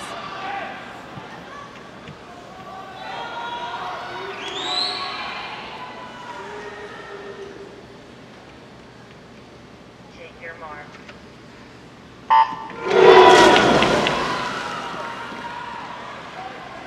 Evgeny Somov is in lane number 4. Vanderlaan in lane number 5. Also Papuntis at his home pool in lane number 3. He's going to get pushed by the field. First 25 looks nice and slow and controlled. You can see his tempo. He's building into this 50, which is good. 24.01 for Colmarti in lane number 1 for Virginia Tech into the last 50. But this field is not letting up at all. He is going to have to give it his everything, stay in his race. Somov is looking for another 5-peat for Louisville. He's in lane number 4. Vanderlaan right behind him, along with Colmarti in lane number 1. Somov, can he do it with the stretch? In lane number 4, he will. 5 consecutive ACC golds for Evgeny Somov. And there you go. His teammates know. He knows. I really like how he swam this race. In the first 25, he laid it out. He didn't rush into the stroke, and really every 25 was able to build on that. The field pushed him too. And off that third wall, I mean, it was hard to say they were pushing him, but you saw him just every pull, just pull a little bit ahead, that he came into the finish, and that was a comfortable spot right there, timing that last stroke perfectly. And he goes into the wall like perfection. There's that puzzle right there. 5-time ACC champion. Following in the footsteps of Nicholas Albiero, setting the tone in the 200 fly. And here's Somov getting it done in the 100 breaststroke. Remarkable. Yeah. Watching history, that 5th year. You know, can't say that many things came out of good out of COVID. And it right? attests to and these athletes are getting to extend and have that opportunity to swim when they missed out on so much that season in 2020. It's important to note, with the COVID year and their fans not being allowed, at the championships last year, Somov takes gold, Bodelberg takes 2nd, Vanderlaan takes 3rd. The teams rallying with each other. Several swimmers had to stay overseas. The international swimmers didn't enroll in school, were learning online, have come back here and have delivered. And congratulations again to Evgeny Somov.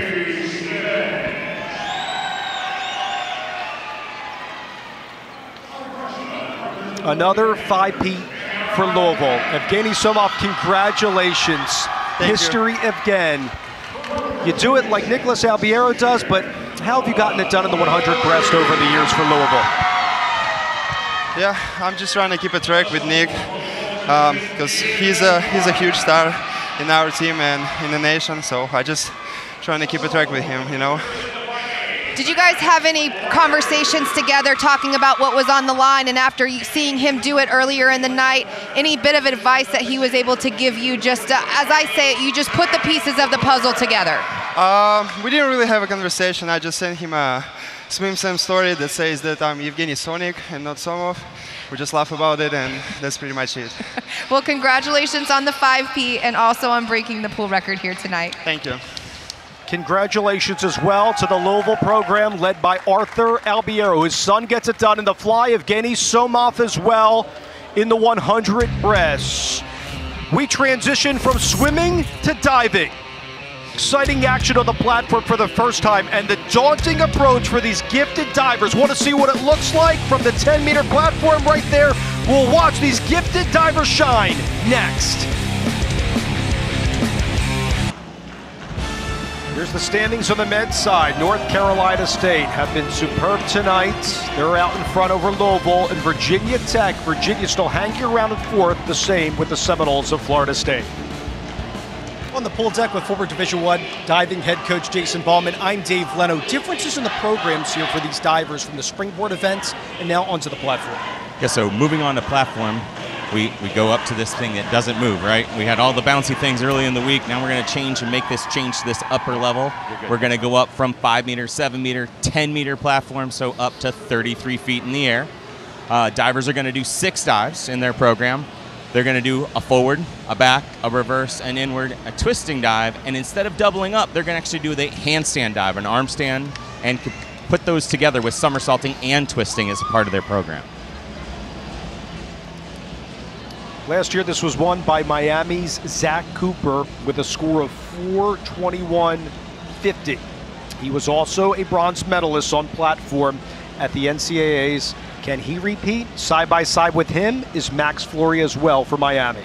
Yeah, Miami has dominated this event since 2017. They've had the winner every year. They've had second place most of those years. In the last 2 years, they've swept the podium, including a 1st through 4th finish in 2020. So they're looking to continue that.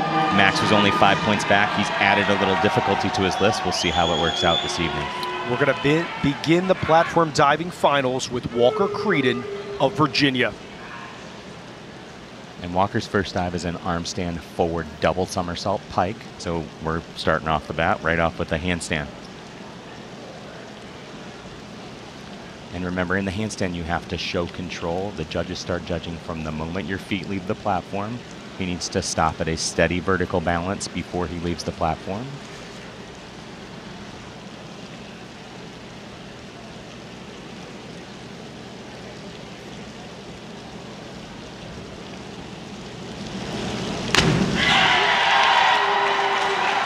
So I love the way that he presses up in his handstand, shows that gymnastic ability to be able to get up there and hold it at vertical and show that steady control. He's maybe just a tiny bit short of vertical, but I like the kip action he has in there and getting it moving. You see him bend his elbows and go here in just a second. And then he reaches out and shows that finish and lineup. You know, that's a long way down from 33 feet to get to that position. An All-American on platform last year, got to the NCAA Zone A's as well for Creedon. And he's having a nice event here. That's his second final. You know, made the springboard final the other day kind of as a bonus. Platform's really his better event. I like those scores to start for Duke's Seamus Harding's first attempt.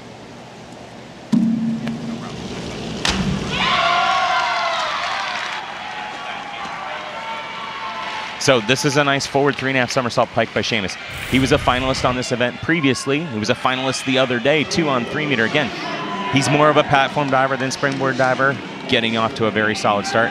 You know, last year to get into the finals, well, Walker, his score was actually 30 points more to get into just the finals. So it's a deeper pool this year. Nice 7s on that, good scores, over 60 points. You mentioned the versatility from these divers coming from the springboard onto the platform on all 3 events. Chase Stevens, another one showing that versatility. This is his forward 3.5 somersault pike. He's made the finals on 1 meter. And some finals on platform as well. Nice balance in the end. No, lovely pike position. And again, you got to get out a little bit earlier so that you can come out, see the water, and reach out in front.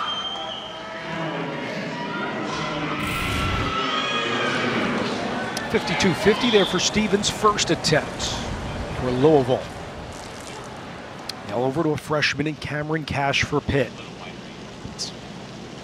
No worries. I like Cameron's front 3.5. Again, you see a lot of guys start out with this dive. It's a little easier, the 107B, forward 3.5 somersault pike. Going forward, rotating forward, you see his run up. You can do it standing or running. Lovely pike again. He's up and down. Didn't quite get straight and kind of reached underneath with his hands, so it throws a little extra water, but it had some really good components to it. Seeing very similar scores for the first 4 divers. And who also was prolific on the springboard, Noah Zawatsky for Virginia Tech. So Noah's, known for those big tricks. He's very quick and powerful. So this is his inward 3.5 somersault tuck, facing backwards. Going to rotate 3.5 times towards the platform in that tuck position. Bent knees.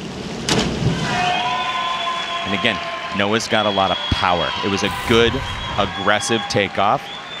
Again, as we were talking about the judges, he's maybe a little bit with his feet separated and outside his knees a touch, but he gets out a little bit late and doesn't quite get that vertical entry. Remember, we're looking at all those 4 elements of the dive: starting position, takeoff and approach, flight through the air, and then that entry into the water. Unfortunately, that entry is going to put him down in that satisfactory category of 5.5s and 6s. And now for David Vargas of Florida State. They're expecting big things from him on the platform. Seminoles. So David is choosing to start with the back arm stand, and he's going to do one that's actually a little more complicated. It's a back arm stand, 2 somersaults with 1.5 twists.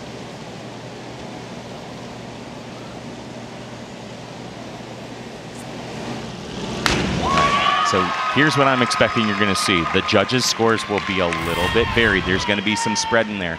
I don't think he quite showed that vertical controlled balance, so the judges will do that. And then he loses his feet a little bit, some form issues there.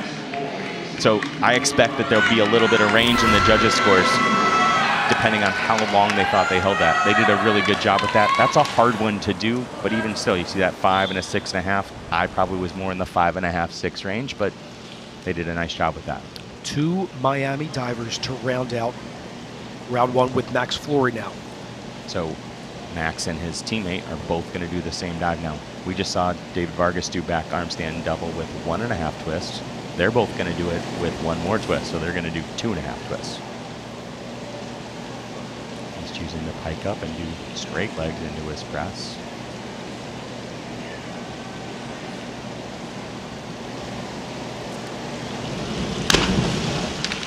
And we've talked about Max earlier in the week. He is a very good twister. I love that he showed great balance in his press and his handstand, showing that vertical controlled balance. And then, again, just a little bit over on the takeoff. So many good things. If he drills that entry, goes vertical and rips, it's going to be 8s or better. A little bit over, misses that entry, and you see Randy saying the same thing. Got to put it down.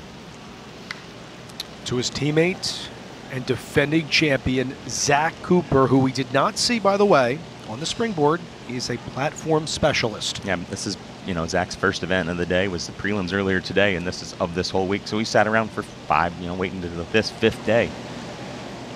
The 4th day of competition, he's doing the back arm stand double with 2.5 twists. Great handstand.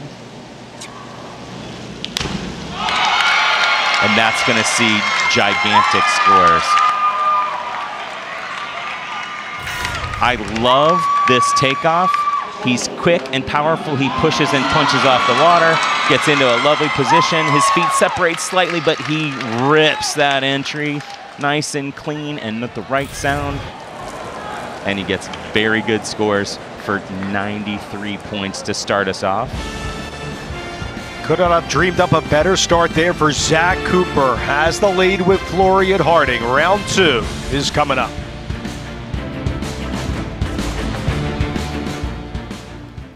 They're looking at this overall impression, and here's our judges' execution scale there. If you see scores in the very good category, 8.5 to 9.5, that's what that means. That was a very good diver. The good category, 7 to 8.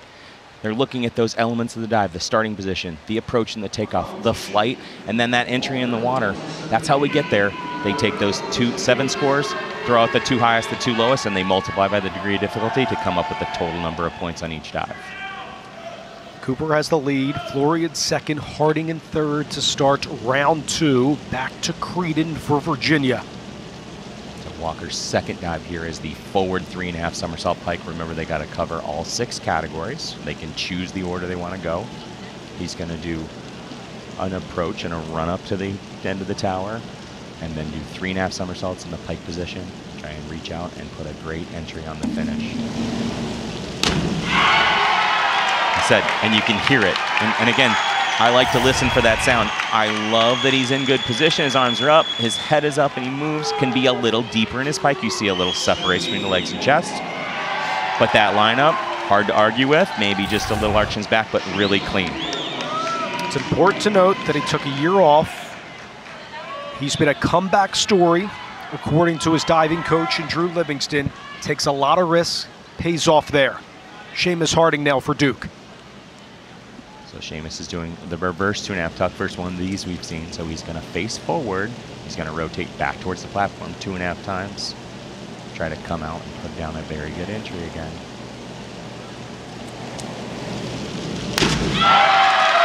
And again, I think that they're feeding off the energy. I like his balance. You're going to watch his head look down at the water and see his spot there, and comes out to that kick look reach and tight entry. The guys are throwing it down. It's always my favorite. You see the highest scores a lot of times in the platform contest. I mentioned that scoring execution, getting a 67-20 there. That's great for Nunzio Espasto, the head diving coach for Duke. And Harding there, over to the freshman.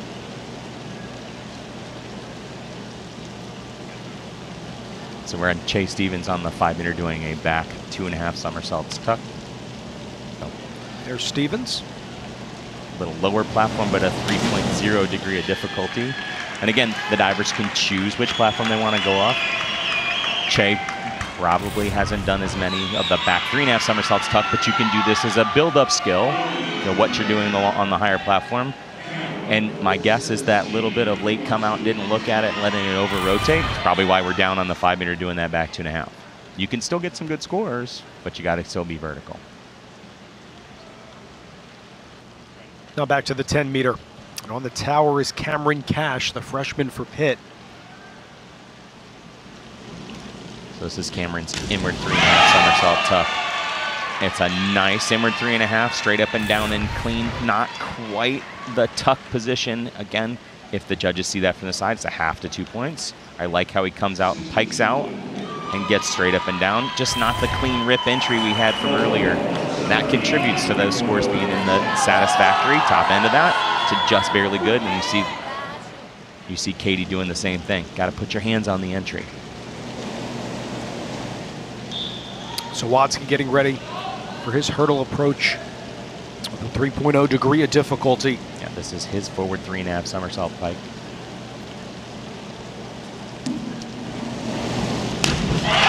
And what I like best about that for Noah is, remember, we've talked about him all week. Power, power, power, power.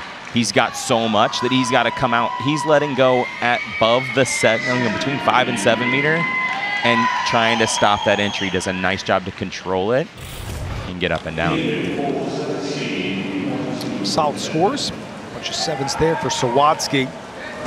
Also shined as well on the spring meter. On that springboard, we're on the platform finals here. David Vargas for Florida State for his second attempt. And this is David's second final of the week. He was finalist on 3-meter the other day. His second dive is inward 3.5 at 3.2. Again, same going backwards, but going to rotate toward the platform 3.5 times in the tuck position.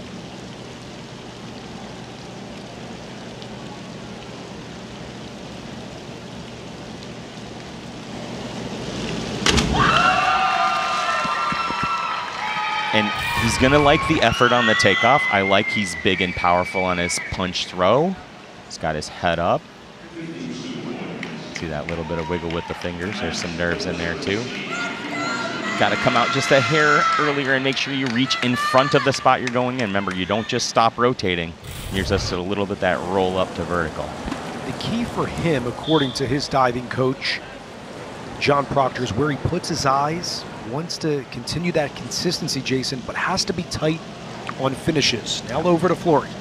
So this is Max's inward 3.5. Same dive we just saw David do.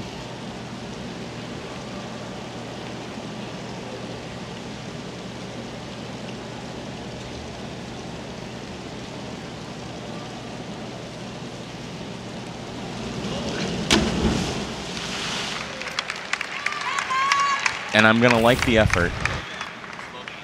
I love the tuck. He's getting in there. He's moving really well. He's out at an early pike out, sees the finish, but kind of ducks his head and lets it roll through instead of getting all the way to straight and having that pike save underwater be two separate pieces. So, but it had all the components, but you know, that one little mistake at the end can bring those scores from, you know, 7s to 5s, and got some work to do.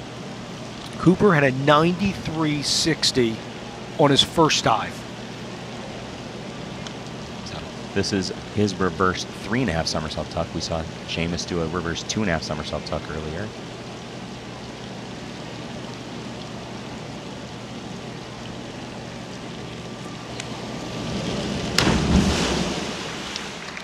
And, you know, it's a 6-dive program. So unfortunately for Zach, he's moving well. I like his powerful jump here and his small tuck. He's got his feet a little flexed in there, but he comes out a little bit early and ends up leaving it short. Opens the door. Shy of vertical there for Cooper, a missed dive. We'll see how he comes back. And that means Harding, then Cooper, and Creedon are spots 1 through 3. He'll look to regroup with his head coach, Randy Abelman, and company for round 3 after this.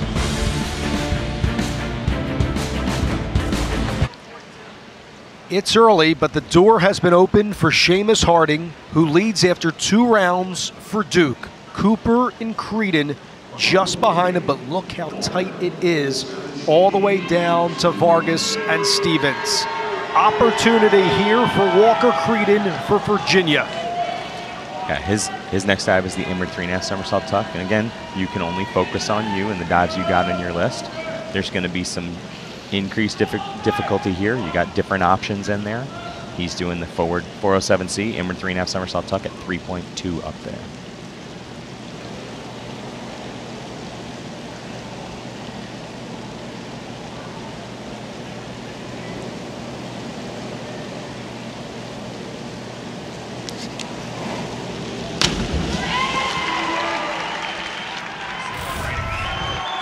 So I like his takeoff. He's moving well.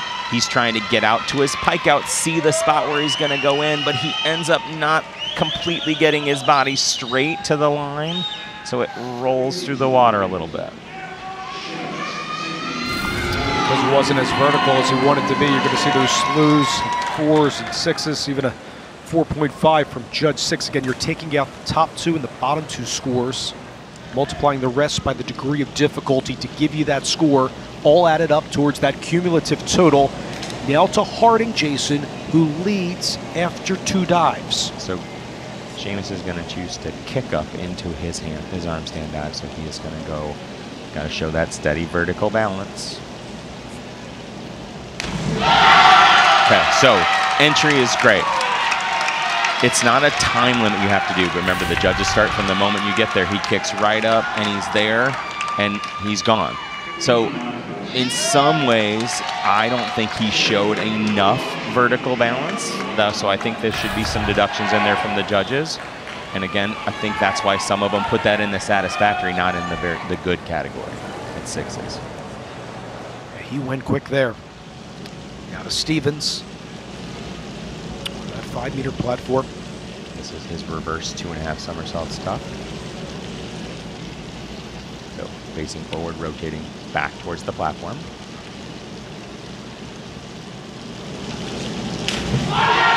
And that's a solid effort, right? You get to choose. So his reverse 2.5 tuck on 5-meter is 3.0, actually a higher degree of difficulty than the one that Seamus did on 10-meter earlier. It's 2.8. but he does a nice job to get it to vertical and kick out. And again, that's probably a lead up towards a reverse 3.5 somersault tuck on the 10 meter down the road. How impressed have you been by Stevens as just a freshman, both the springboard and the platform at the championships? You know, I think he's in a good spot, and Coach Ryan, I think, is going to help him continue to get better. He's just done some really good stuff and continue to improve as a freshman. Be fun to watch. And that's going to get what I would call paid. It's going to get rewarded very well with awesome scores. I love the fast arms and the head down. So you're going to see him spot, kick his leg straight, look back with his hands down, and drill the entry. And he's going to get very good scores, and he's going to score a lot of points.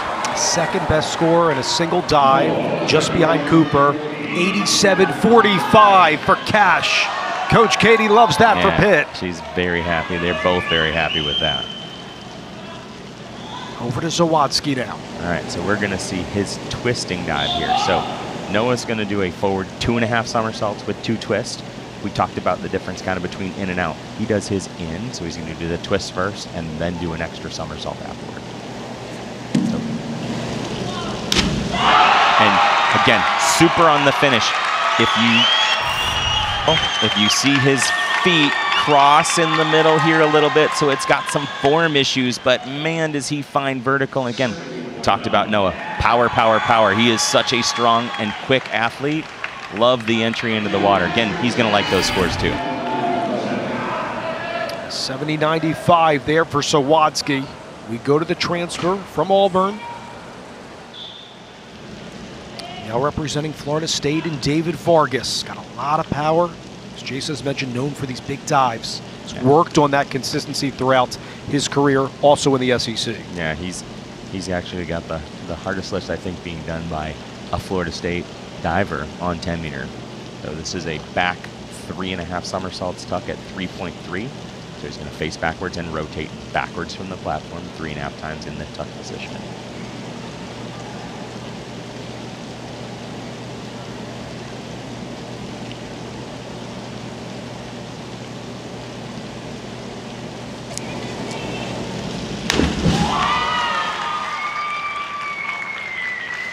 So I like the beginning, right? He's in and powerful. You were telling me that John Proctor was saying that he has to see where his eyes are. Right there, he sees his eyes and he puts his feet higher than he should. They got to go down just a little bit more so that it doesn't over-rotate and stops for that really clean vertical entry. Satisfactory, 6s and 5.5s, but not quite as much as he could have gotten out of that. He tried and squeeze all those points. Keep in mind, Miami has won 5 straight golds on the platform. We'll begin with Flory. So Max doing reverse 3.5 somersault tuck. So basically the mirror images of what we just saw of a back 3.5 somersault tuck. Forward, facing forward, rotating backward.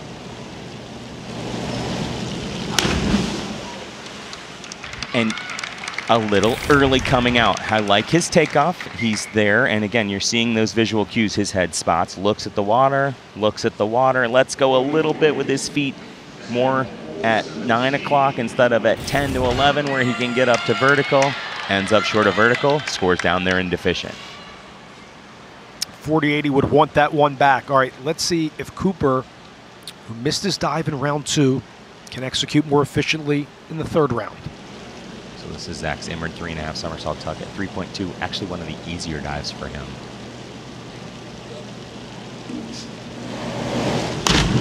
And I expect that he's going to do that well. It's solid. He's not going to really like the entry because he's really close to being great and really ripping it there, but it goes a little bit past vertical. But I love his powerful start. Still going to be good scores. That's not quite the very good scores. Showcases his resiliency, Jason, for Cooper, because right now he's in 2nd. Who's in 1st, you ask? Freshman Cameron Cash of Pitt. Zawadzki in 3rd. 3 down, 3 to go in the platform finals. Back in Atlanta and beginning round 4 of the platform finals. Jason Ballman, Dave Leno, our entire ACC network crew. Walker Creedon's 4th attempt tonight. Right, so Walker's on his 4th dive. This is his reverse 2.5 somersault tuck. It's 2.8 from the 10 meter. So right, we've seen reverse 2.5 on 5. We've seen reverse 3.5 on 10. This is a 2.8 degree of difficulty. Still going forward, facing forward, rotating backwards towards the platform. And the divers can choose what they're most comfortable with. You can see him going through his mental preparation up there. Spot kick. And he's ready. And a big deep breath.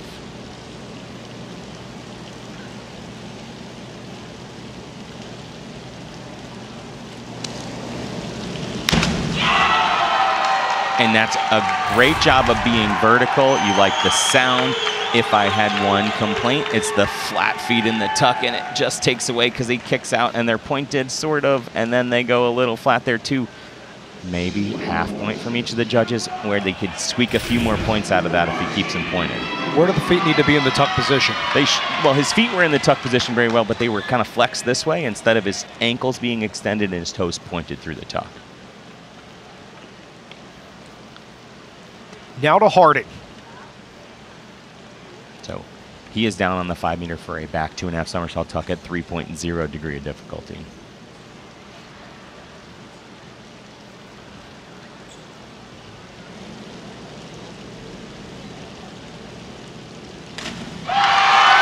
And that's going to get rewarded again. Nice start and takeoff, fast and small. His feet are grabbing his knees a little bit, could be a little lower in there, but look at that toe point and the stretch, and then disappeared on the entry. How difficult is it for the divers to go from the 10 meter all the way down to the 5? It's one of those skills that you do every day, probably before you do back 3.5 up there. You start on the side of the pool doing a back somersault and going that way. So this is Che's inward 3.5 somersault tuck up there at 3.2 degree of difficulty.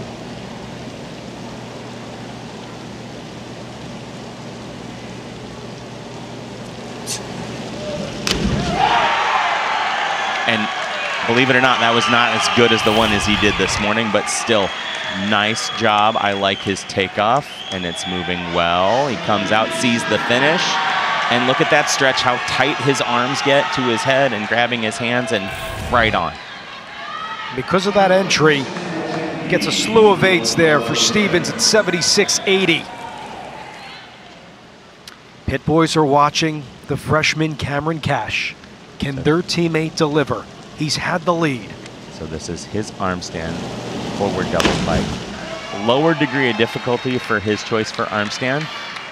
Again, I think he could show a little more steady vertical balance. He gets there and goes pretty quickly, doesn't really sell that, but it's a nice dive and just slightly over.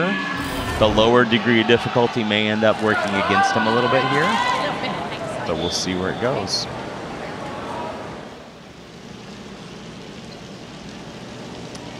We saw Cam press up. Now we're going to see Noah kick up in this arm stand double. Same thing, arm stand forward double. So he's kicking up into a forward handstand.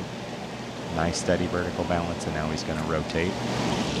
And again, it wouldn't surprise me if, and you see people do arm stand forward triple somersault. Noah could probably make that, but this one's 2.4, nice and easy. Lower degree difficulty, higher execution, going to still score a lot of points.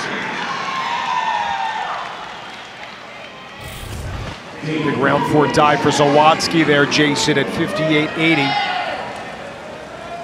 A bunch of 8s there, and well-deserved. Over to Vargas. Higher degree of difficulty here, taking a chance at 3.4. Yeah, so he's up to the reverse 3.5 somersault tuck. So again, facing forward, going to go 3.5 times around.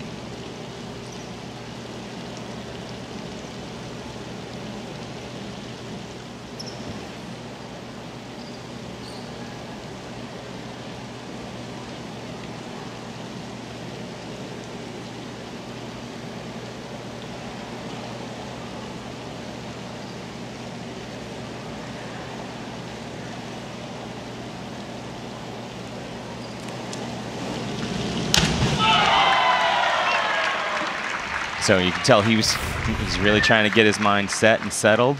Good takeoff, nice small tuck. I think it could be bigger on the jump, but he waits and puts his feet right where he's supposed to, so he gets the straight up and down entry. Could it finish higher? Yes. Could it be a little cleaner? But that's still going to get good scores. 7s or better. I think Vargas will like that one, Jason. Will allow him to climb up the standings.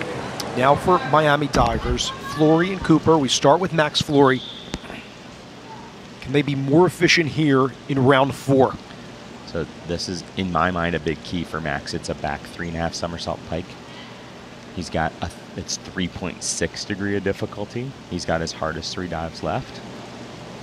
This one, he has got a little bit of an advantage over his teammate because he does it pike where Zach does it tuck.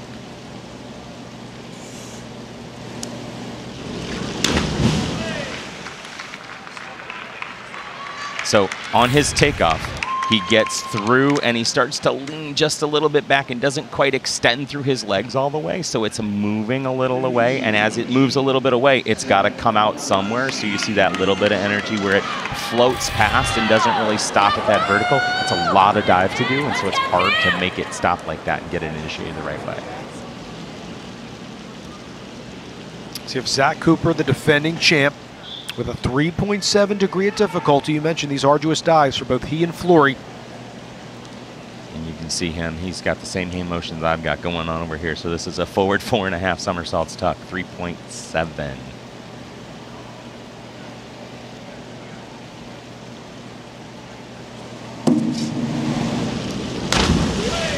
And unfortunately, doesn't quite get the initiation that he wants. It's moving a little slower.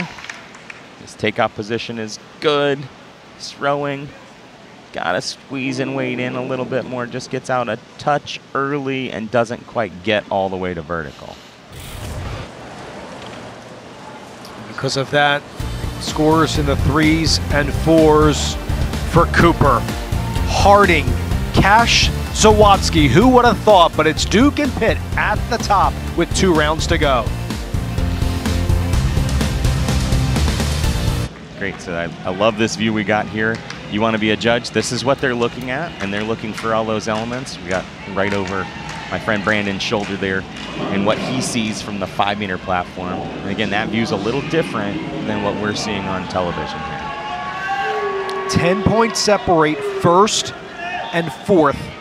The Miami Divers, Cooper in 6. He's the defending champ, Flory in last in 8th. We start with Creedon here to begin round 5. He finds himself right now in 5th. 12 points behind the leader, Harding. So this is Walker's back 2.5 somersault tuck on the 5-meter platform at 3.0.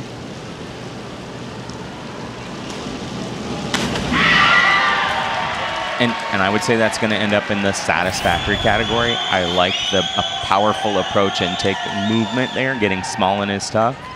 A little bit of arch in his back going through the water, and so it kind of pulls over just a little bit, but still good solid effort, close to 60 points. You're spot on there, and now for Duke's Harding. Had the lead going into this round. So he is on the 7.5-meter platform, so he's doing an inward 2.5 somersault tuck at 2.7 degree of difficulty. We've seen a lot of the inward 3.5s on 10-meter at 3.2. So he's given up some degree of difficulty, but he's been executing so far very well. Let's see if he can continue that trend.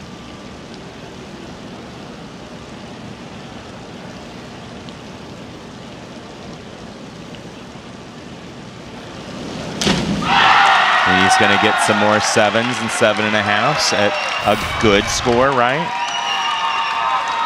Times that 2.7 to get some totals in there.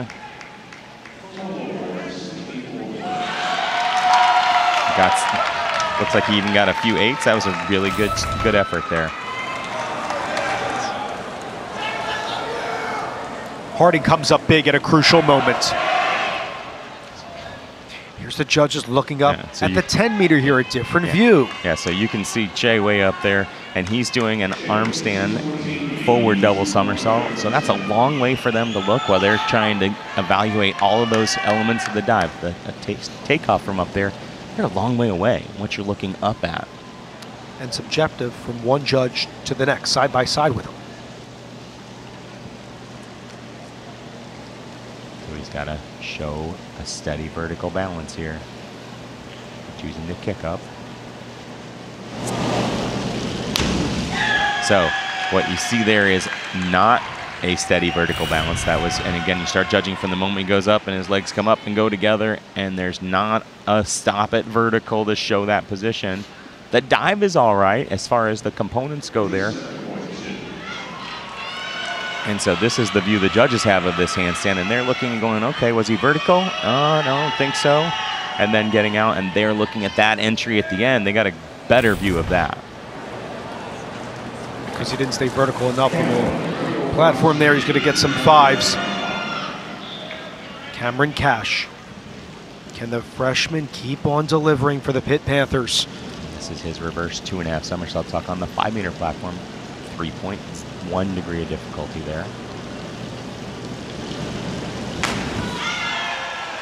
And he had the start moving the way he wanted to. When he comes out, he's a little bit early, but then as he goes through the water, he puts his head down and it throws water over and didn't quite get all the way out and straight to vertical. It just is a little in the wrong position.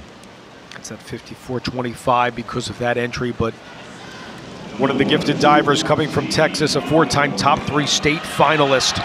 But because of that dive, opens the door for Zawadzki for his 5th attempt in the platform final. Right, so Noah's back down on the 5-meter for a back 2.5 somersault tuck. 3.0.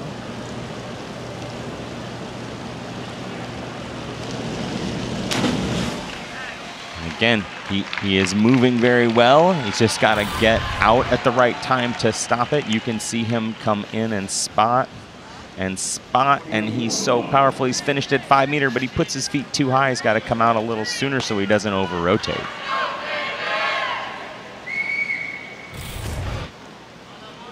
Flory 5-0. Would want that dive back on round number 5 for Zawadzki. Vargas hanging around 2, the sophomore. And with a 3.2 degree of difficulty, his last one's going to be a 3.7. Yeah, so he's got, this time he's got his twisting dive, so he's going to do the back 2.5 somersaults with 1.5 twists at 3.2 degree of difficulty. We're going to see some more of those and some a little harder in the last round.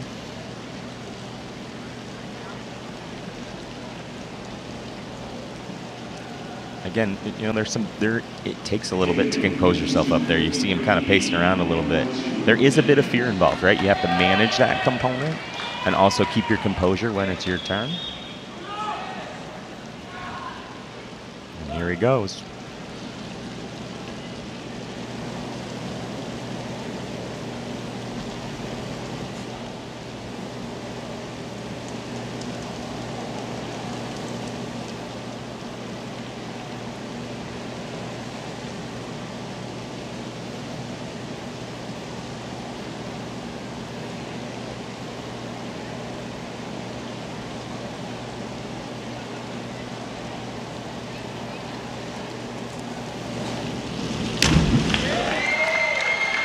That's not bad. So you notice he stands there quite a bit. You know, to some extent, that's fine. It just, as a judge, sometimes you're looking at that and it's like, okay, and it can get to that. It feels like it's a very long time. It's not, but it is a little bit longer. So you can take sometimes seeing those scores go down just a little bit. He also misses that entry instead of reaching out where he's supposed to. So it's satisfactory dive. Not gonna make it a terrible impact, but not gonna help propel him back to the top where he wants to be. A 3.7 degree of difficulty here from the tuck for Flory. Last couple of dives have been topsy-turvy for he and Cooper of Miami. You know, this is a forward 4.5 somersault tuck at 3.7. Again, hardest dive we're going to see in the contest.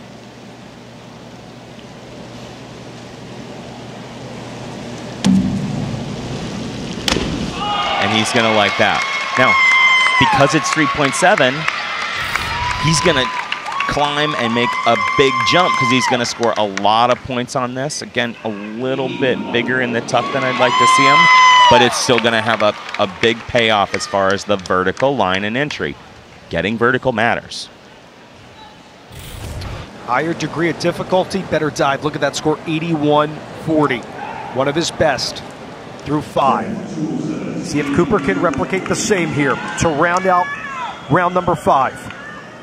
So Zach's got his back 3.5 somersaults tuck, 3.3 degree of difficulty.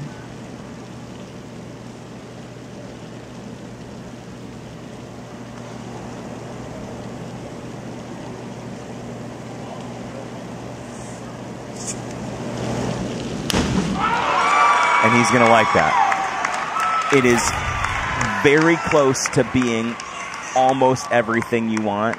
I like his tuck. He's small. He's little. Getting a little bit of the feet and just a tiniest bit short and archy on the entry, but still a very good dive for him and going to make it interesting. And because of those scores, Jason, Cooper has ascended from the bottom of the pack all the way to 2, just behind Seamus Harding. We go to the 6th and final round for the gold after the break. Getting the final round of the platform final on the men's side. Just 2 points separate Harding and Cooper. We begin with Walker Creedon, who's in 4th place right now, 18 points behind Harding for his final attempt. I love that you can hear his teammates here supporting him too. This is his back 2.5 somersaults with 1.5 twists free. Remember, the men's swimmers are not usually here at the meet, so again, a nice pick-me-up for the male divers here.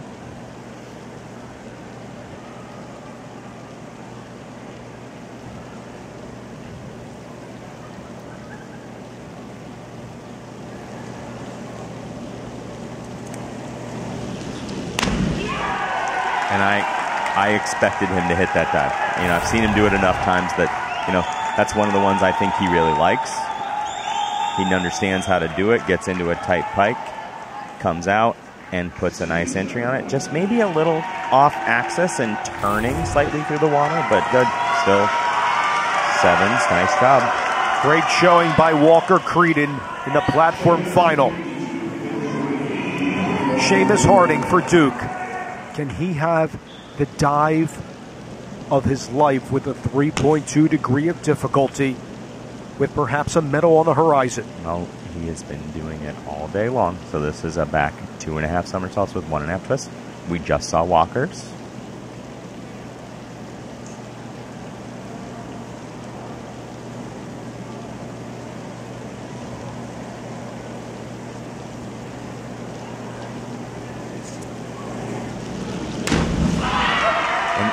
And he had everything going for him.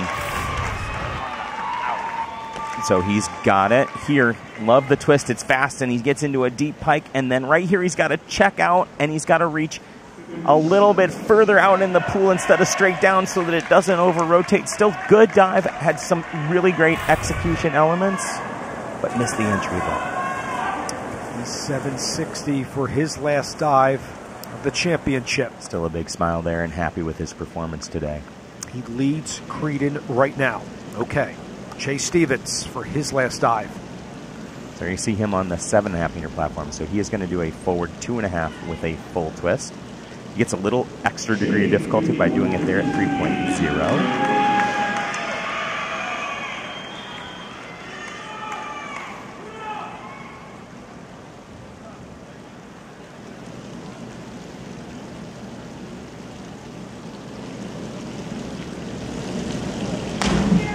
So again, he does that as the full out. So he does the forward 1.5, comes out to a straight body line, and then does a full twist. So he gets his hands up and pops, lets go, and goes into that full twist, and then checks out, and nice straight in lineup. It'll work. Fantastic showing at the championships for Chase Stevens, a name that I think many around the ACC in the country were here on again.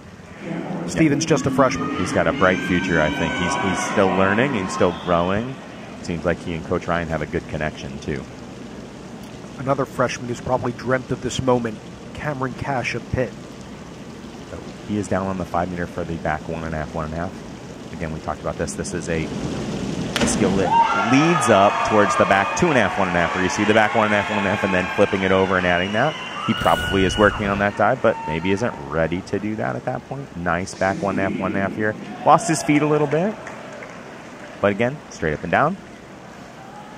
Good entry.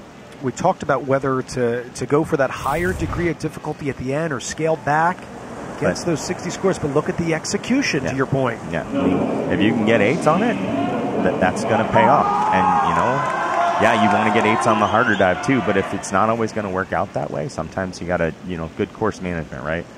And get in the right spot. He's in third. Harding still has the lead for Duke. Over to Zawatsky. His last dive, 305C, the reverse 2.5 somersault tuck on the 5-meter platform again. And he does a better job with this one, right? We saw the back 2.5, which is kind of the mirror image. He gets this moving. Remember, you're going forward and rotating backwards, so you're working against your momentum, so you got to put your feet a little higher here, which he does, and he ends up with that straight up and down entry. Could use a little bit cleaner, but still good scores. 69.75 there for Sawatsky. Now over to Vargas. Harding still with the lead. Creedon's in second. Harding is 318.70. So David's last dive is a forward 4.5 somersault tuck. Again, 3.7 degree of difficulty. He did it for 85 points in the preliminaries. So see if he can repeat that here.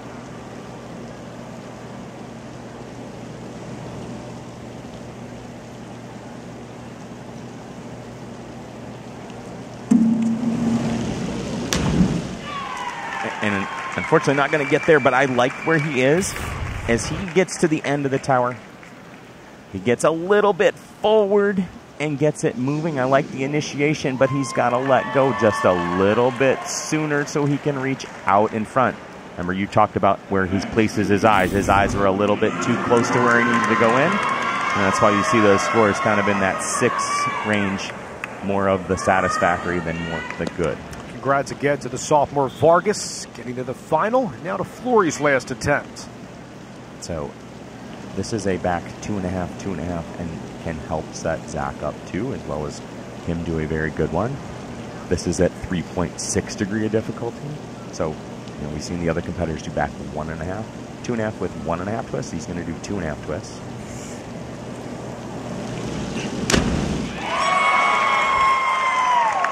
And I really like this dive by Max. Again, I love this twisting position. He's really tight with his legs and his arms in, and then he gets out and gets into a deep pipe. And then he lines it up really vertical.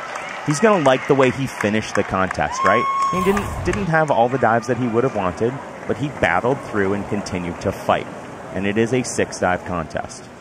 Can Cooper repeat here? He's 60 points behind Seamus Harding of Duke. Flory is in third right now for the gold medal. Yeah, so Zach's last dive, same one he just had his teammate do. Sometimes that really helps because the judges just saw it, and if you do it better, your scores can go up. Let's see if he can close it out.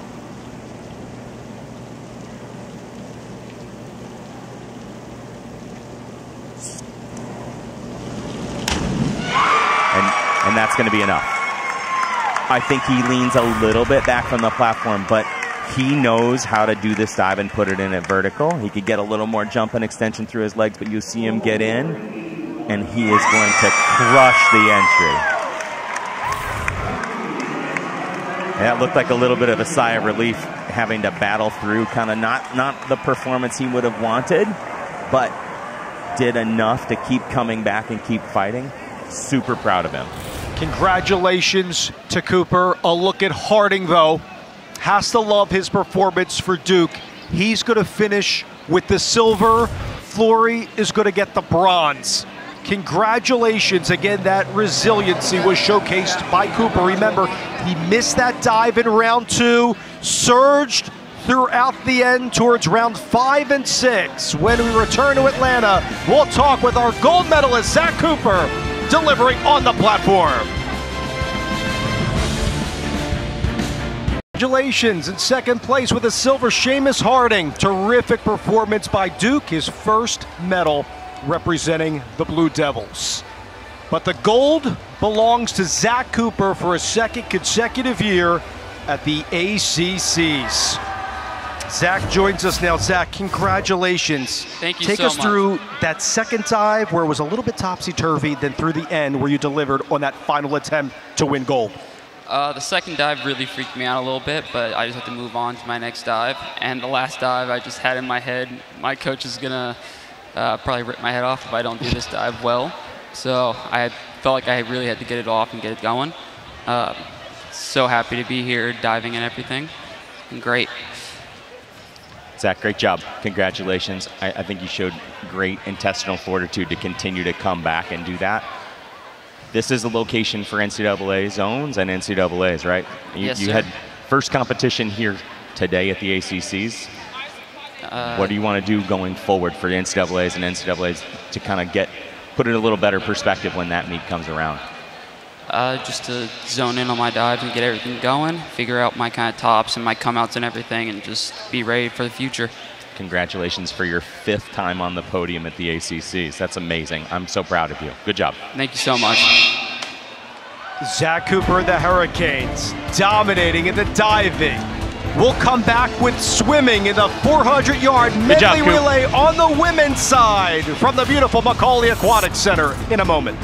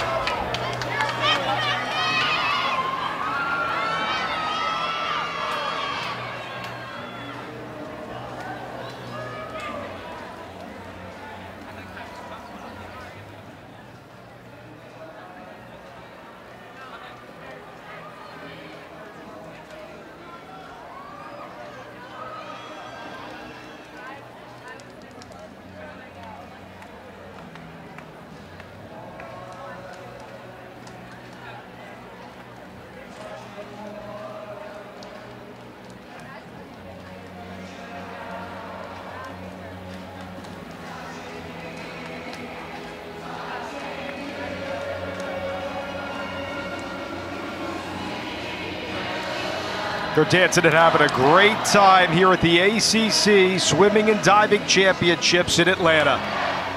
Fantastic support. I think the parents got the words down a little bit better than the, the athletes. I think you and I were caught dancing a little bit too.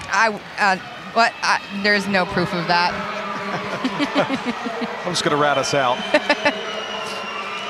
But love that everybody's together, men's and women's together for the first time at the championships. Women's standings, Virginia out in top.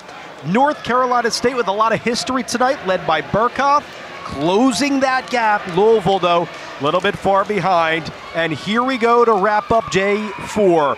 For the women's 400 medley relay, the first of 3 heats, even lanes, Pitt in 2, Miami in 4, Georgia Tech in 6, Boston College in lane 8.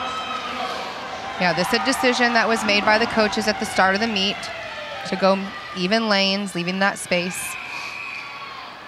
Not just the teams that are going for the championship heat, but these schools are trying to make A finals to qualify for NCAAs next month. Take your mark. So we saw the 200 medley last night. 400 medley, 100 of each stroke, back breast fly free. Swimmer going 4 lengths. This event was won by Virginia with a time of 3:25.25. That's NC State's 2-year win streak at the ACCs. I think that's going to shape up. I'm looking at the names that are so top secret until the very end. Begging for my copy so I can see who's on the relay. But we'll talk about that coming up. Right now, we got to see these athletes shining in the water, coming in on these exchanges. We've talked about this. We've seen some early leadoffs. So the swimmer in the water getting into the wall. Great leg by Huizinga is going to give way to Sustren here on the breaststroke. Miami is with the lead.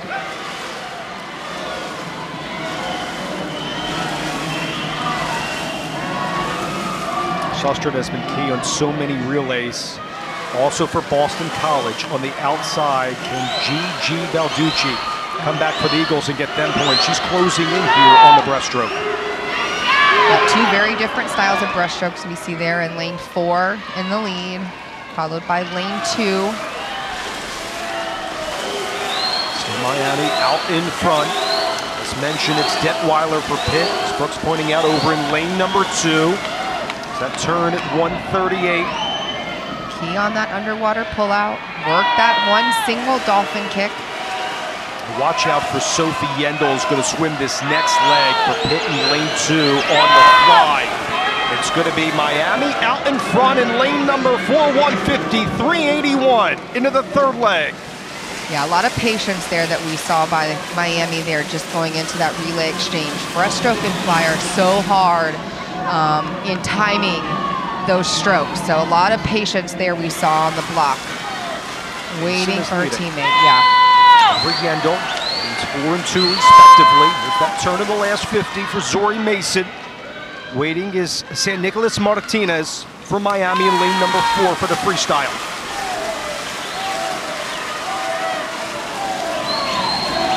It's still in second, followed by Georgia Tech and Boston College. That last 25 here in the fly. Great underwater there by Doriana. Fatigue, now this going in. Nail that wall, patience on the block, good exchange. That exchange to San Nicolas Martinez, trying to get that top time in this heat on the freestyle. Switzer's over in lane 6 for Georgia Tech at her home pole. Pitt is in second with Madison Knowles. Miami's looked strong the whole way. Good legs by all 4 of the girls. So key. Miami finished, by the way, 9th at last year's ACCs in the 400 medley relay. In second, though, is Pitt. In this last turn here for San Nicolas Martinez of Miami in lane 4. Let's point out, though this is the C final, there is no preliminaries, so these times stand as that is now the time to beat 3:37.27. So they are technically first as we go into the second and the third heat. So unlike what we talk about in finals, that once you're in your heat, you can't move up past those places. That's different here in the relays because they're only swum at finals. Yep, different from the CB and the championship into just the first of 3 heats. Okay, well, there's the times that Brooks referencing. 3:37.27 for Miami. Strong swim by Pitt as well. 3:38.83. Slightly faster than what they were entered at, so these times go off their best time swum this far at the season. We go into heat 2. Blue Devils of Duke are going to be in lane 2. North Carolina in lane 4. Notre Dame in lane 6, followed by Virginia Tech in lane number 8. Virginia Tech finished 4th at the ACCs in the 400 medley relay last year in Greensboro. Again, the time that Brooke was mentioning, 3:37.27 for Miami. That's the top time. Pitt, 3:38.83. We'll start with the backstroke. These swimmers are going to get in the water in just a moment.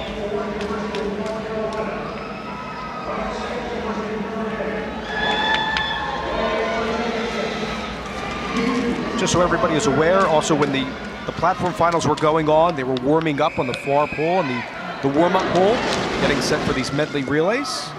Love the camaraderie. A lot of the student athletes watching one another on the platform. Oh, yeah. Here we go, heat 2 of 3 in the medley relay. Take your mark.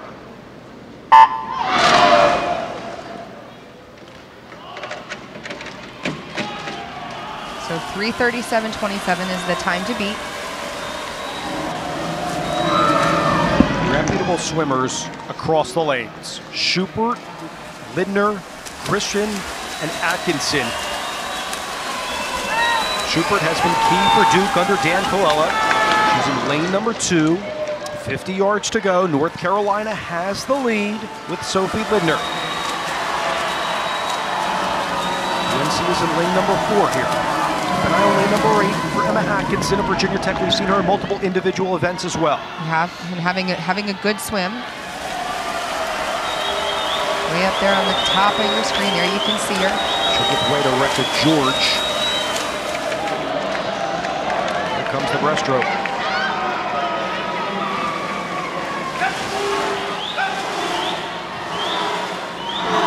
Higgs is out in front for UNC.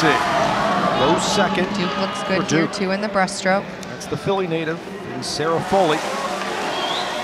Too far behind, Virginia Tech and George. June for Notre Dame in 4th.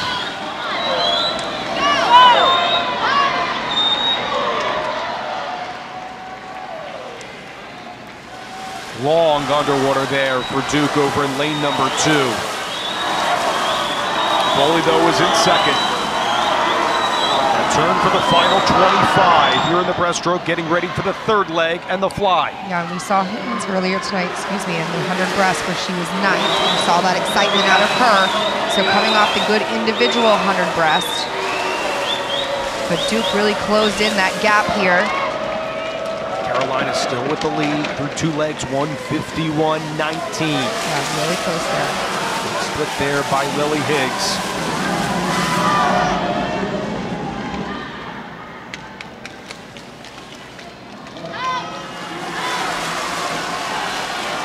Duke and Carolina right now on the fly. Turn for the final 50. Askan and Vanote, Elizabeth Vanote in particular. Another great swim by Vanote, yep. I pointed out her breathing to the side, that technique. So when she comes off here off this last turn, she's gonna be breathing in the direction of McKenna, getting a good view on her. She's got just a slight edge. So really getting into this wall here for her teammate up on the block. To the final leg at 2:42.96. North Carolina has the lead. Here's Grace County for her 4 lengths. Duke's in second with McKenna Smith as referenced, the freshman in lane number 2. Notre Dame, Virginia Tech behind in 3 and 4 respectively. UNC with the lead.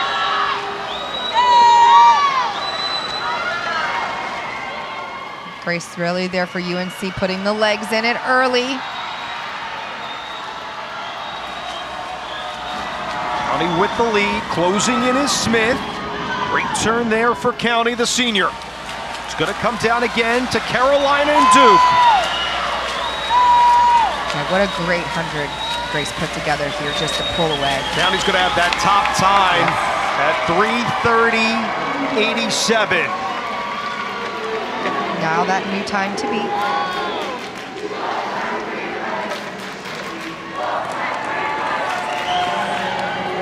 They were entered in at a 3:34.83. So quite the impressive drop for the Tar Heels. And now, some of the Goliaths across the nation in the women's 400 medley relay. The time to beat, 3:30.87. At the NCAAs last year, Brooke, it was won by NC State, Burkhoff, Hansen, Alons, and Poole. UVA, by the way, second. They got a silver with Tiltman, Wenger, Cuomo, and Douglas. All right, so let's look at the lineup here for North Carolina. Burkhoff, Hansen, Alons, and they're replacing Poole with Webb, right? 2 individual champions tonight in that event. Burkhoff in the 100 back, Hansen in the 100 breast. But Virginia has Gretchen Walsh, the freshman, Wenger, who got second. Walsh is the individual champion in the 200 free, going to be swimming butterfly here. And then Douglas is the 50 free champion. So there's your lineup for lane 4 and 6. That's the top secret information. Walsh and Douglas is the first time they're going to swim today. So relatively very fresh at the end of that relay for UVA.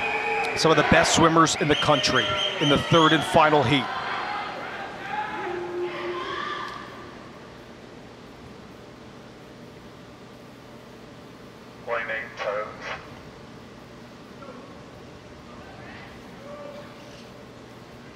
Take your mark. The time to beat again, 3:30.87 by UNC. Louisville, by the way, who's in lane number 2, finished 3rd at the ACCs last year. What Burkhoff has done in the backstroke here at the ACC. She's out in lane number 4 for NC State with the lead. You mentioned her, the freshman Gretchen Walsh for UVA. 23.88 there on that first 50. Burkhoff 24.34. Burkhoff, we know, closes very well, but Walsh is not afraid to take it out. And that says a lot about a freshman. She's going out there and putting it all on the line. It's Walsh and Burkhoff going to touch here in this third and final heat. Virginia gets first after the first leg by Walsh over to Wenger and Hansen for Virginia and North Carolina State respectively. 4/100ths of a second separating them. Walsh just slightly faster in that backstroke than Burkhoff was. So this is going to stay close. Now you have first and second. You saw first and second in the backstroke. Burkhoff and Walsh, you've got the same thing in the water here for the breaststroke. But do they shift? Walsh getting her hand on the wall first. She finished second in the individual. Let's see what's going to line up here. Right now, Wenger slightly ahead of Hansen. UVA's had 2 American records already in relays this week. And guess what? The 2 Olympians are up next for UVA, and Alex Walsh and Kate Douglas. And you're right, it's important to note, they have not swam in the individual events on day 4. Yes, had the morning off. They're loose. Side by side, Virginia still has the lead. Here's Alex Walsh, the Olympian, against Kylie Alon's in the fly. Alon's had a great exchange there, almost popping up. About 0.3 of a second was separating them. Now, Alon's with that great underwater. But remember, the anchor, side by side, you have Douglas, which was the champion in the 50 freestyle.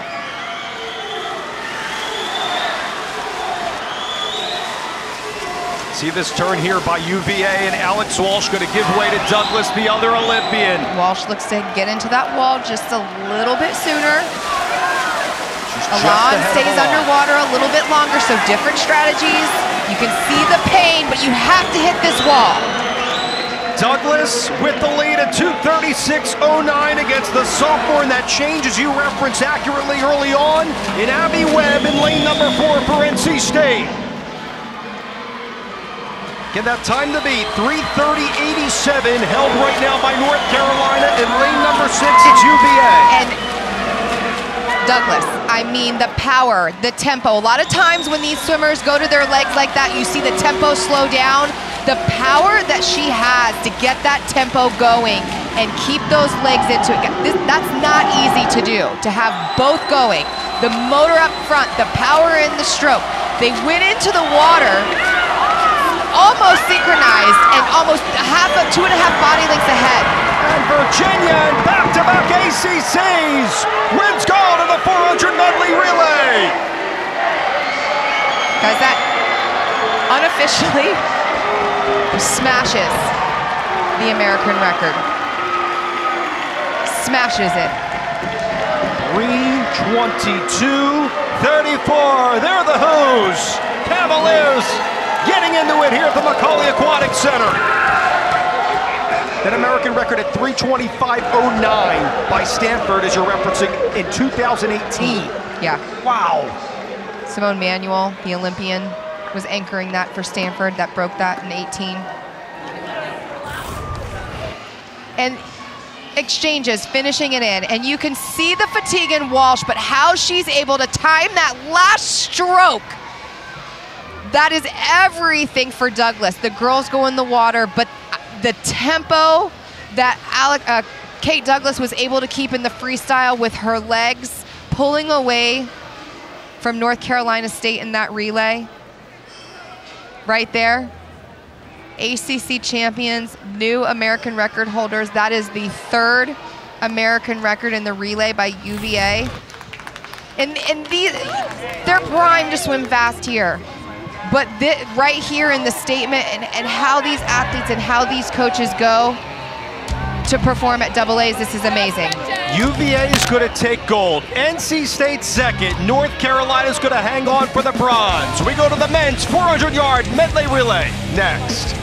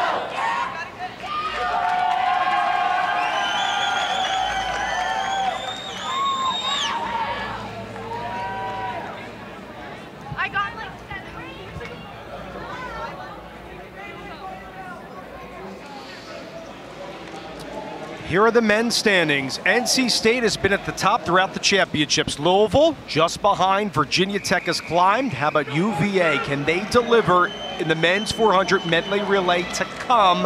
Last year they finished fourth. We start out with heat 1 of 3. Top time to get gold to round out day 4 of the ACC championships. BC is in lane 2.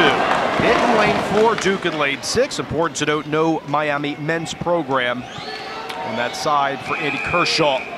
So we'll see 3 teams in heat number 1 to get top time to take it. Take your mark. Saw some exciting races there by all the women, you know, in all 3 heats. UNC ended up 3rd out of heat 2. So like I said, you know, the time to beat is who wins the first heat.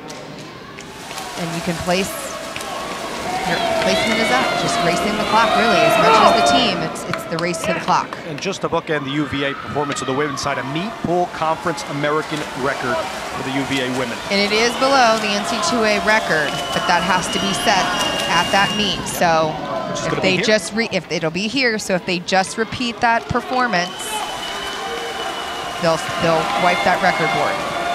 Strong start here for Garage in the middle. Gonna give way to this second leg, and Cooper Vanderlaan, Jack Doyles on the second leg for Boston College. Cole Resnick, one of the captains for Duke, is over in lane number 6, right now in 3rd. In the middle, it's Vanderlaan for Pitt. Going for times, not just the points for the team. The A qualifying time for next month will be 3:05:47. This was won by Louisville last year at 3:02:91. They have won the last 2 years, looking for the three-peat. You'll see Louisville in heat 3.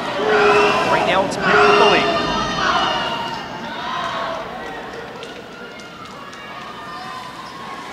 Last 25 here at the breast and going into the fly next. Really strong, nice stretch forward, time that stroke in. Those exchanges, it's not just about the person in the water, but being patient on the block. Zanian with that lead here on that first length of the fly for Pitt. See what Floyd can do on the outside though. So out in front, but race that clock, get that time. They're entered in at a 3:10. 3:08 here. Got clean water. That's what the coaches voted on. Leave those lanes open. Final 25. Good turn there by a Hatzanian of Pitt. Chrissy is next. Out for Duke and Brad Sanford, one of the top swimmers as well, a junior for Dan Colella's team. Pitt 2:25.54 with the lead so far. Duke is in second, BC in third. Pitt having a great swim. Really strong. You can see that wave behind him. Catch. When Chrissy for Pitt. That's Duke on the outside in second. Final turn here for Chrissy and the Pitt Panthers. It's a great feeling coming off that wall. Your body is just wanting to quit on you. Mental toughness here. It's going to be Pitt that takes heat number 1. Duke's going to be in second. Boston College in third. Phenomenal start for Pitt in the 400 medley relay on the men's side. 3:08.73 is that top time so far. Nice swim for them. For a team that got DQ'd last year due to a stroke infraction on garage in the beginning. Did not break the surface by 15 meters last year, and now totally different. They're out front so far, just one heat down. Good, good. Yep. 3:08.73. Jetting over to heat number 2. Not easy to wipe those DQs in a relay off. You certainly, you know, again, I said, you know, coming into collegiate swimming in these conferences, it's so much about your team, not the individual, and then you talk about the relays. Notre Dame in lane 2, Virginia in 4, Georgia Tech in lane 6, North Carolina in lane 8. Just on the subject of DQs, you know, we had that yesterday. Yeah. It happened last year to the NC State program, Yes. just like it did yesterday, Right. which in the end gave Louisville the win by just 2 points last year. That's why we were commenting how ironic it was on day 3 that it occurred again. Obviously, NC State with a healthy lead, we should mention, on day 4.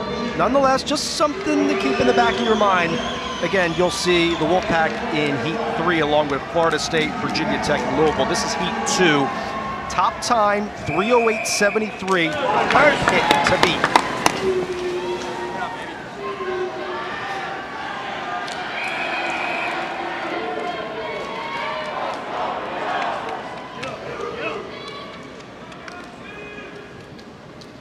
Take your mark. UVA there in the middle of the pool. You know, we saw them break the American record in the 200 free relay. Medley relays seem to be a little bit weaker for them. I think something that they can definitely grow on.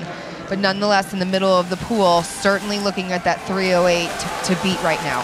Promising swimmer in Berke Saka for Georgia Tech over in lane number 6. The Yellow Jackets in their home pool see they're leading at 22:03. They finished second to Louisville last year at the ACCs in this event.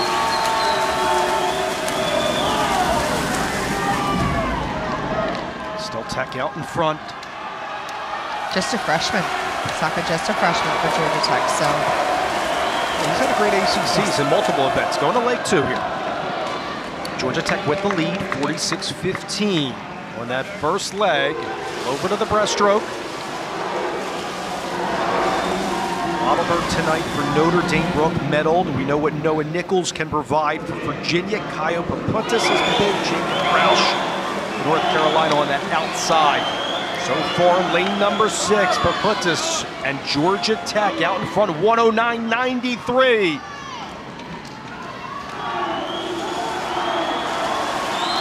Still holding it strong out front. Real quick tempo there you see by Georgia Tech there out in the lead. Different from what you see from UVA, from Nicholas. More of a longer, smoother stroke. So always pointing out just the different strategies, different stroke styles. Done by Roush to be in third right now for North Carolina on the outside. It's still Georgia Tech. Papuntis. Nice stuff there on that leg. Over to Christian Ferrero.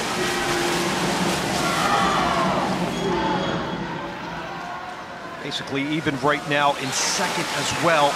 Lanes 2 and 4 for Notre Dame and Virginia. 158-20, still Georgia Tech leading from the outset, not too far behind Notre Dame and UVA. Now all three of them. You've got North Carolina up in the mix too. Still Georgia Tech really holding strong. It's Polky, as you're referencing wisely, out there on the outside. Still Tech. Gonna turn to the Olympian, Batar Unlu for this last leg. Georgia Tech home pole 2:22.99. 4 lengths to go for that top time. 3:08.73 to beat by Pitt. Notre Dame and UVA almost flipping simultaneously there for second. And that's King in the water for UVA. We talked a lot about him, and we know the talent as a sophomore. Transfer, you're right, from Alabama, winning SECs. But lane number 1 for Giuliano as well for Notre Dame. And look at King here trying to close that gap. Let's see how he gets off the wall. I think this underwater, no chance on the underwater, so going without it, getting on top of the water. Is it going to pay off for him, though? King over Unlu, side by side. Here comes the touch. It's going to be close. Oh, what a race there by King for Virginia. Showing why he swims that anchor leg for UVA. Top time at 3:05.33 for the Hoos. And, you know, we got one more relay tomorrow night. And I'm curious to see what his splits are, but what we just saw out of him in that swim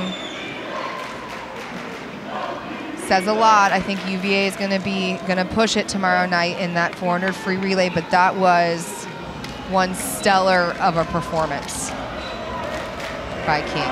You think he's a healthy addition or what to the program on the men's side? I think they're happy. I think he feels right at home. Georgia Tech narrowly with Unlu finishing in second. Still, Notre Dame is still a great swim as well. Yeah, and a great swim by Georgia Tech. 3:05.39. They were entered in at 3:08, so they're better. They're going to have an opportunity to get better. Better and better. So improvements all around for these guys. Yep, they're in second, the Yellow Jackets, Yep. right now. Yep. Okay. Going to the third and final heat in this 400 medley relay and to cap off day 4 of the championships. You have Florida State in lane 2, NC State in lane 4, Virginia Tech in lane 6, and Louisville, who won this last year, in lane number 8. And they won the medley last night. Let's go off their lineup. You have White in the backstroke, who was second tonight. Yevgeny and Nicholas right in the center, breaststroke and butterfly, the 5-time ACC champions. And then rounding it out for them, 3rd place in the 50 freestyle by Audrey. Right? I mean, so impressive. They're over in lane 8, but do not count them out. NC State's going to put a push for them, but this is stacked. It's Take your mark.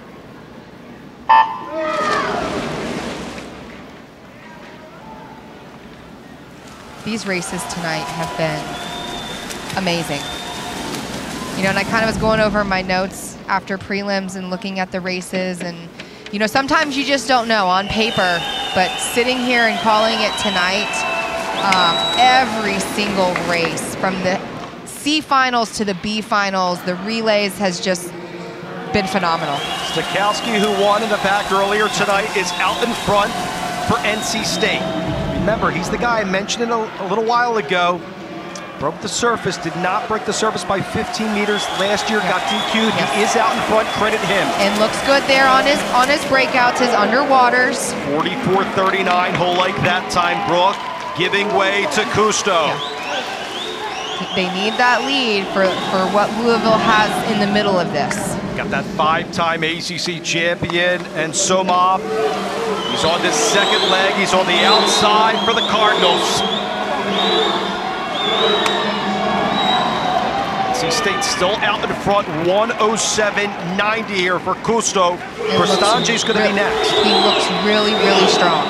I would see Louisville needs to be closing this gap right now. You cannot leave it to butterfly and freestyle. You need to get up there. But that lead in the backstroke almost at this point proving to be a little bit too much, but let's see.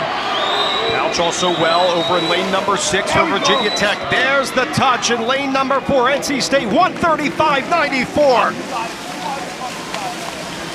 Into the fly here. About a half a second ahead of the rest of the field right now. Look at Corstanje go over in lane number 4 for the Wolfpack. On the outside, lane number 8 is the 5-time ACC champion, and Albiero, the coach's son. Right, and this is what I'm talking about. On paper, we're talking about that you have 2 5-time champions, but in a relay, the excitement and how you just have these swimmers swim literally out of their skin. Even though, if I was to put it on paper, I'm saying it should be a little bit closer at this point, but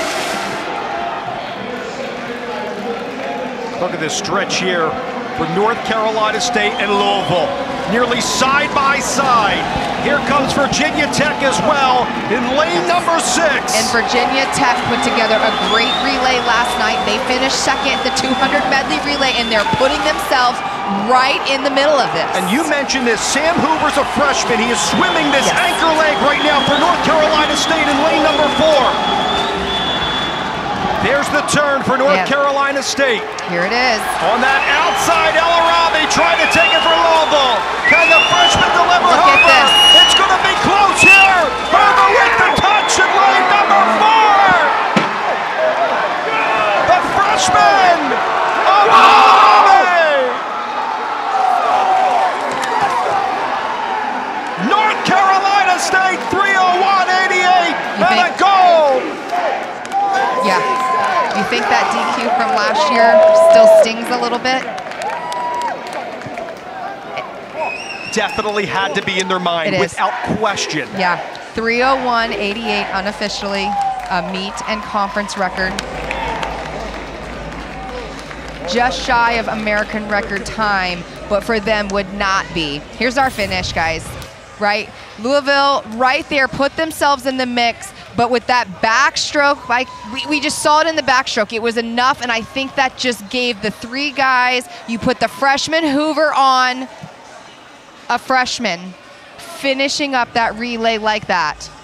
And for those wondering, why Hoover in that situation for the Wolfpack over David Curtis, the other freshman? Well, time-wise, I went looked at the times for tomorrow in the 100 freestyle, and Samuel Hoover is faster on paper right now. David Curtis, really a great sprinter, but I think has to grow into the 100, where Samuel Hoover just has that 100 time about a half a second faster than his teammate in Curtis that went on the relay last night in the 200 medley relay. But very impressive.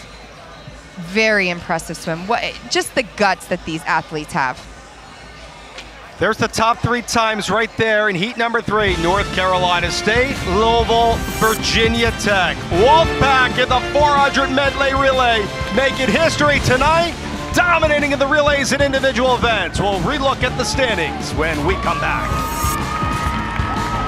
North Carolina State with a superb 400 medley relay. They put that together so well. Let's go.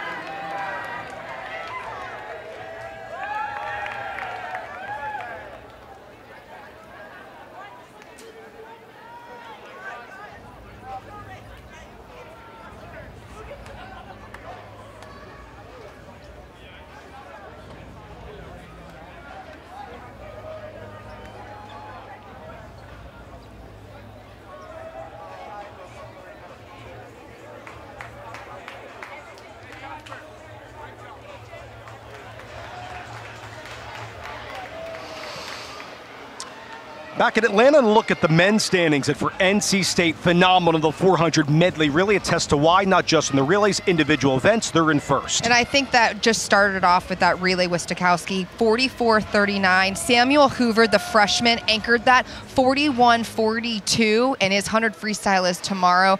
That's just going to excel him into what he's able to do. And on the women's side, Virginia looking for the three-peat, dominant as well across the board. Yeah, these girls continue just to get stronger through the meet. You would think fatigue and muscle aches and everything, but they're staying sharp and fresh. I don't even think we've seen the fastest out of these swimmers yet, with one more night to go. A lot of exciting action for the final day of the championships. The mile, the 200 back, the 100 freestyle, the 200 breast, women's platform, ending the championships with a 400 freestyle relay. For our producer, Jack Graham, director, Will Belke, Brooke Bennett, Jason Ballman, and our entire fantastic ACC Network crew, I'm Dave Leno. History was made tonight. Albiero and Somov, 5 straight ACC titles. Burkhoff with 3 in a row. Hansen with 4 in a row. NC State, Virginia in the medley relays. Day 4 from Atlanta in the books.